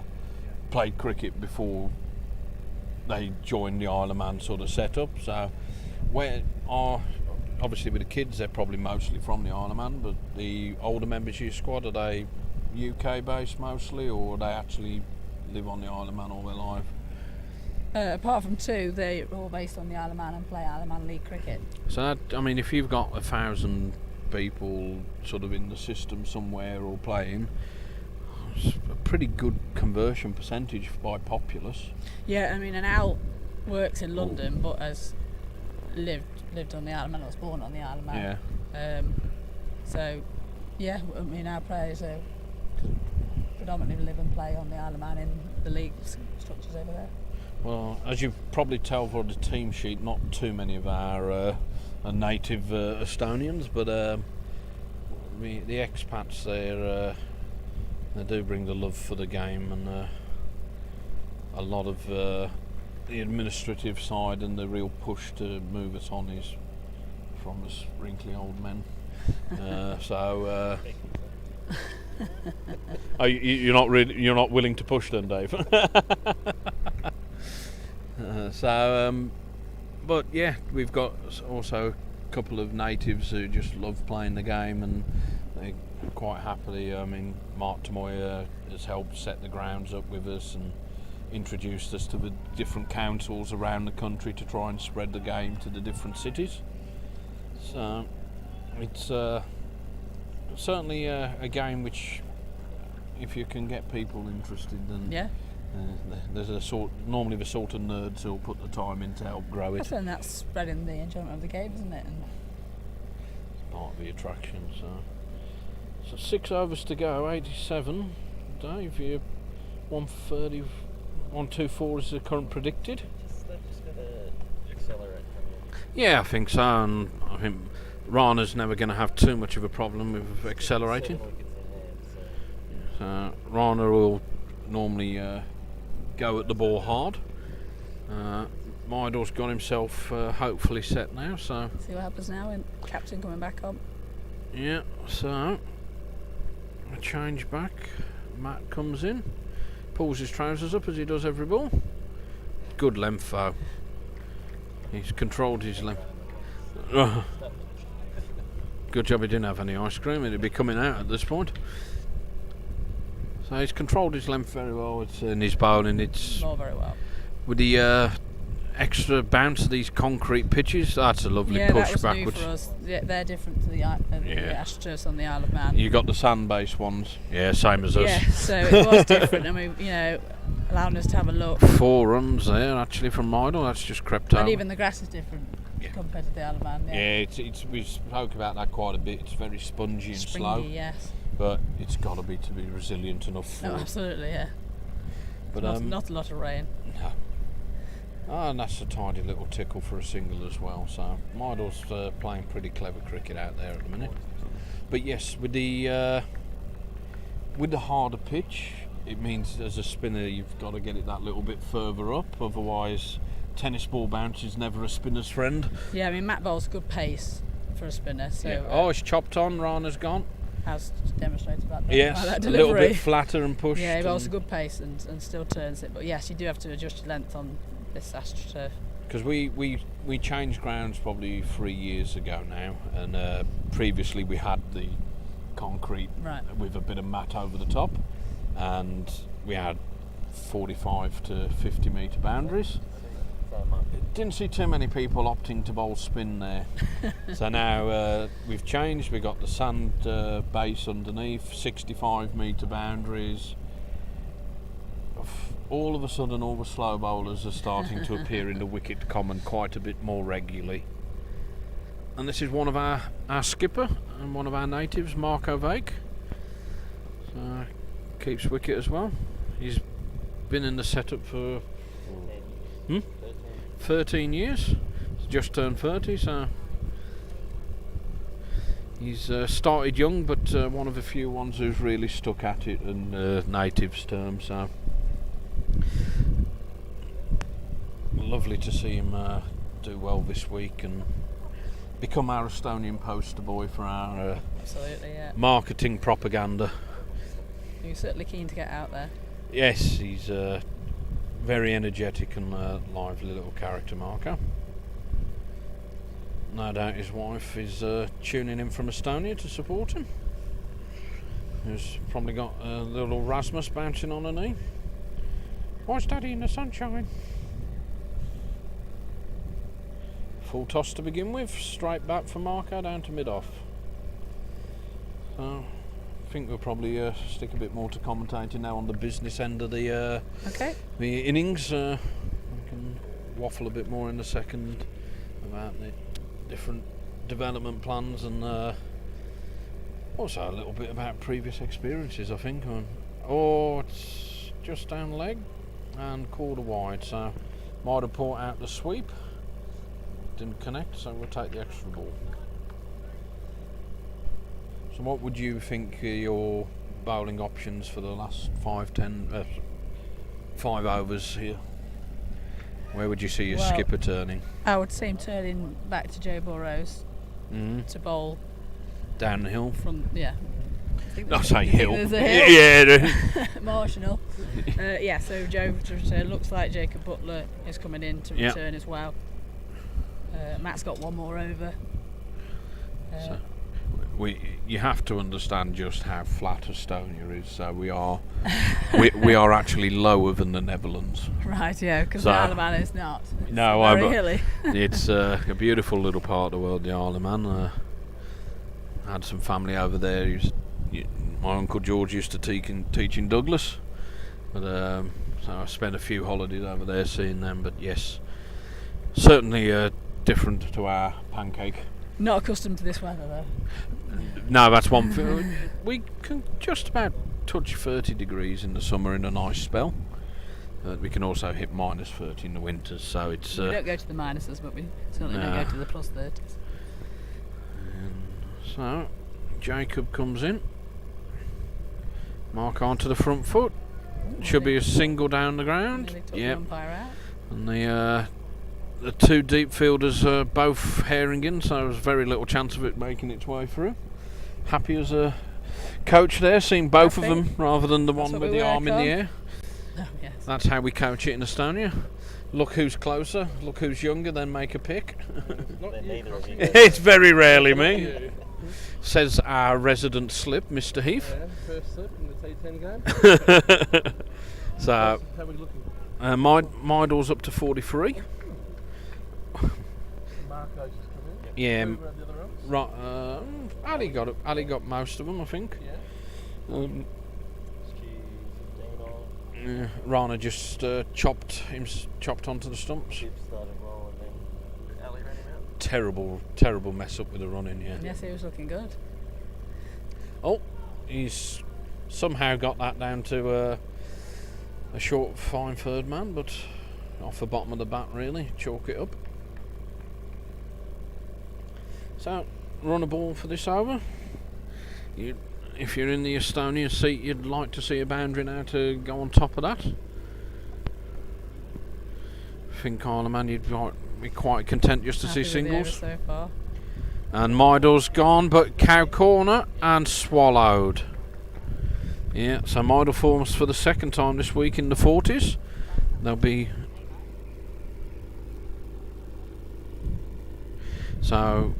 There'll be some fines for jug avoidance here. Second time falling in the 40s. Got 49 on the first one. Yes, saw that, yeah. Saw that. He. I know, that's the mean coaching. Myself, I can understand, yes. It's rare I venture that high up in the scoring range, but now in comes Santa Claus. Do you want me to jump on? Yes, mate. You can swap over. Do you want to carry on? That's fine.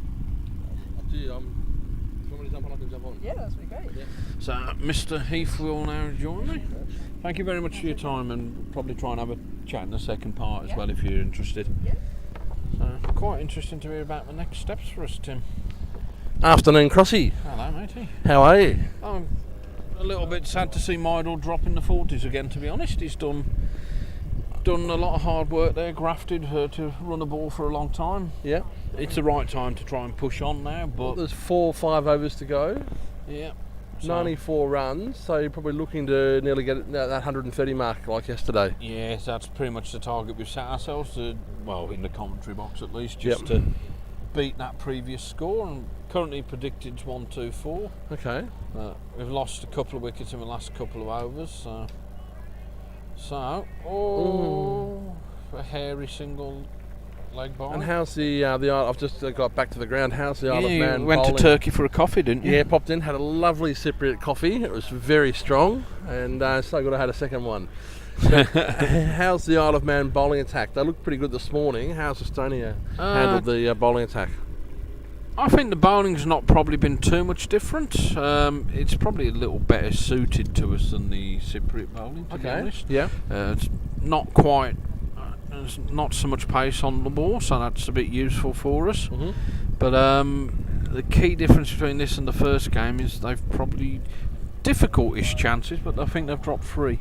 Isle of Man have dropped 3. Yes. See, they didn't even look like dropping any in the first game. No, so they had a misjudgment here. Yep. Down mid-off, where it just bounced inside, but the guy would come in for it. Yep.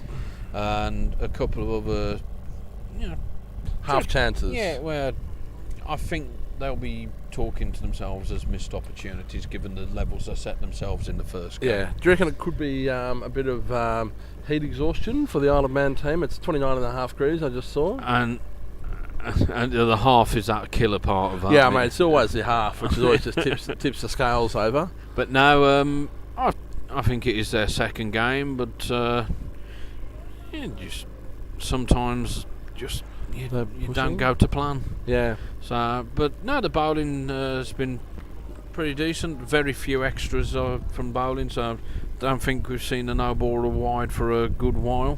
Yeah. So, and especially given Estonia's first game yesterday with the batting nearly did collapse. Yes. It's been a stronger top order. And the hundreds just come up with that. Yeah. And good, you see two old heads out there now. Years Who of would it. have ever called Marco a old head? But I suppose we have to. 13 years now. Yeah. Yeah. So he's 13 years old, is he? Yeah. Yeah, 13 years old now. But no, just lost a couple of wickets in the last 2 hours, and now just one rotate it, no chances. But that's a good idea. There's nothing wrong with doing that, and they've got 5 back. I can see on the outfield here. They've done that since the end of power play. Okay, well that then opens up 1-2 in the middle of the inner field every ball, and what run a ball is probably good enough on this pitch. And this is what Meidel did very well again. Yeah. So he got up. A controlled innings from Meidel. What did he do for breakfast? Well, he did miss a few. It was 50-50. Yes, but he did some basics very well out there and got us going. So, and Marco's lifted it, and in comes that cow corner again. Lovely catch, sliding down onto one knee. So there's where that sensible cricket. Cricket, simple things done well. You take the ones when you try and push something and force something. You give that opportunity straight down cow corner. Wow, you've got 4 overs left. There's still 5 wickets in the bag, in the sheds. Not the really sheds here, but you've got to actually. But it's not the first catch at cow corner either, so. No. You know what? Probably won't be the last at cow corner either. So I think that's the one thing he maybe didn't do well there. He didn't look where the field was set. Yes, I mean the guy had to come in a little bit for it, but it was on the perfect line for him. Well, it's the old question, you can control a one, just drop and run every single ball, or you try and hit a big one. You're probably going to get these young fellas from Isle of Man. You're probably going to get a single out there anyway. And so much, and then you've got an element of risk there that maybe it is just pushing to that gap. And this is running one, running two. Yeah, well, this is what we did earlier. I mean, we got up just over a run of ball out the power play. Yeah, but there was always that element of it. The drives were in the air between fielders. Yep. Now, on a different day, very different result. It doesn't go to the gap. You're another wicket down there. Yeah. So except if you're bowling, then it would go between the gap. Of course. I mean, that's just catch time. Or to the fielder, drop. Yeah. He then falls over it and a take 2. Yeah.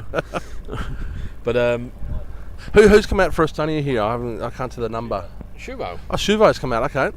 Number 2, and Shuvo and Murali. Yep, so let's see how Shuvo backs up here, which is normally not one of his stronger points. No. He took half but a Murali's step. certainly a calm head out there now. Yeah, there's a few games of cricket been played. Yeah, he's still turning blind, I see, which is always good. So 2 to Murali now. And Murali can massage it through here and can get his 2s. Just keep pushing that score upwards. I'm happy to see. I didn't get a chance to watch the first 15 overs, but very happy to see the score. And Estonia has put on a good show here and sent a good target. So it's that's our first target always in these as a junior nation is let's get to that 3 figures. Yep. And we've done that, and we've got 3 overs left now. We've got wickets still in the shed. So yes. It's not just surviving the last 3 overs, hopefully. Yeah. Trying to be ending innings with not out, which is also one of the old early milestones you always look for a new team together. Definitely. So Joe Burrow's in now, probably their best bowler in the first game. And nickname the Butler. Oh, yeah. That's what they were calling him out there this morning. Did we want to know? Yes, he has a part-time job as a butler. I didn't see that one coming. He bowled very, very well this morning. Good line, good length. 4 wickets, I think. 4 wickets, yeah. So, Shuvo full toss down the ground. Oh no! Is there a gap there too? He's actually squirted it to cover, trying for the push down the ground. Mm-hmm.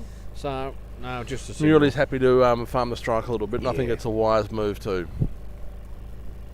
Yes, I think so. So left in the shed we've got Macca, Fishy, and it's a Sheesh playing. A Sheesh maybe, yeah. So there's not a huge. Actually, no, this bowler's not the Butler. The Butler's another guy. Yeah, the guy. Burrows. This is the left armour. Yeah. I think the guy called Butler might actually have that as his second name. Would make far more sense than having a part-time job as a butler. Yeah. But what if you had a butler? Would it be Joe Butler the third then, or? Oh dear! Bring back Stu with his. So Schuber down the ground got that one right. Yeah. But same result, just a single. So crept down. Dare say Muley's having that word to Shivo's just saying, I want to run a Give ball me the from strike. you. Yeah, I just want to run a ball. Your job is to run a ball as a partnership, and it's a smart move, I would say. 108 for 6 now. There's 14 balls left. So run a ball would just see us short of the 130 target. So a boundary at one point would be lovely. So they've taken on the arm and well done, Murley. Well done, Murley, for the Santa Claus. You'll be delighted to know the ice cream van came back to. Mr. Whippy, did he put his music bells on? No. Did he have to show his passport at the border gate? Yeah, bribery. Shivo, another single, well done. Yeah, just out to that cow corner, but no risk this time. I must admit, I was a little bit worried then after our first game what the level would be, and then Isle of Man looking so slick this morning, where that would leave Estonia. So I'm pleasantly surprised to see a good target being put on the board here and giving us every chance of winning. Yeah, make them competitive and make them work, yes, rather than well, guys, you need 70 to win and instantly pressure off. So if you can get that score, makes it for a better trilateral series as well. Yeah. If you can get that to that magic 120, which is run a ball. Yep, anything's a cherry on top from there, isn't it? So that's you know, the 100's one psychological barrier. It's 5 and over. It is defendable, but it's tricky. It's tricky, Run a ball. Then those dot balls out there become golden. You push it up to 7, you push it up to 8, 7.5, and all of a sudden the pressure's back on the batting team. That bloody half again, in it, mate. Yeah, mate. It's all about the halves in this game. So we got a change in bowling again. Shuvo on strike. So Connor comes in. He's got 11 for 2 so far, and that's a good ball. That's the length they've consistently tried to target. That real full, what I call tail end bowling. That, you know, if a batsman misses, you've got to be trying to hit as a bowler in these levels. Absolutely. Especially, I mean, you know, number 8's in now, so you've got to give yourself that opportunity. So, no, not much point bowling half trackers at this stage. And there you go. Slightly over pitched, full toss that one. Want to get to the boundary? No, they're pretty fast out there, aren't they? Well, but you see how well spaced they are. Yes. But each thing, even if it's perfectly in the middle, the two of them get there and back each other up. So there's these basic drills that Greg's obviously they seem to be well drilled, aren't they? So talking to the Isle of Man guys and girls behind the scene, they started their preparations for the World Cup qualifiers 18 months out. 18, just to start getting into the. We were still at the pub 18 months ago, Crossy. Well, yeah. Might be in an 18 hours time as well. But might be in about 2 hours time if we're lucky. This is why they're out there running and able to stop the ball, Tim, and we're on the microphone. Yeah. But 18 months ago, what training and preparing for these? Just putting the right guys we train on these days. Yep. You are committing to coming to so many training sessions out of these. Yeah. And that hard work is paid off when you see 2 guys herring round just supporting each other. Yep. And you know, that doesn't happen through just goodwill and wanting to play. That comes from the hard work that they've put in over there. Even I was watching their training drills this morning, and they were a well drilled team as well, and they knew what their training drills were. And the only comparison I had in my head was we do that catching in the middle game. Yeah. Easy on the way out. World of difference. Yeah. We struggle with a drill like that, and theirs was about 6 steps long. We still need to remind the Estonian players to use 2 hands for beginners, not to catch it one hand and to throw the ball back underarm. So, one of our spare wickets has come back in now. 14 balls left. So Shuvo's out, bowled. Which one from Romeo? Romeo. Hello, Mr. Tim Heath. How is coffee? Strong. And you don't need to redact your question either, Romeo. It was a lovely coffee, and thank you for asking. So, who's come in now? That looks like Ashish Rana. Ashish Rana, the Soglo extraordinaire. So, self-prescribed all-rounder as well. Well, let's see. Nice full ball. Good hand by the bowler there. That saved a run. So, Nash remembers his sixes in Croatia and not how he played in the domestic league. Ash can swing the willow. Yes, he got 80 the other year, but I think it was Tartu playing. And he enjoyed the indoor comp, did he? Or? I don't play indoor. No, Ash making out in indoor. That's gone. He won't get short. to it. It's short. So well fielded again. And they've run back for 2. That's very good running. So, Murley nearly got run out there. Yes, Murley was caught having a jog there, and the fielder kept the intensity up. Yes. So last over, 114 for 7. At this stage, I think 120. 120 be a good, very good. Yep. So the difference I see across here to yesterday's game is the guys are out there. They're taking that second run as opposed to not taking that second run. Yes. And that adds that 20 extra runs on the board. Losing the first wicket to a terrible mix-up as well. Was it? Yeah. Yeah, it was. Bluff VPN replay or? Unfortunately, we don't have that. But where's Ermo when you need him to? Ermo was watching. I asked Dave to get him to give him some tips. But for me, it probably sharpened the guy's focus a little bit. Yep. But we don't want to have that second mistake. We don't. So hopefully, it's unfortunate for Habib that he was the victim. But it's Habib, was it? Yeah, Habibi. So if the rest can learn from it, we don't have a similar mistake in the rest of the games. Then Really's punched that through, and they're not going to attempt the run out and the potential overthrows. So snuck through for a single. So 115, 4 balls left. The self-proclaimed all-rounder on strike. Yeah. So Burrows. The all-rounder can swipe left and can swipe right. So I'm guessing from Burrows this will be right at his toes here. Low full toss or a Yorker. There you go. Yeah. Very full, very straight, and punch limiting down for a single. Yeah. Well, I think Tim's still got the patent on that one. Me? Yeah. What have I got a helicopter shot from? Where's my helicopter shot come from? Do you not remember the season where you literally did a 360? That was called a pirouette from the Bolshoi Theatre. Very different. You took out all 3 of your own stumps with your brand new bat. I didn't get a chair in the bat. I got the end of a bail on my bat. That was about all. But I got 8 points for style with my pirouette though. And I walked off dazed and confused, going, "What on earth just happened then?" I believe you gave cricket up there and then, and we took up bellow dancing. That would be some sight, Mr. Heath. Yeah. I don't think I'll ever want to look at myself in the old bellow dancing mirror in that one. That'd be terrible. So for anyone who needs trauma therapy after this, then there are. Or bellow dancing lessons. Call 0055 612. So last ball, 117 for 7. Can Ash deposit it into the sad valley? Will it be a depository? He's slapped it for another single, so we're just going to fall too short of that. Murley's not going to push the second. No, he likes the average, does he? Well, I didn't see there was much margin in it. Well, Philo took a suicide run yesterday. Yeah, and look how happy he was about it. Hardly a great advert, was it? Ellie Razza thought it was a good idea to push for 2, and I'm like going, Philo, what on earth are you doing? You got about 2 minutes down the pitch when you got run out. Yeah, so 119 will be Ironman's target. We shall be back to waffle our way through that inning shortly. Fantastic, thank you.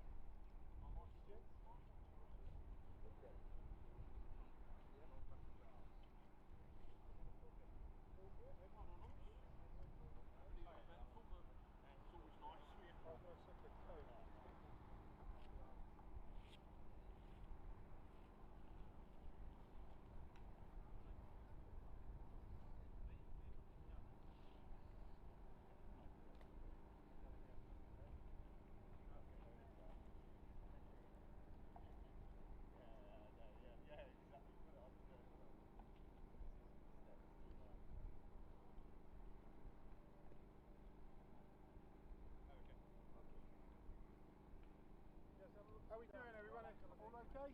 118? Yep.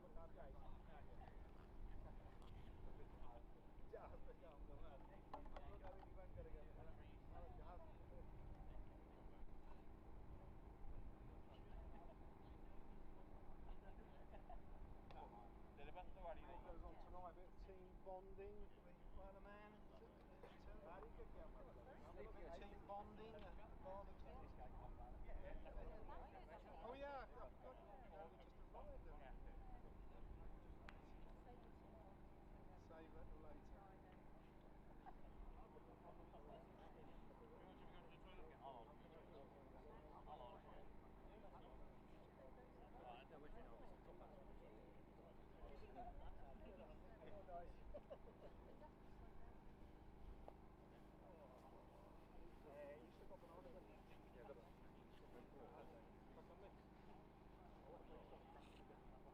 That's got nothing to do with banana. 35 we're resuming, everybody, so 20 minutes to go to the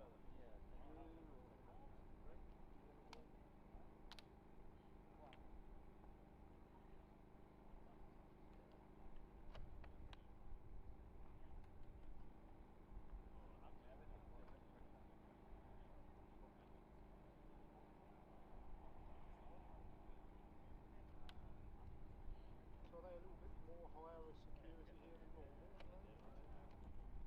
Place?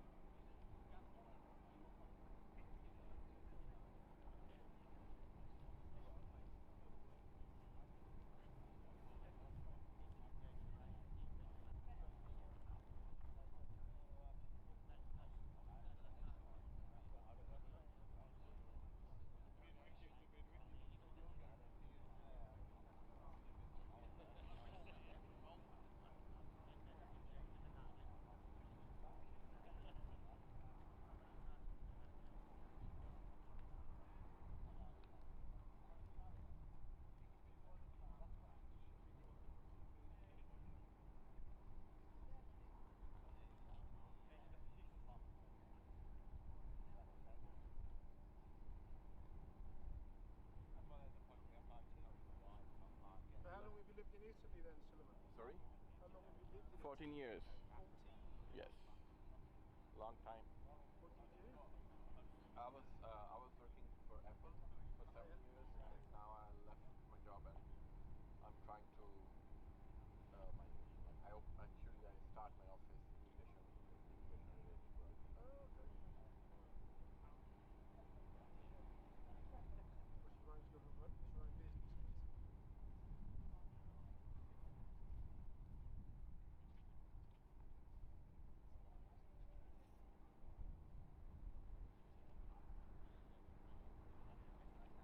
So do you ladies play score for clubs then on your own? Yeah, usually. Yeah. What is that? My guys club, my son has a 24 football, Bradford. Okay. We've got my handsome captain, Nathan Jones, and as my son Nathan, Nathan has a very good football team, my son's in their they love him.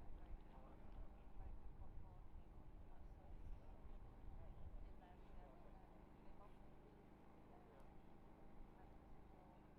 How many teams have you done before?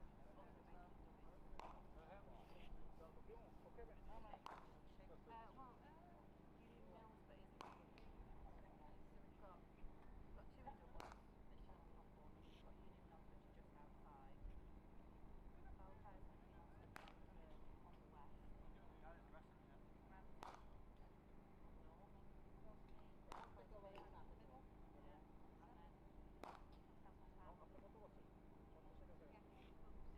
Yeah, 8 clubs. And So, 7 I of mean, them I have got. can hear, a lot of sort of mainly Chesters, Hartlepool, Waxing. So is that the most popular? My granddad always used to say I sounded I think year 8 stroke high saxon, but I think they don't really understand how it sounds. I'm one of them actually. yeah, I was going to say, yours sounds a bit more Liverpool, doesn't it? See, well, I lived in Oxfordshire before we went to the Isle of Man, and when we first moved over, I said grass, grass, farm, and I got the mickey taken out of me by the people at school.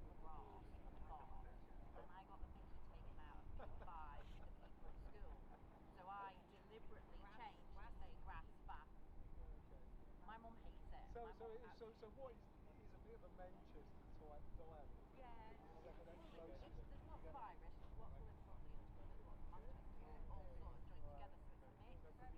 lots of Lithuanian, there's lots of Manchester, all sort of joined together, so it's a mix. So it could be anything. Yeah, yeah, a true Manx accent. Luke, niggly mean a bit Luke. And those Well, big that's a things. bit important. Yeah, it is. Those big things that fly around the wasps. Yeah. It's interesting. It's a beautiful place. Yeah, I've heard that. And that's the thing there, well, in the UK, isn't it? I probably do more foreign countries than places in the UK. Don't tend to do that here, not many people. I think it's because our transport's a bit rubbish. So you've got wet The other thing to get to the Isle of Man is it's really expensive. It's probably slightly cheaper to go on an all-inclusive than it can be awkward than it is to come over to us. Just before the COVID thought we were going to go to Albany. Yeah. Because I've never been to Albany. And I thought, yeah, we'll visit all the that's absolutely fantastic. It's nice to go to these just to see different places.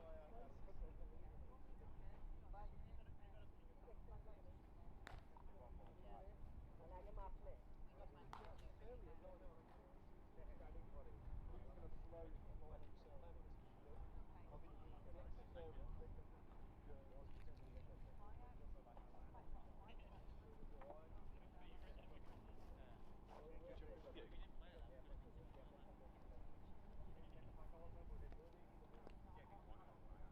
We were going to float right from Southampton, but I think the next ferry from Guernsey is more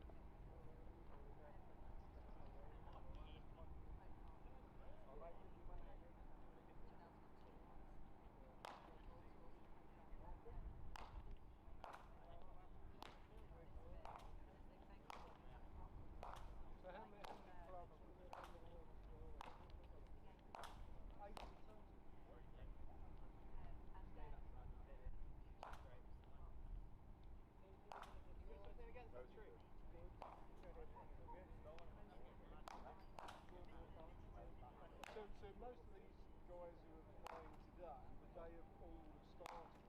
Not all. Are they all started on the island? The only two in the squad who don't currently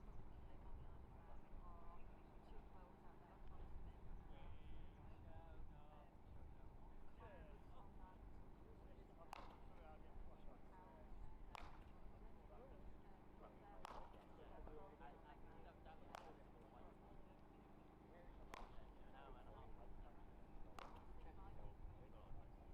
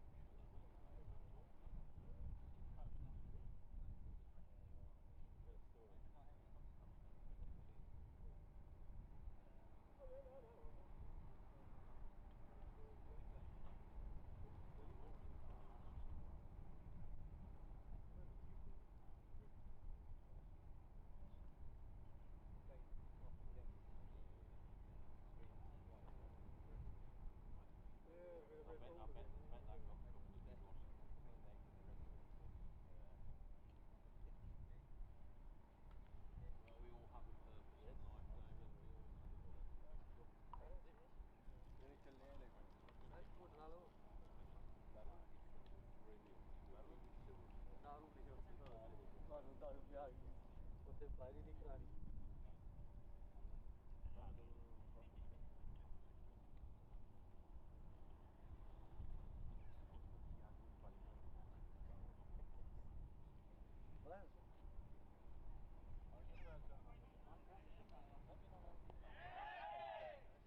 to go? Already. Catching the rays.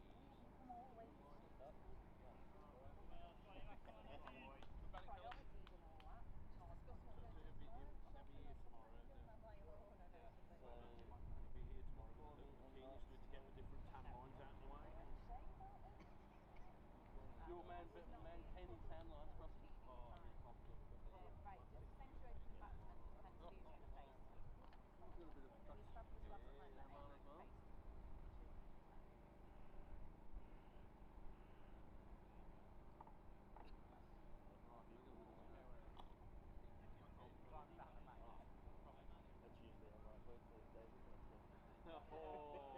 What's that? It certainly is, Robbo, yes. If I don't do it, then we'll employ someone to do it.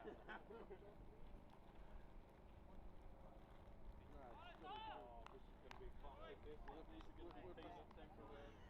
Well, hurry up, peanuts everywhere. Oh, damn it. No, there was just a little bit of get the heart rate going a little bit.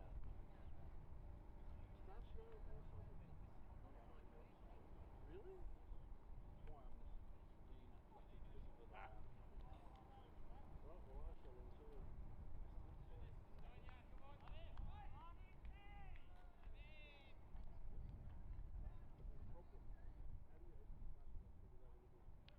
Thing to hold that on. So, welcome back to the Tim and Tim show. Current first world problem presented us as to how Mr. Heath can eat his pistachio nuts and holding a microphone at the same time. But I've got an ingenious way how to tie the microphone onto my shirt, Crossy, which will satisfy all necessary pistachio eating methods. In the background. Unfortunately, the other Tim can't be with us today, so and the comedy trio's down to a duo. Well, we need to get Tommy Hale in here. He was pretty good on the microphone, I remember. There was the Tim and Tom show during the ECN T10. There was a fair amount of shit spoke there, wasn't there? Habib in. Oh, there's a good little bit of and pace there. Bit of pace there, but it's a wide first up. So, also a sly grin on my face. The chat about how well they bowled, pitching it up and nice full length. Yeah, the motivational speech I just gave probably didn't rub off on Habib, but anyway. I'm going to bowl short anyway. So, in he comes to try again. That's a better length and a dot ball. And a top ball as well. Well, fancy that, eh? Mm-hmm. That's the world's biggest I told you so moment. Yes, well, the game is about dot balls and dot ball pressure. Yes, well, I mean, our target is a runner ball, so dot balls out there are golden, and he's had a bit of a fish at that one. So it's gone through straight to the keeper, and he was looking to turn that round the corner because there's no fine leg in place, so seen the pace on the ball. But there is an inch of grass in the way. Yes. Which will slow it down. But I can see Stu Hook already up from slip with the, no doubt, words of encouragement in the bowler's direction, but definitely more in the batsman's ear than... So Marco sprinted out to square leg and Stu takes the stumps. Keeper to keeper. Funky to funky. I think, Crossy, pistachio nuts and holding microphones are not going to work. No, so what you're moving to instead, because you're not going to not eat for 20 overs. Salted peanuts. Okay, there we go. So, and by God, the nuts are nice in Cyprus. Well, depends on your taste, mate. So Habib in, nice and full. Oh, and that's a good ball. And he's had a healthy waft at that. But straight through to Marco, so... I think a bit more pace on the ball here from Habib than there was in the first game, so take Ironman a little bit of time to adjust to that. Yeah, I think the way they're going to try and do it is really just rotate the strike and get the ball and get the feel of the game, get the feel of the bowlers. That didn't get up much. That didn't look like it at all. For those who can't see this, Tim is struggling with his packet of peanuts and having to bend down to the microphone on the table. Which is sitting on the table. One would have thought our AV department could have brought clips. Oh, look. It's a tub of peanuts here in front of you. But they're not the salted ones. Oh, dear. Well, first world crisis once again. That's a very good over from Habib. He's got him in licorice all sorts here. Yep, so the run rate now with that creeps past that run and over, so the two runs and over, I think, is the run rate. Yeah, but what I mean, the required run rate, Tim. So now we're above the run of ball, which is always that psychological target. Oh, congratulations! A grown man has managed to open a packet of peanuts in 5 minutes. If only I was ambidextrous. Oh, or could use both hands. So, from the other end, we've got all the good peanuts, Crossy. Oh well. And here comes the fish from bowling up the slight incline. I got told off by Isle of Man for calling it up the hill because they obviously have hills, whereas we don't. So any slight gradient to us counts. So Fishy, he was unlucky in the second game yesterday. He came on, bowled into good areas, but the captain took him on and got 3 away. And in that third last over. Yeah, he was a bit unfortunate because I think that would have happened to pretty much anyone had they gone on. But in his first spell, he certainly put the ball in the right areas, full, gave it the chance to swing. So, and there's that again, through to the keeps. And a dot ball. Plenty of noise from the guys out there. They're pumped for this. I don't think Colour is a deaf bowler in that sense. He's a very good opening bowler, but not an at the deaf bowler. No, it's without sounding very harsh on him. He doesn't have a great deal of variance in. So as a batsman, if you can work out what he's doing, you can set yourself up nicely for it. His conversations don't have much variance either. They don't have many words. So Meidel's in close there at short cover. But there's 2 dot balls again. Yep. This is exactly the way Estonia. Now, if they can have this dot ball pressure really building up and then jag a few wickets, this could be a very interesting start to the second half of the game. Yeah, well, we always try and set ourselves that target at 2 wickets in the power play. So there's a bit of a run of ball. Upish or no?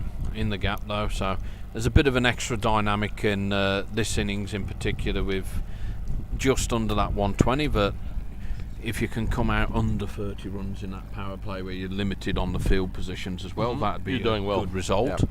So 30 for 2 after 6 for us would be a dream, I think. I don't think this ground really pertains to the worry of someone driving through a gap. It's not going to run for 4 anyway, so the power play is a little bit negated by that. Well, you say well, there's a drive through the gap. But let's see if it goes to the boundary. I don't think so. Rana will cut that off.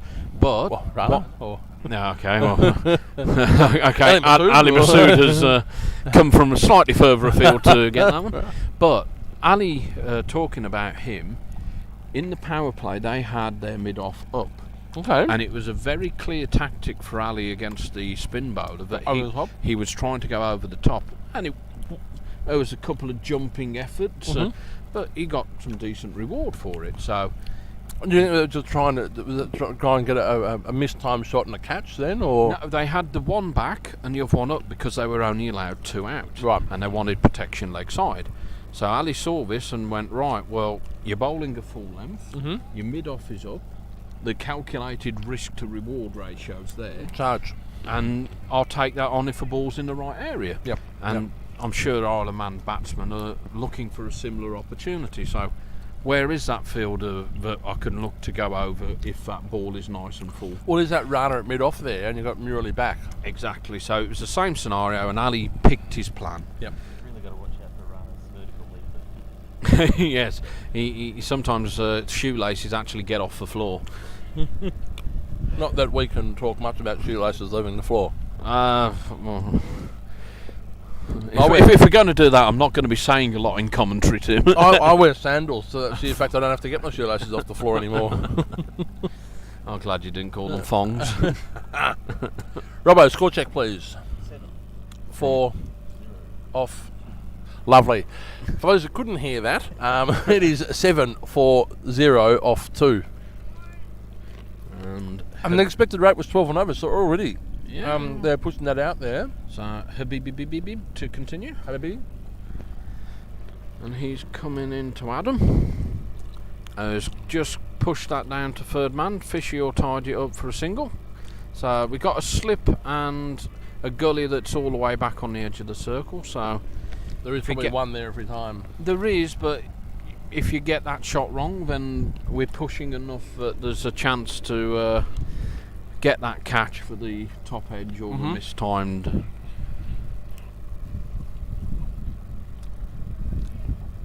Just moving Ellie Masood around a little Mr. bit. Heath, hope you're doing okay from Mr. and Mrs. C. Oh, Mr. and Mrs. C. How are you? Nest, apparently. Nest and Dormer. Nest and Dormer.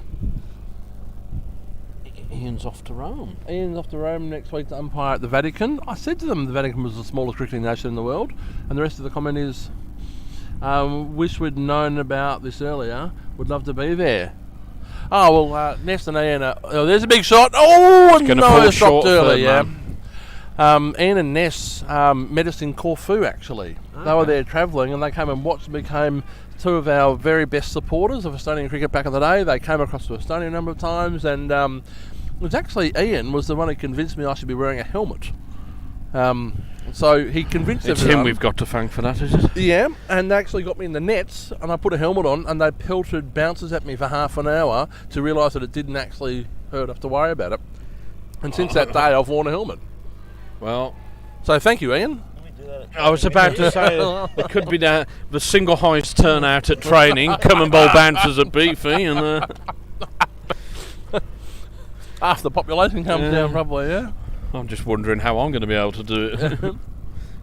But yeah, they were great supporters and still are great supporters. Yeah. They came to the tournament at Carmel Cricket Club. Oh, that's pushed just back with a point, and Murray's after it. Should cut it off.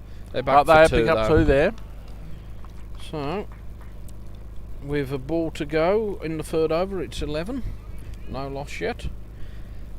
Couple of little half chances just in the air, but not anywhere near a fielder yet. So. Yep. Now, Isle of Man looking content at the moment. Yeah, I'd imagine from their point they're thinking under a run of ball from the start. So yep. Sensible cricket will see you home. But that's what I was saying, that he's gone to guide it down to third man again, not got it perfectly, bit of a top edge, and there's two people still interested in that catching position. So yeah. There's one thing I felt Cyprus didn't do very well. They very quickly lost their slip, and the only way they were really going to win that game was wickets. Yeah. And they went defensive, and in a way it takes a lot of the risk out of any shot for the batsman. And pressure off the batsman as well, yeah.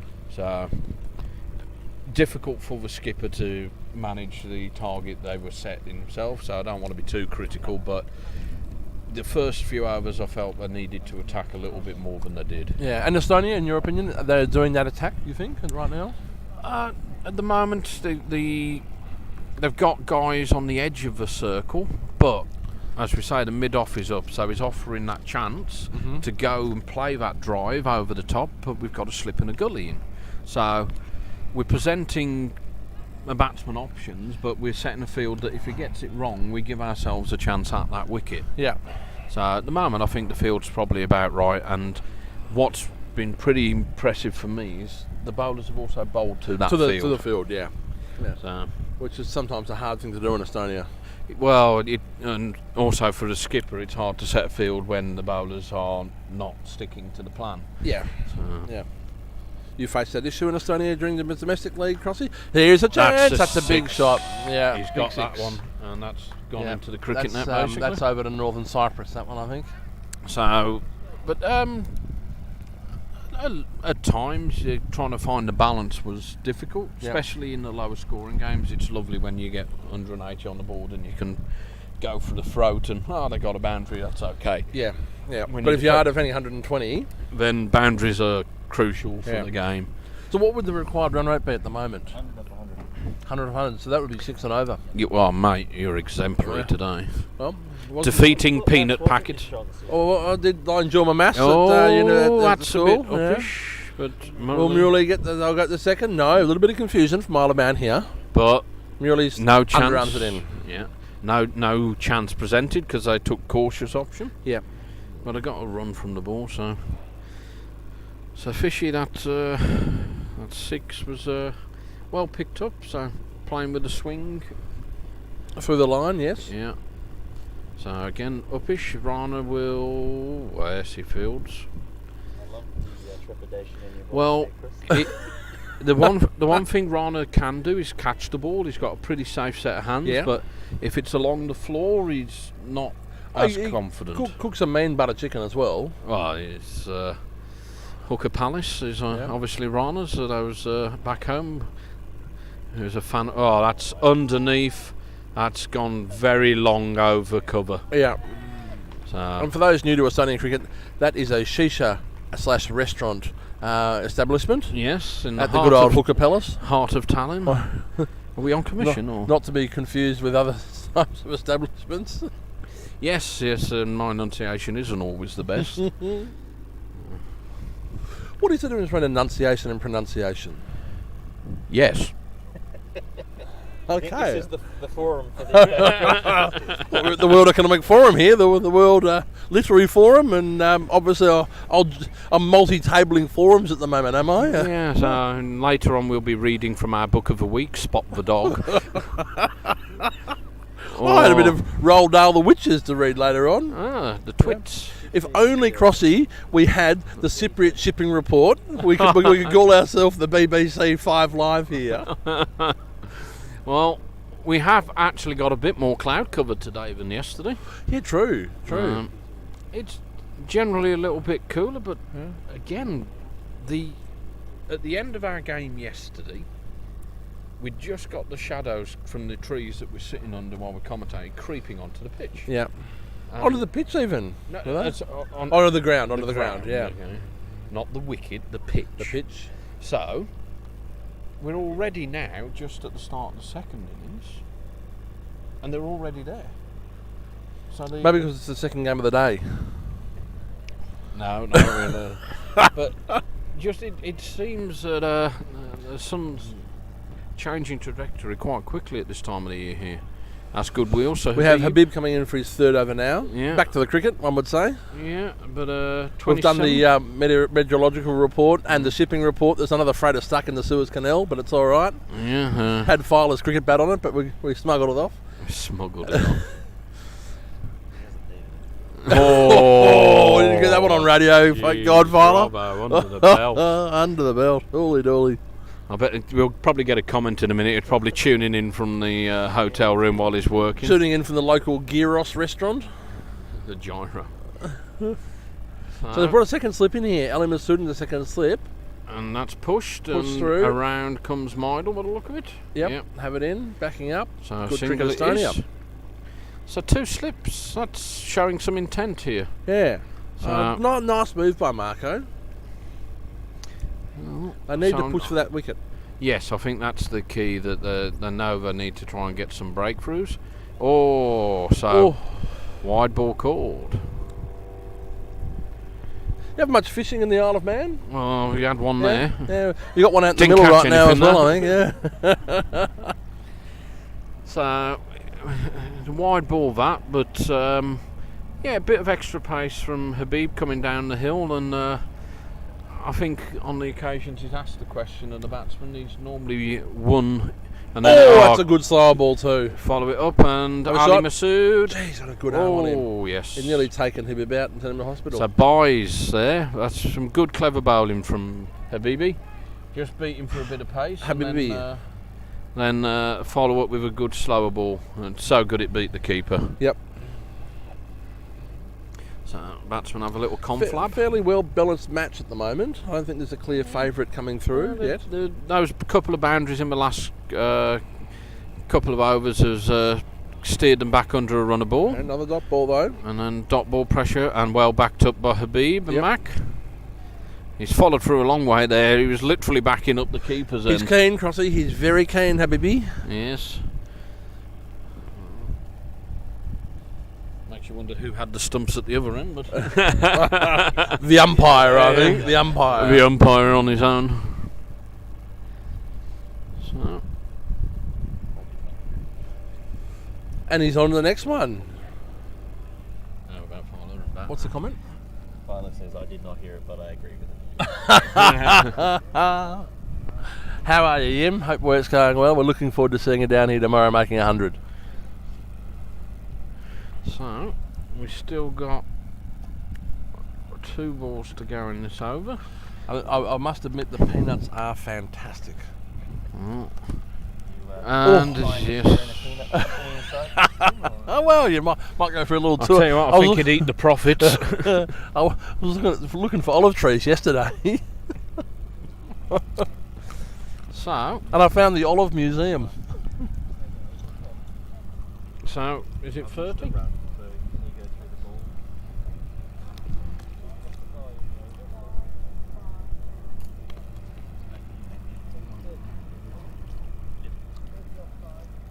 Okay, so That'll be the end of the 5th over, I'm assuming. Yep. So they're 30. now, so they are ticking along at their required runner ball. So they're a fraction ahead at this stage. Yep. Santa Claus coming back on. So steady head here. He'll definitely be looking to do what the Isle of Man bowlers did with that nice full straight Good line and length, yeah. Yeah. Experienced campaigner, Murali.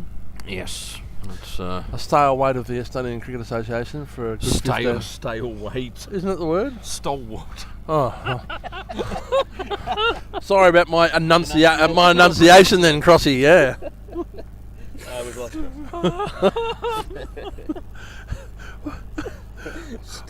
just a stalemate. He's been hanging around for 15 years. It's got a bit stale. Yeah, exactly. Getting a bit heavy. I was going to say, that's... What is a stalwart then, is it? Stalwart. Stalwart? Yes. Okay, can you explain that one to me? That's just what the word means, mate. What is a stalwart? Reliable person with longevity in service. Ness says she's making no comment about Mr. Hick liking nuts. Thank you, Mr. C. So, one of the funnier jokes there, after Murali consumed a bottle of tequila, but I'm not going to repeat that one on commentary. We might... Anyway, we might break the servers. Up-ish. So, Chance there, Ali Masood. No. Having bigged up our stale weight, he's then bowled a wide and probably just backward of a length, enabling the batsman to get under it for a couple. So he'll certainly be looking to push the ball a little bit further up now. Or live up to his nickname as a stale weight. I'm not sure how you could possibly live live up up. with it till it sticks, isn't it? Yep. Yeah. So now it's colour coming up into the circle. And pushed out Ali Masood at deep cover. And also long off as well. So those are your 2 out in the last over of the power play. That could be the catch. No, Will he get there? No. But he'll on stop around off. and Let's just take, the one. No, only the one. Well done, Estonia. That's the 1 run saved, if you ask me. Yeah, Rana did well there. He covered his ground, clean pick up and in. But Rana, another stale weight.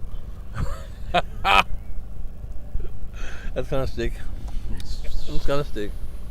Yeah, that's what we But call you the don't- barbarian. stale weights, brilliant. Murali coming into bowl again. Looking for full and straight. Ask a few questions. No. Tickled down the leg leg side, so too far onto the pads. Brakes on. Ashish is going to get there, cut it off, and they get there too comfortably now. Yep.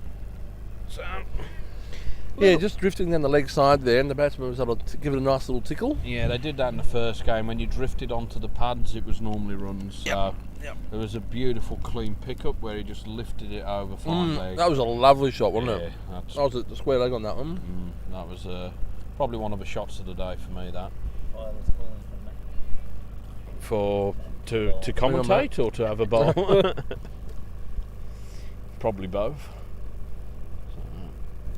A little advance down and Down to Rana. Rana. Yeah, well done, UD. Rana. UD. So definite positive intent here now from the Isle of Man batsman. I mean, is it the move of the century to bring Mac on from the Syrian end now? I think we've done Habib, put Fisher, 5 out. Murali, Put 5 out. but this is definitely I wouldn't be putting Mac on until the end of the power play. That'll be the end of this over. Yes. So, and everything that's been tried so far has been seam up or Habib maybe a little quicker, but everything else around about the same pace. So Yeah, no point putting an Ash or someone on if No, it's just doing the same. Ali has bowled well, so I'd probably expect to see Ali to come on. Yeah. Even get Crossy on. Kick him out of the commentary box and put him on. So I think Ali would probably try and bowl from the top end again. That's been his preference. Syrian end. Syrian end, sorry. Yeah.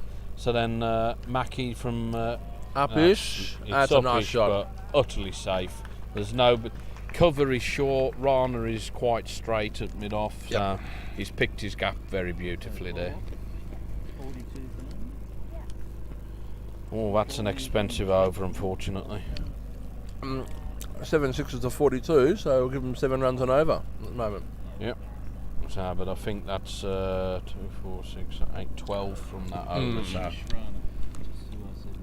Right, well, yes. So I would then think we might, after Murray's spell, see Mackie coming on from the bottom end. I would not have bowled Actually, here. No, I'll be Ali Masood here for sure. Ali or potentially Shuvo and Mac bowling in tandem. Yep. Take the pace off from both ends. Yes, and that's something we haven't succeeded in the power play. So. But is Marco thinking wide enough that Mac could be the secret weapon here? Well, let's see. It was something we spoke about at secret selection policies. Okay, yeah. But, you know, Max is... That I wasn't invited to last night. No, you just didn't turn up. I didn't turn up. Yeah. I was going to zoom in, Crossy, for it. I know, but after we'd been through, Marco contacted you to go through what we... Yeah. So, we got the opportunity with the team we've picked to take the pace off from both ends. Yep. And Ashish comes in and punched down to point. There's nobody there, but the outfield will do the work. Mm-hmm. So it should be 2 as... Will they get 3 though? No, are they pushing? They are only looking for 2. No. They're really going to control their innings here. Yes. And not take the risk, and just if they're none down after 10 overs and they've got 70 runs on the board, that last 60 becomes very easy. Yeah, to see through the power play without a wicket down is Ironman's first big tick in the box towards victory, I think. So that was accomplished last over. Ashish on now, and nice length from Ashish there. That's the right area. And he's attempted stop with his left foot. He won't be getting a call up to the Mumbai Under-19 football club, I don't think. Well, no, because he's clearly over 19. There's a few reasons why he call up. So, but no, they're batting very sensibly here. Where they have played the aerial shot, they've picked the gaps very well. So where does Estonia get the wicket from? Well, if it's Ash bowling, when Ash is not going to get a wicket here, do we send a carrier pigeon out to Marco? Or I think semaphore's probably easier. Yeah. Did you bring your flags? Or did you pom-poms? Or pom-poms? Oh, I mean like SOS, like the semaphore is what I mean. And maybe I didn't enunciate it properly. Fucking Australians! I was thinking about it. Yeah! That's where they're getting the wicket from! I told you! Get a wicket. Where they're getting the wicket from. Ashish Rana, the Tinder genius. The Tinder genius. The Tinder all-rounder. Can swipe it in all directions. Well, has come through with a wicket, and that was not expected at all. No, it's... Can you buy some clips from us? So I can get me pistachio nuts?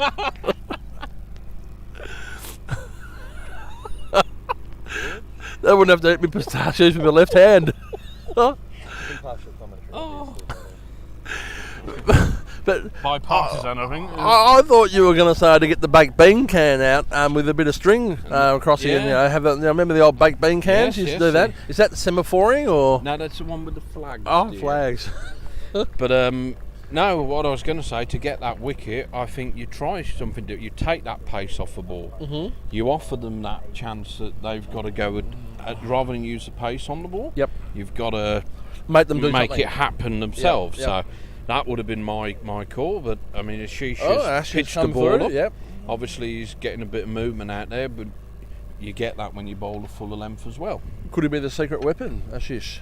Could have talked about him in the secret selection committee dealings. So, what, the commentary? Nah, I think it's much better. Yeah. Any comments on the YouTube commentary? Only deaf people now, apparently. Everyone's supporting purple spinners, and then was that his mum or? So. Actually, we've got a good combo here. Ashish, woo runner.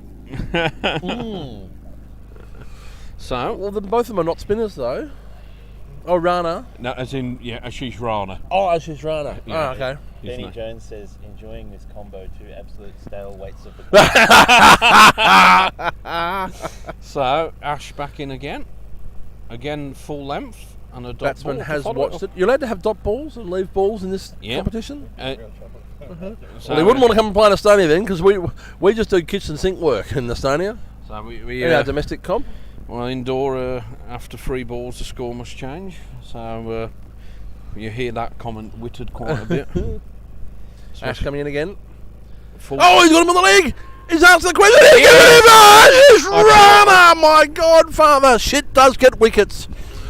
he's been done by a full toss there. Oh, goodness gracious me. So, He set me forward him. Clearly, the commentators talking absolute nonsense that Ashish Rana not the right call, don't bring him on, try something different. 5 balls, sorry, his first over now complete, 4 for 2 from it. 4 for 2, hooly dooly. Ashish Rana, you little ripper. Bit expensive. Well, so, 7 overs in now, 46 for 2. And that has put a cat amongst the proverbial pigeons, if you ask me. Those bad-mouthed pigeons. Or the proverbial olive trees. I just wonder, Certainly there are 2 wickets in an over. It's does that shake them up a little bit and instill a few nerves into the Isle of Man team here? It might just dial back the intent for a little bit, because when there was 2 of them out there, 2 of them set, They were rotating nicely they and were just runnable looking as if they were going to start to push on. So maybe the side effect here is there'll be a little slowing in the run rate for a couple of overs. Yep. And then that lets us Trying to build that platform back up again. Well, gets us back to that run of ball, because at the minute they're fractionally ahead. So, but here's Estonia, they can put a bit of pressure on now, and then they can actually have 1 or 2 overs of 3-4 runs, which pushes that dot ball pressure up. So maybe don't bring Mac on. well, I don't think Now. they're going to take Murray off after 1. No. So They're not going to take Rana off Ash off after 4 for 2 either. no. So I think we got another few overs of the seam up, but I don't think we can be too long now till we see the pace off. Yeah. So we're long on, we're long off. We're out in the covers deep, and the rest of the people are in the circle. And you got 1 here at one square. out square leg as well. So 4 out and 5 in the circle. Murali coming into bowl. Full. Ooh, he's asked a nice question. But again, it's that better length from him this time. He was a little bit too short in that first over. Yeah. So he's Well, old bones take a little bit of time to warm up these days. well, he's a wily old performer as well. Murray, probably one of the most consistent bowlers we And have. very critical of his own game as well. After most games, he comes and tells me what he's done good and bad. That's very nice of him. That's very, very nice of him. I didn't know when I was a school teacher, but. And that's leg side. Oh, Marco's asking. It's And a a wide wide. ball. The umpire's given a decision. It's a wide. Yep, wide ball. But no, very deep thinker about his cricket, Murali. Well, I think Loves it. Yeah. those who really have a passion for the game, we don't leave it on the pitch and don't think about it when we get home, do we? Yep. I mean, you only have to ask Stu and Father how many times they've retired midweek, and Or ask Hannah how much you talk about cricket at home with her as well. well, Oh, well, la la la. So, quick single taken down the ground to colour. and Stu up from slip. Has he gone into Oh the no, covers? he's yes, Stu's Yep, in the Stu's covers in now. the short extra cover. No doubt getting into the ears and eyes of the Isle of Man batsman. Yeah, he's never a quiet character on the pitch, is he? So looks like Ali's being called back into Yeah. the circle here. So giving up that deep cover now. So a bit of waiting around here while the batsman adjusts, and Murray We'll do another circle. Murray, just right. If you're ready, then I'll take another little circle. We'll have another circle. Here it is. Here's the circle. Here's the He's mind been going games. to my ballet school, I think. Yeah, slightly slower period. Really comes in. Very Off a full. good line. Oh, it's chopped down. It's just bounced over the stumps. If the stumps And were I tell you 7 foot high, we might have had a chance there. Mac has zoomed in there like a kid of 48. But now Mac has positive impact on the field. Certainly. He's and always loving being here as well. Yeah, he's full of energy, Macca. You know, Really for someone of his age, he does really well. He's really got back into his cricket this year. I'm not surprised. He's took a fair few wickets at the tail end of the season. He's rocketed up the tables in terms of that. So a nice fall to be a single down the ground. Fishwaller in to pick it up.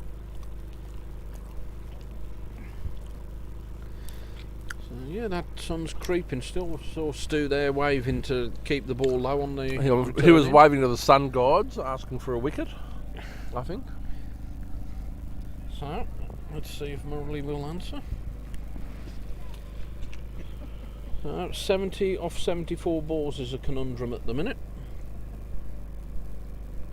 That's a little bit shorter, but Ali's quickly round, won't stop that. He'll ping it in fast, always hit the stumps.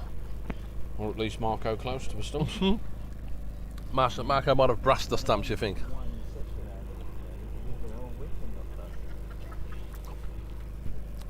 So a nice little fight back from Estonia at this little stanza in the game. Well, we were talking about that run rate coming down. As it's held steady at the minute, a run of ball off this over so far. So Muley coming in again.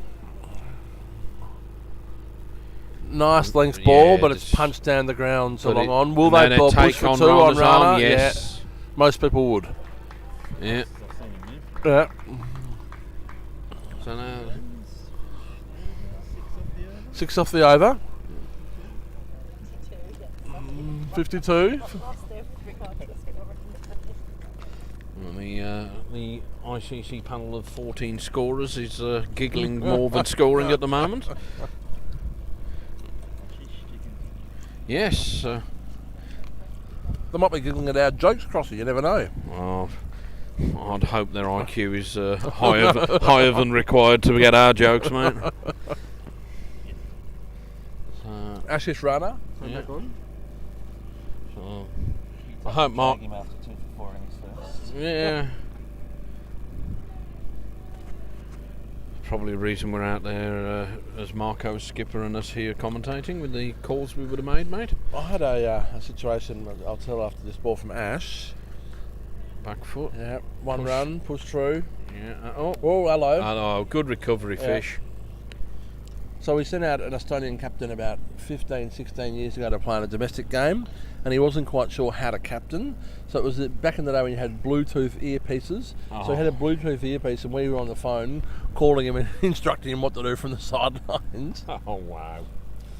And here we are at the ICC event. All phones are away, and it's all changed due to this crazy world of corruption and winning 30 seconds on your gambling margins and this spot betting on individual balls. I mean, the good thing is with the standard of some of these games that even if they tried to do something silly, I don't think they could execute it very well in the first place. Well, there's certainly been a few wides that wouldn't have been planning in the domestic league this year. Yeah. So I had a funny one this morning playing the game. The Isle of Man bowler came in and he brushed the stumps. I had to search my memory bank and actually, but Habib there, clean pick up, and there's definitely not two to his arm. And it is a no ball if the bowler brushes the stumps on the way through. Stuart Broadwell, exactly. So typical Australians making it all about them again. He's not Australian, is he, Stuart Broadwell? No, but it was against you where it all happened. Yeah. He just has a tendency to annoy people. Consistently knock the ball back. Oh, cut shot out and Midle is round, but it's a long way to come round for him there, so they'll get the two comfortably. So do you squeeze the field in a little bit to stop that second run, or do you keep him out? It's getting to the stage now that the runs are starting to come quite easily, in truth. So maybe taking Ash off after taking 2 wickets and an over might have been the smart move. No, there was nothing really wrong with the ball. It was a well-placed shot. Yep. But again, look, this shot straight down the ground, straight no down risk the middle at of all. Bat. Yep. Another single, no risk. So from Isle of Man, they'll take 5-6 overs of his 6.5 runs and over. It's always at half.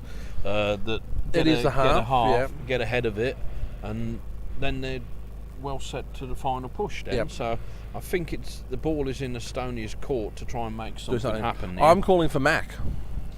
Well, we've been... Marco, can you put Mac on now? Marco, hopefully he can't hear us. Bring on Mac. Bring on Mac. So, no, Shuvo. So... Oh, that's an interesting one, yeah. I've got Shuvo can be a tricky bowler at times. He did bowl well yesterday, and it's the same mentality. It's taking the pace off the ball, yep. So, we've got two options after Ashish from that top end. You got Ali Masood, who bowled quite well yesterday. Yep. And then you've got the other option for Mac Attack, who, I don't know if you noticed, but in the first game this morning there was a diamond duck where a guy got run. There was a diamond duck, and Mac brought up some incident from La Manga where he got run out by some idiot in the same sort of situation. Who was the idiot? It may have been me. So as soon as it happened and Mac was close to me and I saw him just turn around, I thought, I know what's coming here. I know what he's going to say. Yeah, the poor fellow went off for a quick single and was sent back and he was run out. So never looked like making it either. No, it was we had our own muddle up at the start of this game, but that was another appalling incident rather than a tight single. So just thinking about the other person you could bring on is Rana. At this time, he bowls. I would put him in the same sort of bracket as Shuvo. As Ashish, yeah. Shuvo is a little bit more trickier. His left arm as well. Yep. So there's a couple of bit of differences here. So let's see how they do with wide ball to Shuvo start. used to be a fast bowler back in the day as well. He bowled seam up. I'm not accepting that he was a fast bowler. Sorry, Tim. He bowled seam up. What does that mean?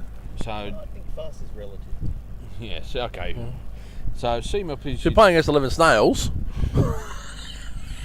I'd fancy your chats is batting against them. But seam up means that you're holding a vertical seam, you're trying to swing the ball or get a bit of movement. Wouldn't you normally hold the ball like that when you bowl? Well, a spinner will hold cross seam to get more purchase on. Yeah.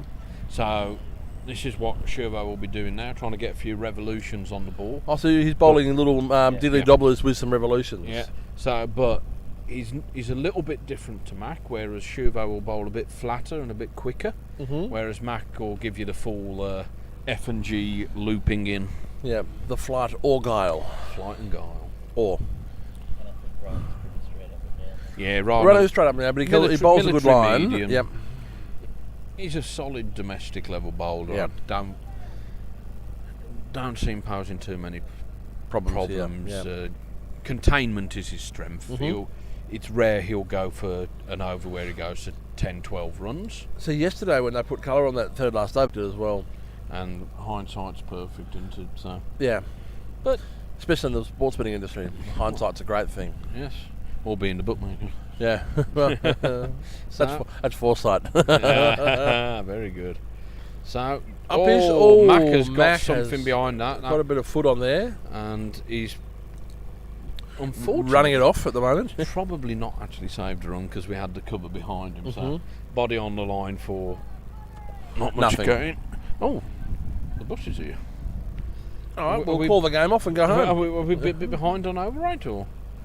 Bish, there, Stu, nearly got off the ground. So, they're pushing for two. That's well run. That is well run. So Murley out there didn't go directly to him, so he had a bit of ground to cover, but just over Stu's head. There could have been it was an element of risk in the shot for sure. So Shuvo again. Short. That's not good. Oh no, that's not good. Colour. They won't take two on colour. I think he's got away with one there. That batsman will be having a word with himself. But wide, single, wide, single, two. So that's my question. Was Shuvo the right one to put on right now? But hindsight, Crossy, is a wonderful thing. Yeah. So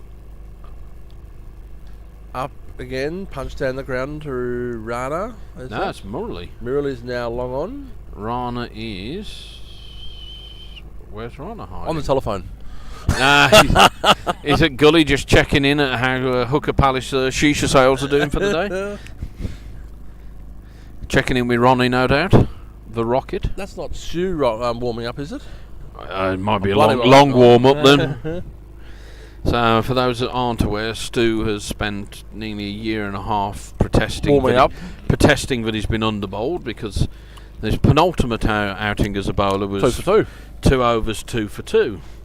Unfortunately, when he got a second opportunity to bowl, it didn't quite go to plan. So I think it was a 12 ball over, was it? Or? He's been rested. Yeah, 12 balls, and unfortunately it wasn't 2 overs he was bowling that day, just the one. So halfway stage, 67 for 2, 52 needed from 60 balls. That run rate's creeping up a little bit now. Yeah, there's 6.7 requiring 5.2. Ashish hitting the guy on the pads. So Ashish coming into his third over now, so 9 for 2 from his first. I think this should be his last over. Well, unless he can snag another wicket and shut us up for a little bit longer, then yeah. But now Marco's left with a conundrum, because if he takes that gamble... Up is, here it is! No one there, got unlucky there, guys. unlucky. 3 people trying to converge on it, and it's beat everyone. So...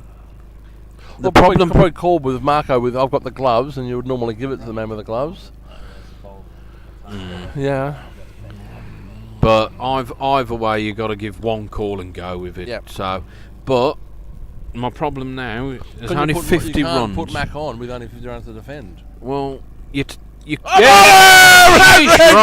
you little ripper! We completely were against him coming on to bowl, and it shows what a pair of idiots we are behind the microphone. So. We should be the two Ronnies out of the Muppet Show. Is it the Muppets? No, the grumpy old men off the grumpy there, old men. Waldorf balcony. Yeah, his balcony. Yeah. He's the best bowler I've ever seen. This is rubbish. Get him off. Take him off. Take him off. But another Ashish Rana. He's bowled a very good length, in fairness to him. He's given the ball a chance to do moving, and I don't know whether there's much swing out there at the moment, because Dave's not really been able to provide a good camera setup for us. We're not even able to look at the replays, but if it's full, it gives it the chance to do that bit of movement in the air and a bit of late swing and get through that gate. But Ashish Rana, 3 for 10 off 2.3 has lifted the spirits of a team in the last couple of overs. There'll be a few super likes on his Tinder profile tonight, I think. Oh, just from himself. And possibly Habibi. Well, I mean, at this stage, if Asher's going to keep taking wickets like this, you just keep him on. If he's on fire. Well, which is what I said to you. You said it'll be his last out, but it depends what he does with it. Yeah. If he does another 2 wickets for 3 runs, then you'd shoot the skipper for taking him off. What sort of skipper would take someone off after getting a wicket maiden, Tim? Me. In a 40-over match. Not that anyone's resentful around. No. Are you, Dave? And, so, just tickled round the corner. Shuvo circling around the back of the ball again. He never takes a direct route to the ball field. Yeah. He always circles it. Like you're one of those power boats and you've got to move the engine and it goes the wide way round. He's got a. Are you trying to say he's got a wide turning circle? Pretty much. That's coming in again. Oh, wraps him on the pads. Marco scuttles away, and they won't stop the one. Who's backing up? Stewie hooks in like a 40-year-old man who's played 3 games of cricket. I was going to say a flamingo. Oh, God. Or swooping in like a swan. That was another good one. So, or like a goose. And slower ball, but down leg, so umpire will call it wide. So, funky disco. Oh. Any good comments on the comment channel? Robbo? He's trying to fix his inadequate technical setup. Oh, interesting shot. Down on one knee, flicks it just backward a square. Ali Masood rattles round and pings it into Marco. I'd love to see Ali Masood come on next. So maybe Ali from the top end, because that's where he's preferred to bowl. The Syrian end. Syrian end, yes. Yeah. And then what would you do? Would you take that risk with Macca at this stage with so few runs left in the bank? I think that time has passed. I think he should have come on when Shuvo did. That was, So that'll be the second game in a row he hasn't had a chance to turn his arm over. But now, as you say, it is difficult. I mean, I thought Stu Hook was taking his hat off to bowl, then my heart stopped. I thought bring on the 2 for 2 from Stu Hook. You take 2 for 2 for now, and your probability of delivery. So it is Stuvo again. Yeah. So it'll be the second game in a row Max missed out, but yeah, so few runs. Well, I've missed that in the last 2 games too. Oh. Up-ish. And maybe you can have a chat with Paul Bradley and Malta. Yeah. Yeah. Go and play in the Maltese domestic comp. So, we're off to a single off the first ball. Dave's got us watching the DG line scorecard here. Where are they playing, Dave? So 45 off 53 balls is the game situation. And the 12th over now, Shuvo in. Quite full, batsman drops it and Marco can't scamper around. That's good, sensible cricket. See, Crosby, I don't know where, if Estonia wants to get that run rate up, where are they going to get the 8 dot balls from now? Because the field's back to obviously protect the boundaries. There's so many gaps there. I do think that Ali from the top end is the logical call here. Yep. What you do from this bottom end then? Rana? Maybe a Rana. I'd be hard pushed to say that Mac's going to give you them dot balls. No. He might get you the wickets, but there's still going to be the turnover of the singles at least. Yep. And if he gets it wrong, but... Maidu? No. Habib? Bring Habib back now? Habib would want a bowl. He only got one and he'd want a bowl from the top end after Ali. Mm-hmm. So, honestly... Is it gradient that much there, or...? No, he's just picked an end, and I think that's psychological now for him as a bowler. Yep. I Good think fielding from Mac. I honestly think you've got to look at Rana or Murali. Yeah. Fishy, I think it happened the same as yesterday because he doesn't change that length enough for the end. Yep. So it'd just give him that option, but yeah, it'd be an absolute master. One out to colour. Yeah, master stroke. He's missed it. He's put everything to try and slide behind it, and it's crept through. But it would be an unnecessary dive then. Well, it was necessary dive. It just unfortunately got through him. But if you did put Mac on now and he got you those 2 wickets you want, then it's an absolute master stroke. And if you take the gamble and it doesn't pay off, and it's the world's easiest job to sit here and criticise. It's a sail weight. I don't know if I took the microphone further. Did they catch that on the microphone? Your generous comments, Crosby, or? So, I'd turn to my most experienced bowler.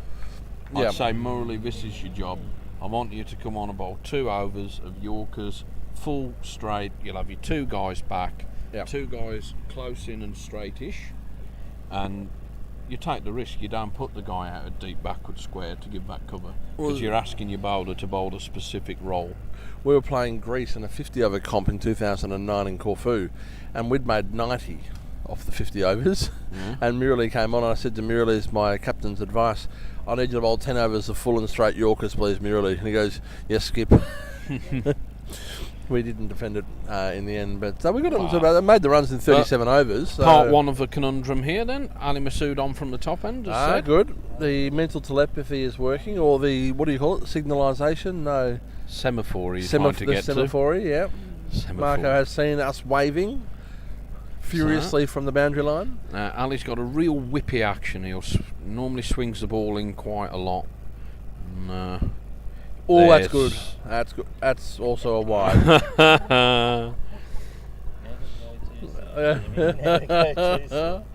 You've never been a early finisher, have you, mate? No. A few clouds in the sky today, Crossy. Eliminated again. Straight. Right in the block hole. Right, and down to Stewie at deep mid-off. So, again now, tittling the ball over, so run rate's under 4.5 and over now. So, is it deep mid-off or is it long off? Either way, really. Yeah. Oh, what an amazing call from the commentary team to put him on. So, again, from that top end, really full ball, and let that ball swing in, and the movement's been enough to get it through again. So Now, does that make it 5 down? yes, 5 for? 4. 4 for. 4 for, because that's only got 3. 3. So all the wickets coming from full length bowling at that top end. We should employ that tactic more often, one would say. Well, if you were going to do any analysis on the game, that's probably something that we should pick up on. And in fairness to the team, it's something we spoke about in the gap. Yeah. Something that the Isle of Man did really well themselves. They bowled a good full length. Yep. And where we've done the same, we've been Well, rewarded. I think you could say the guys try and do it. Yes. Yeah. I don't know too many bowlers who... well, Glenn McGrath. yeah. Right, I'm going to deliver Jimmy it Anderson. down short. You know, they've got a few extra wheels on the likes of us. Yeah. So it's not many that go out planning to bowl short length unless they've got a real target. So. Who was that Pakistani? I saw Australia, Pakistan and Adelaide, and there was one guy came on, he bowled to Shane Watson. A lot of bouncing heat. Habibi? No. But Safe? Left-hander. Yeah. But what pace was he doing it at? He's 140 miles an hour. So it's a slightly different conundrum. And you can't criticise Curtly Ambrose, Courtney Walsh, and those guys for bowling a short length at Graham Hick, for example. Well, they're trying to knock your head off. It's a big difference. Yeah. It's, So yeah. Anyway, Ellie Masood in whips it through, looking for that Macca down full and length. swallow. Yeah. So there's one of your magic Yeah, dot dot balls. mate. Thank you, Ellie. Thank you, Mac. So 35 from 46.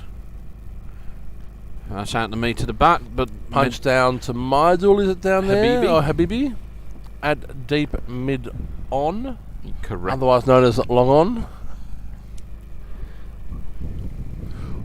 Or in the vicinity of Cow Corner. Oh no, that's actually where I think that's Rana, is it? Rana out there, yeah. Yeah, you can see from the Zeds creeping up. So again, then a single. So That's the Bluff VPN replay. That one just Yeah. there. Thank you, Robbo, for getting that set up for us. Well, it's the same shot, the same ball. every time I have Tough a crowd in the commentary box here. Yeah, he's put up with me for a long time. So every time there's a slight technical flaw or some crazy replay or snickometer that I want, and Dave reports that we aren't able to offer that, I do this little sigh of discontent. I thought you had them. You wanted Robbo to get them circling like swans on the pitch or something, and No, just the Bluff VPN swan. Just the basics was all I was hoping for. Hang on, we just put Ali We just on. put at the Ellie on top as well. end? You miserable sod. Trying to deflect from his technical deficiencies. So Murley back on, and Murley's got 2 overs to go. 13 overs are gone. So, taking a bit of a... Well, you've got to take the risk. Yeah. Sorry to preempt you, but you've got to take the risk right now. You don't have the 30 runs. Yeah. 35 runs or so, 32 runs, 33. Yep. There's no point waiting the last over. So you got Ali for another 3 overs that end. If he Keep keeps bowling him, well. yep. And Murley then for Murley 2. for 2. So there's 5 overs. And the into- game's going to be finished one way or the other after 5 overs. Pretty much, yeah. So S Hook maybe come on for the 18th over. no. Maybe not. Murley does a little circle, and he comes. Settles into the rhythm. Slow. Slow, but one hand, one bounce. Yeah, no, it was, Stu's trying to claim it. The inner Australian is very hard to suppress. It was caught on stump mic. One hand, one bounce, no doubt. Surprised he didn't go after it one hand. Yeah. How into the game he is, he hasn't gone for the one-hander. Yeah, he's that focus now. So in comes Murley again. Carl on strike. Oh, it's gone How's cross that? the line. How's that? Oh! And they've got the leg by. And everyone forgot to go for the ball. Yep. Leg by called. Gee, wouldn't you love to see that one on the replay with the AI crossy? Honestly, mate, it's key moments like that you'd love to be able to review as a commentator. Or even refer to the third umpire as well. Because, you know, these tournaments should have a third umpire, apparently. Yeah, and TV coverage. What else was suggested, Dave? Streakers. DRS. DRS. Yeah. Well, I reckon the streakers would be alright. I I'll send everyone home in that case. I think it'd be the last. Match abandoned. Up. Just dive! over Oh, Rana. Rana. Meidel, and he's gone the wrong end there. Wrong end, yeah. So. Match abandoned due to gross indecency. No, I just think it'd take Tim that long to run across the pitch. We'd actually let him go down. So. I would like to point out this is a non-alcoholic venue. Well, we knew this after yesterday. I mean, I was actually eyeing up the hand gel to see if it had any alcohol in it. No vodka available. That's short, but Meidel will come round, and that probably will be one. Well, it's like when you go to the restaurants, they have that antiseptic there for you to wash your hands for the corona stuff. Yes. I prefer to sniff it. I don't want to know about you going around sniffing things in shops. Here it is, Jossie. You want to have a sniff? No. Oh, it's great. You're missing out, mate. 86%. Beautiful. 86%. And it will stop corona. Don't worry about that. You won't get corona in your nostrils. And you'll never smell again. Yeah. Muley comes Maybe I should in. get some for Hannah. That's erratic. Well backed up by Ashish. Stu was just saying if Marco could jump higher because white men can't jump or can jump. Neither can Rana. Yeah. Not many wider. What was the movie? White men can't jump. Can or can't? Can't. Yeah. Well, Marco has certainly proven that fact. Terrible title because in the end He could. He did jump. Yeah. Muley comes in. Rana's stop! Wow. I'm not sure why, but he did. Fishy inside. Fishy. I think he's. He's called it himself. Yeah, he just brushed the line as he dived. So with his. Well, brushed. He shoulder planted into it. With his shoulder blade. Another stalemate of the association. There. He nearly impaled himself on a boundary flag there, Fishy. So Dave doesn't like misleading film titles, so he was okay with A Fish Called Wonder. So, what is our score check, Robbo? 24 from 36. Thanks, Robbo. Let's Tim the mathematician to work out the run right now. So 24 required off 36. 2/3. So you can hear the cogs. The cogs are moving. 6 overs, 24, 4 and over. Yay, gets a gold star. Yes. Have a peanut, mate. Yep, Ali Masood again. So that boundary kind of ruined the plan of bringing Murley back on. That was an important boundary at the end of the over. Yeah. And Fishy did his damnedest to stop it, but... Or to get himself another over. Full, chops down, but I think it beat everything. Stopped just outside the field. Shuvo! You wide-wielding motorboat. So he's run round it, and that actually gave him the option to come back for a second. So that's a bit. Maybe he misjudged the speed through the long blades of grass. It was it had stopped. The ball was stationary, and he still circled it. Usually does it at District. So. He is well known for it. And it was buys as well. Ali's ball there, full straight, probably swinging, and it's beat everyone. So we'll bum it on Marco then.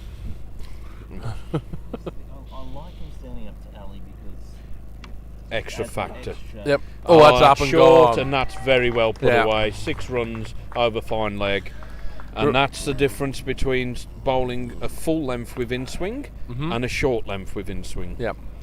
Reminds me, Robbo, of that partnership we had in Helsinki, chasing it down where we won 1-2-2-2, and then I just deposited 1 for 6 about 130 metres. I don't think I hit any boundaries that day. No, but we didn't need to. We put about 50, 60 run partnership on to win the Any T20. element of exaggeration there? So 128 metres. and a half. So Ali to continue. He's come round the wicket now. Oh, chopped down. Chopped down. Oh, there's a chance on. No, he's merely underarm. The buys again. So it wasn't chopped. It was an attempted chop. Yeah, Marco's taken one on the fingers in the process, I think. And now he's waving. Yeah, and this is the problem with standing up to Ali. He's a hard person to face as a batter, so how do you keep up? Well, you're looking to you're putting the body on the line, Robbo. You're looking to put pressure on the batsman here on both Marco's sides. never been shy of doing that, though, has he? Even when he was in Croatia fielding on the gravel and he's diving around like an idiot. He left a lot of skin on the ground. Yes. Ali comes in around the wicket. Small parts of his body, then. has dug out. And Stu's round. I don't think there'll be two. I've Stu just picks up. driven down to krouter.cy to buy a shovel. .cy. Cyprus. Yeah, I know what it was. So now the conundrum's starting to shift. 13 off 31. And now... Up his shot! Oh! Runner didn't go off the men ground. can't jump. Yeah. But... he did get his hand in the air. He just didn't jump. He's now starting just to creep away from us. And so, do you bring Mac on? Well, finish with a flourish. 13 runs off 6 overs, is it? 5 overs? 11 off 30, mate. You'd have to bring Mac on now, wouldn't you? Well, it kind of feels like you'd just be... yeah, it is Rana. You'd be just throwing him a bone. Yeah. Here you go, mate. Only 11 needed. Come and bowl slow to the he does guys. like dogs. Yeah. But two guys who've, 21 off 25, 16 off 9. Yeah. They've had a bit of a chance to get their iron now. They'll probably be looking to finish in a flourish. And so we might be looking for some crowd catchers for the next over or two. Well, I'm hoping Robbo will take them if they come down by us. Yeah. Yeah, not my camera. Like Mick Riley took one in front of Liz Healy that time, remember? There we go, air it up. And there is Rana into the attack. What did we say he was going to do? Rana out of the attack. Consistency, keep the runs tight. Containment. Containment. I don't understand the thinking of bowling Rana. It's old school thinking. Yep. You're not trying something. Yeah. You're just bowling the same again. Slow, medium pace. But this is the same as colour on the third last over. Like, what's the point of that? Yeah. Why not try something different? I would take Stu over Rana. Yeah. Because at least something crazy might happen. Yep. Yeah. But then maybe not Stu, but certainly Mac could be the right person to bring on now. You know what's going to happen with Rana? He's going to bowl straight up and down, and these guys will hit through the line. And you're probably thinking as a captain though, Rana won't get hit. But the game's over anyway, whichever way you slice. And we're not at domestic level here. Yeah. Sure. And there's an edge. Well picked up, Ali. Is it Habibi? And he's got the stumps over. Yeah, very well fielded at the death, mate. Keep the umpires busy. Well, and this is the other thing that we have mentioned in the past now. Even at this point of the game, you still make the opposition now work for it. Yeah. You get nothing away. See if you can jag one more wicket. Yep. See if you can get that. Has no bearing on the overall result though. No, but later on when we're starting to play qualifiers, net run rates, those sort of things start to count. Maybe a few years. It's also the good team vibe and spirit. Exactly. To take a few wickets and keep it going. So 4 required. Up Bish again, but it's punched down to Shuvo, who had no option there but to attack the ball. He couldn't have run round behind it. He did a figure 8 attacking the ball, so it was a double swerve. So free to go now. $20 on a 6. It's up in the air. Will it be 6 for $20? It is. Hey, I win $20, you ripper! Who took your bet, mate? Thanks, Joe Mac. Yeah. You owe me $20. Joe Mac's out $20, and I've never thought I would see Tim Heath cheering a 6 that cost Estonia the game. Well, there's a few. If we put the Bluff VPN on, there's a few other incidents from that cost us the game. But anyway, thank you all for listening to the Tim and Tim show. Shit show. Shit show. We've thoroughly enjoyed it, and we hope you have too. We'll now cross to the Cypriot shipping news and take you into the Nightline with Tony Delroy. Doop. At the third stroke. Dun, dun, dun, dun, dun, dun, dun, dun.